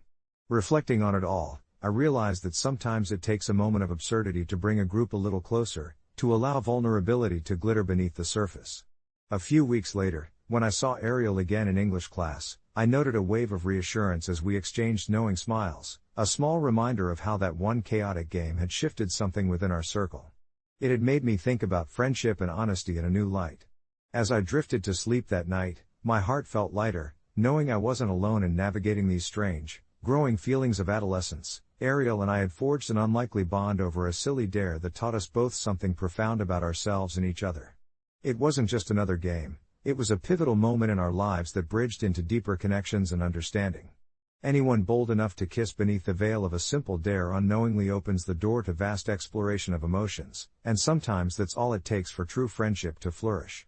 Days passed, and the sun dipped lower on the horizon, casting an orange glow across the quiet suburban streets that felt both comforting and foreign at the same time. The laughter from our last game of truth or dare echoed in my mind like a favorite song. But it wasn't just the thrill of the game that lingered, it was the sensation of Ariel's lips brushing against mine, a fleeting moment that had somehow changed everything. I found myself looking forward to school again, not for the classes, but for the moments shared between us. It was in the cafeteria where Ariel and I sat together every day after that. Her laughter rang clear and bright, almost as if it had a life of its own. We talked about everything, our favorite books, the pressure of grades, and the silly crushes we had. But beneath the surface, a subtle shift was happening. The air seemed charged with anticipation, with unspoken words hanging heavily between us. During a particularly playful lunch, Ariel dared me to serenade her in front of our friends, and before I could think, I stood up, clearing my throat. With a mix of embarrassment and excitement, I improvised a silly love song that drew giggles from the group, but as I looked into her eyes, my heart raced, not just from the dares themselves but from how deeply I was beginning to care for her. That day, as we walked home, I couldn't shake the feeling that what had started as a game was growing into something wonderful, something complicated. Yet, with every shared laugh and every moment spent in her warm presence, doubts crept in. What if I misread the signals? What if, in trying to pursue this uncharted territory, I put our friendship at risk? Perhaps I should keep my feelings buried deep like one of those secrets you whisper into the softest corners of your mind. The turning point arrived on a Friday evening when a group of us gathered for another round of truth or dare. This time, it was different. There was an undercurrent of tension as whispers and teasing glances circulated. I found myself caught between wanting to participate and wanting to protect what I had with Ariel. When it was my turn, I took a breath, eyes darting toward Ariel's reassuring smile, and I chose dare, hoping it might push the boundaries of our friendship just a little further. I dare you to call your biggest crush and confess your feelings. A friend blurted out, and the air thickened instantly. My heart sank, the dare echoed in my mind, reshaping my thoughts into a whirlpool of panic. My biggest crush was right in front of me, sitting just inches away, yet the idea of saying it aloud paralyzed me. Glancing at Ariel, my throat tightened. The group urged me on, the pressure swelling in my chest. I didn't want to make a fool of myself or ruin what we had. But what if this was an opportunity to clarify everything? With shaking hands, I pulled out my phone, dialing without giving it one more thought. I could hear the ringing in my ears as Ariel shot me a questioning look, her eyes a mixture of support and confusion. Finally, a voice answered, fuzzy through my nerves.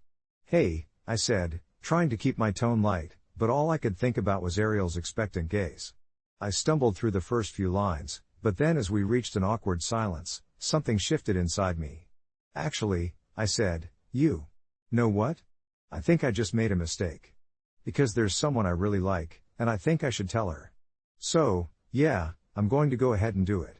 I hung up, adrenaline pumping through my veins, and before I could collect myself, I turned to Ariel, whose mouth hung open in shock. I meant you, I blurted, the words tumbling out faster than I could catch them.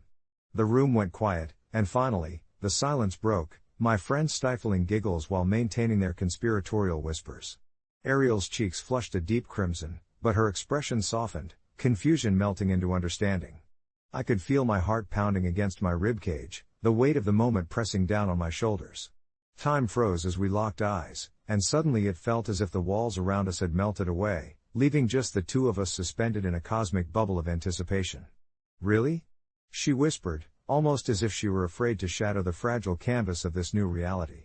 For a moment, I considered retreating, to erase my impulsive confession before it could lead to something bad, but instead, I found courage stirring within me. Yeah, really, I replied, allowing my vulnerability to bridge the defining gap between us, where friendship and something deeper could meet. The air shifted, her nervous smile turned into a beaming one, and suddenly, the tension that had borne itself in that moment began to dissolve. We both laughed, the kind of laugh that radiates warmth, locking away uncertainty and cultivating a newfound depth to our relationship. That evening didn't end in a single dare, it spiraled into a torrent of honest conversations, dreams shared beneath the stars, and the unguarded joy of finally discovering connection. It changed the way we saw each other, not as just friends daring each other, but as two people brave enough to step beyond conventional boundaries, daring to embrace what lay ahead. In the weeks that followed, we navigated the delicate and uncharted territory of being more than friends, connecting not only through playful dares but genuine vulnerability in our interactions. Every stolen glance and nervous touch sent shivers through me, and gradually, the boundary that once defined our friendship melted away into something exquisite and gleaming. Ariel and I became partners in more than just games, we became partners in exploring the intricacies of young love, challenging ourselves to embrace what it meant to uncover intimacy while carrying the sweetness of youth on our shoulders. As the days turned into weeks, I realized that we had ventured beyond those initial trembling steps into a world rich with laughter, support, and understanding, teaching us both that every friendship has the potential to grow and evolve in the most unexpected ways, as long as we have the courage to dare. In retrospect, that game of truth or dare hadn't merely been a game, it became a transformative catalyst for our lives, pushing the edges of our hearts until they opened wide, inviting in the warmth of trust and affection. And just like that, we were no longer just players in a game, but co-authors of a tender story that was only just beginning. The weeks that followed that fateful night were nothing short of a whirlwind. The gravity of our dare had subtly shifted the dynamics of our group, and what was once a carefree circle of friends blossomed into something deeper and more intricate.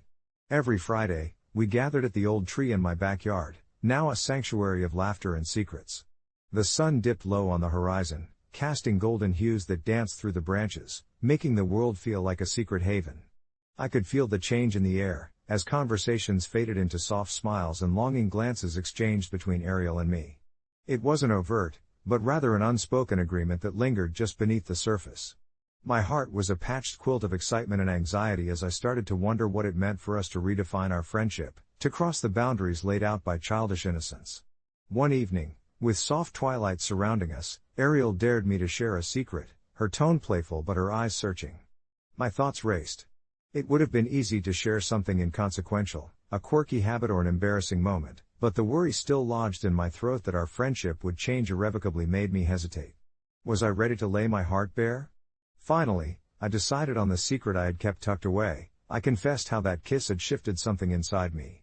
The confession sprung forth timidly, as if it were a small bird breaking free from a cage. Ariel blinked slowly, absorbing my words, and a tender silence wrapped around us like a warm blanket.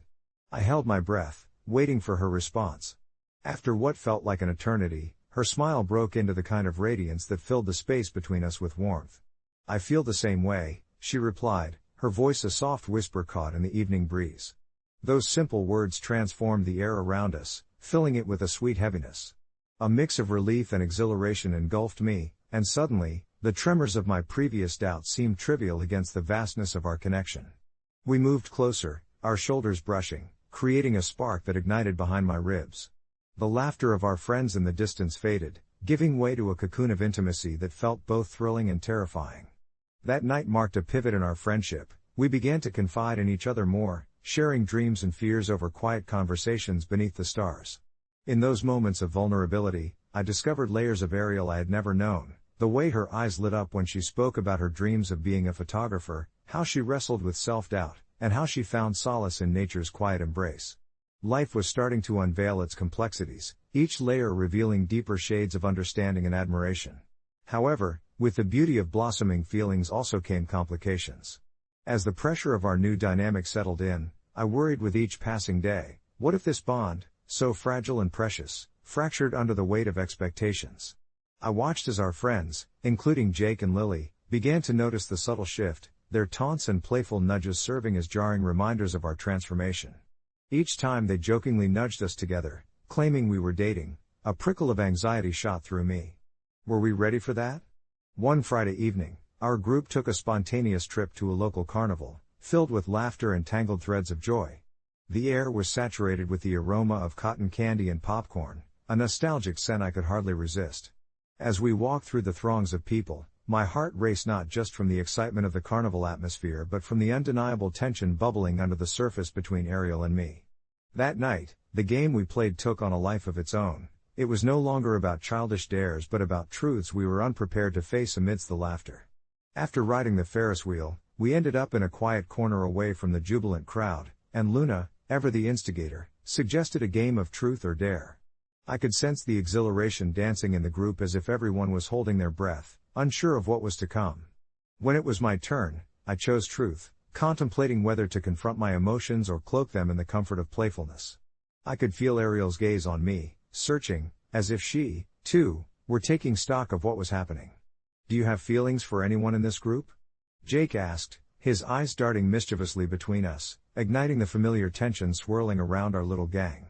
Time seemed to stretch like taffy, and all the air left my chest. Struggling to breathe, I glanced at Ariel.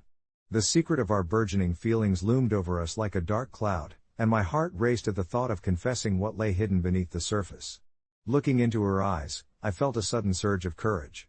"Yes," I replied, my voice steady as I held her gaze. "I do." Ariel's breath caught, her eyes widening with surprise tinted with familiarity. The room buzzed with excitement and intrigue, yet it was as if the world around us faded into the background. "And who might that be?" Tara pressed eagerly. "I can't believe it's not me," she joked, but her laughter felt distant. "The truth is," I said, allowing the honesty of the moment to unfurl, "it's Ariel." The shock that settled in the air rippled through the circle, gasps escaping lips and laughter slightly fading as the weight of my confession danced across the charged atmosphere. Ariel's cheeks flushed a delicate shade of pink, and she searched my face for any sign of jest but instead found sincerity gleaming in my gaze. There, in the thick fog of uncertainty, our bond felt palpable, stepping from the shadows into a vibrant light, much like the emerging dawn. To my surprise, Ariel didn't shy away. Instead, she grinned, laughter bubbling up as if a wall of tension had dissolved between us. "I guess we're both in trouble then," she said, her smile wide, plunging us both into a newfound exhilaration that wove its way through our friends. As the last remnants of summer spilled into our lives, we navigated this fresh landscape of connection, our hearts dancing in harmony as we balanced between the playful thrill of the dare and the profound truth of our feelings. The carnival faded into memory, replaced by sleepy afternoons and quiet evenings wrapped in warmth, where we dared to venture further into each other's lives, sharing moments of sweetness, uncertainty, and a sprinkle of inevitable doubt. Months went by, a tender rhythm established beneath the guise of friendship, but as with any journey through uncharted territory, complications began to arise. I've learned that emotions aren't always kind. They can twist into something complicated, gnawing at confidence. We still played our games, but each dare felt heavy with expectation, our flirting becoming a tender dance on seemingly fragile ground. The fear of losing what we had made me hesitant, challenging me to balance what we wanted against the foundation we built. Then came an evening when I couldn't put it off any longer. Ariel and I found ourselves finally alone on the old tree swing, swaying slightly, reflecting on the shared laughter of the past few months. I turned to her, breathless. "What are we doing?" My voice broke softly against the stillness, and she met my gaze with an expression shimmering with understanding. "We're daring ourselves to be vulnerable," Ariel replied, her voice steady yet soft. We talked deep into the night, the stars shimmering above us, and it occurred to me, what began as simply a dare had evolved into something courageous and necessary.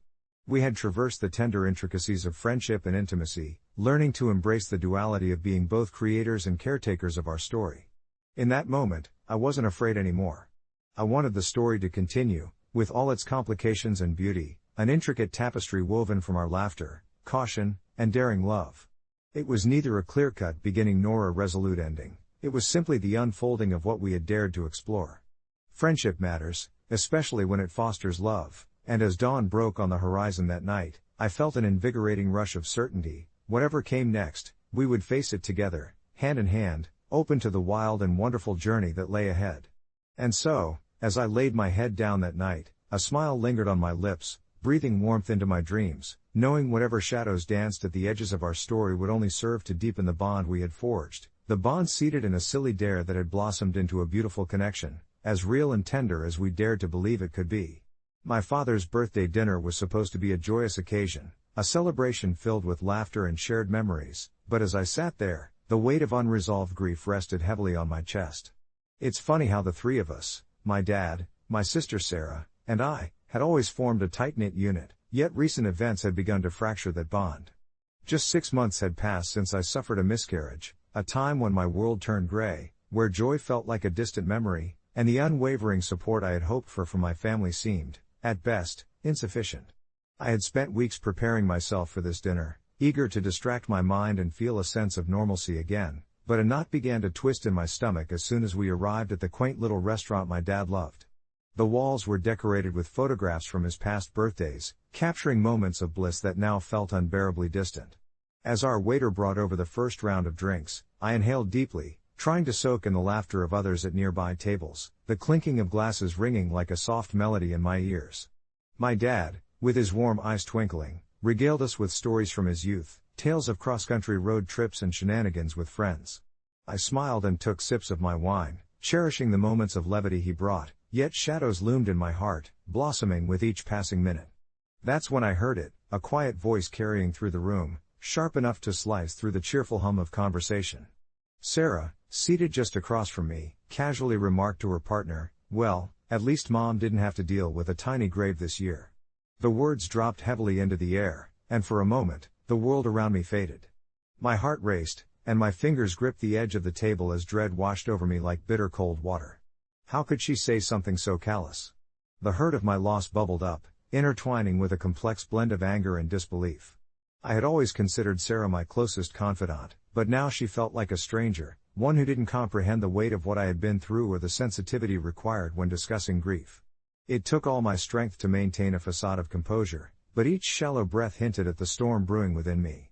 The entire dinner suddenly felt unbearable, my father's laughter ringing hollow as myriad thoughts cascaded through my mind. I felt the familiar urge to flee, to escape the suffocating reality of my sister's insensitivity. Finally, unable to bear it any longer and desperate to shield myself from any further emotional assault, I stood up, excusing myself with a shaky voice. My dad's laughter dimmed, and an uneasy silence crept in as he looked up, confusion clouding his features.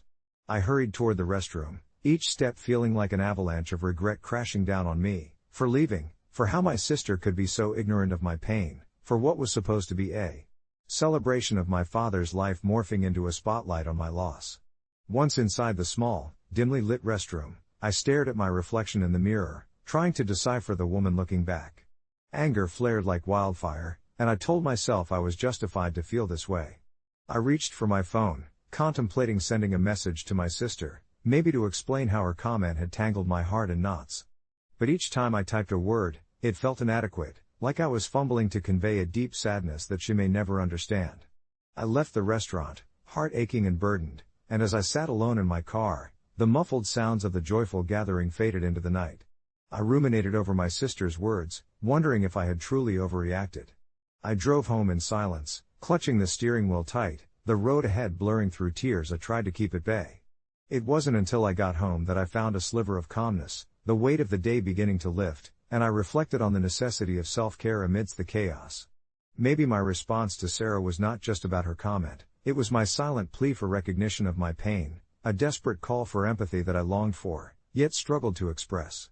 Weeks passed, and I hesitated, swirling in miscommunication and confusion. Then one quiet afternoon, I finally decided to reach out to Sarah. I texted her, opening the doors for a conversation that would lead us into fragile territory. To my surprise, she responded almost immediately, expressing her own vulnerability. Sarah confessed she had been scared to address my loss, unsure of how to support me, fearing she would say the wrong thing. In turn, I explained how her thoughtless comment had sent me spiraling, how grief could feel isolating, especially in the walls built between family. It wasn't a fairy tale ending. Instead, it transformed into a delicate stitch, communication slowly weaving our hearts back together. We realized we had been struggling at opposite ends of the same spectrum, needing each other without knowing how to reach out. As for our father's birthday, I returned to our family dinners, hesitant yet hopeful, ready to make new memories, learning the ebb and flow of grief and joy intertwined. It wouldn't always be easy, but perhaps through understanding, even those heavy ties could strengthen our bond. A few months later, we even planned a gathering to honor my lost baby, a gentle way for us all to acknowledge the fragility of life together. It wasn't just about acknowledging my hurt anymore, it became a shared experience that drew us closer, nurturing the bond we once thought lost. This whole experience taught me a powerful lesson about the intricacies of grief. We can be both hurt and hurting without meaning to, and sometimes the simplest misstep can lead to the most profound realizations.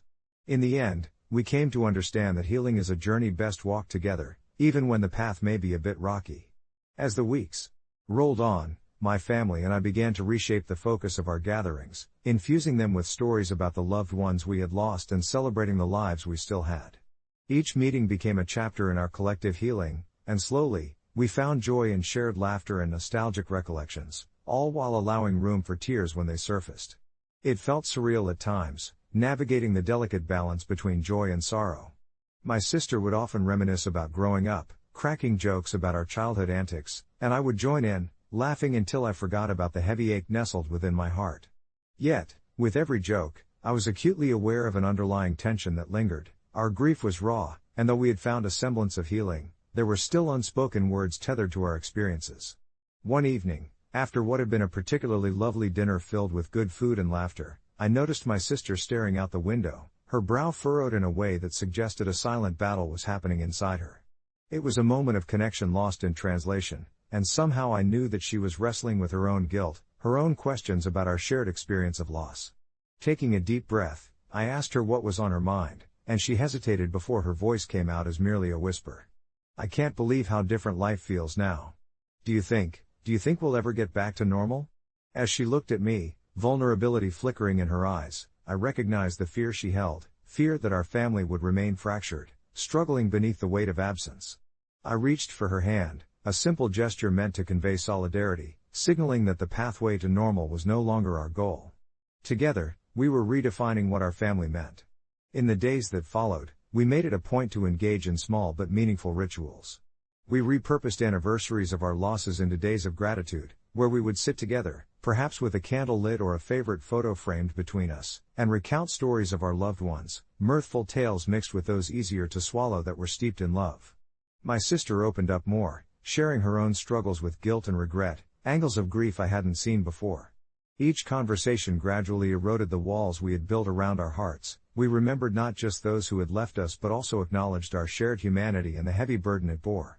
Healing often felt like 2 steps forward and 1 step back, but each shared moment brought us closer to the heart of what it meant to be family.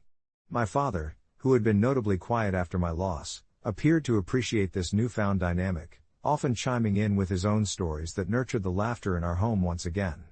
He became a stalwart foundation beneath our feet, always encouraging us to lean on him when the weight of our sorrow became too heavy to bear alone.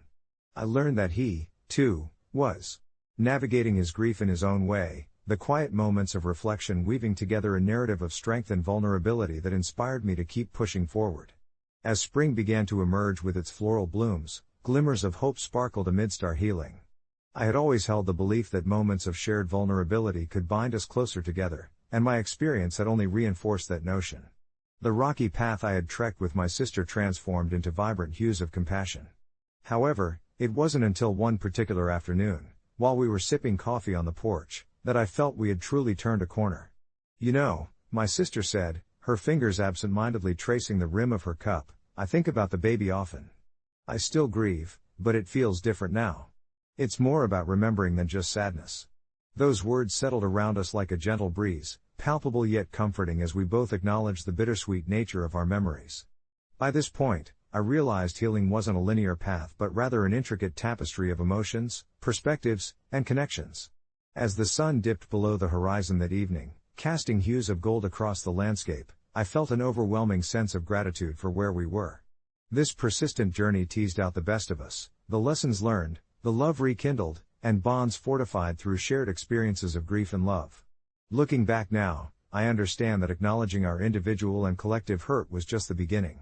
It was essential to honor those we lost, yet it was equally pivotal to foster life in our own hearts while doing so. As I reflect on my journey, I find comfort in knowing that while the scars may never completely fade, they have transformed into marks of love, reminders of life's fragility that allowed us to grow as individuals and as a family. Healing becomes a narrative constantly rewritten, just as our love continues to bloom, bright and enduring, a cycle of remembrance and connection that honors not just the lost but also those still here, cherishing every moment we share together. Update: a few months later, when the fall leaves began to blanket the ground, my sister and I found ourselves volunteering at a local charity that supported families who had experienced loss. We thought perhaps we could bring some comfort to others navigating similar paths, and in doing so, strengthened our bond even further. Each story shared was a reminder of our resilience, proving that together, we were not only bereaved but beautifully alive, creating new pages for the chapters that lay ahead. The crisp air of autumn wrapped around us like a soft blanket as I walked alongside my sister, Emma, through the bustling community center. The scent of cinnamon and nutmeg wafted from the nearby kitchen, where volunteers were preparing a feast for the families we hoped to support. I looked at Emma, her hair dancing in the light breeze, and felt a warmth blossom in my heart. It was hard to believe how much had changed since that fateful birthday dinner, where everything had unraveled in a flash of pain and misunderstanding. The air felt lighter now, like the weight of grief had transformed into something we could carry together. Volunteering became a sacred ritual for us, not just a service to others, but a space for our own healing. Each week, we would share stories with those who understood our journey, laughing, crying, and sometimes sitting in contemplative silence. It was in these moments, surrounded by people clinging to hope amidst their sorrow, that we found clarity in our suffering. One evening, after we had helped set up the space for a support group meeting, Emma turned to me with that familiar, mischievous glint in her eye. She suggested we create a special gratitude wall, a place where we could post notes of appreciation for the little things in life, like the laughter shared over coffee, or the warmth of a hug on a cold day. I loved this idea. It felt like we were taking our grief and turning it into something beautiful, offering it to others as a light guiding them through their darkest moments. Days turned into weeks, and soon we were consumed by an unexpected project, a charity event that would not only raise funds but also spread awareness about the often taboo subject of baby loss. Emma and I brainstormed passionately over cups of tea, envisioning a candlelight vigil to honor those we had lost and to celebrate the lives still being lived. I felt a flutter of excitement. It was empowering to take control of our sorrow, to transform it into a platform that could help others. I reached out to potential speakers, healing coaches, and even local artists who had experienced similar losses, inviting them to share their stories and talents.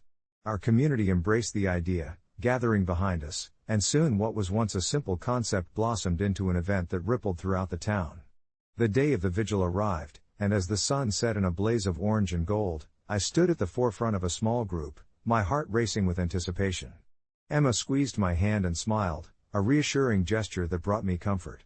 I spoke openly about our journey, about how we had walked through fire only to emerge stronger, and it felt cathartic to release our story into the world.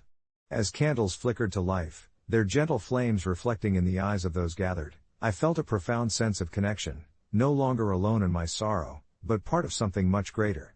Each shared remembrance, each tear, and each smile became a thread weaving us together, reminding me that grief, while isolating, could also create a community of love and understanding.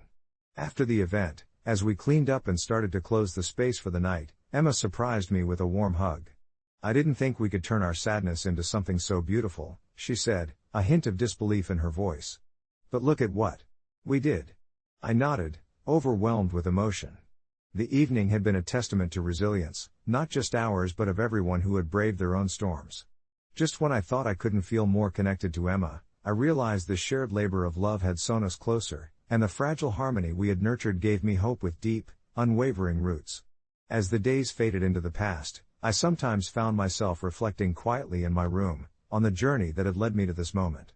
It was strange how the air around us seemed to shimmer now, imbued with a sense of possibility and healing. I understood now that while the loss would always be a part of me, it no longer defined my narrative. Instead, it underscored my resilience and illuminated the importance of love and community. Update: a few months later, as winter cloaked the world in white, I received a letter from one of the families we had helped through the charity event. The mother expressed gratitude so heartfelt it felt as though she had reached into my chest to tug at my heartstrings. She informed me that they named their newborn daughter after the baby I had lost. Somehow, those words wove through my grief and into a new, hopeful chapter. I realized that I, too, was creating life anew, forging connections that honored the past while celebrating the present. It brought me comfort to know that even amid loss, love was still growing, binding us all in a beautiful tapestry of remembrance and hope.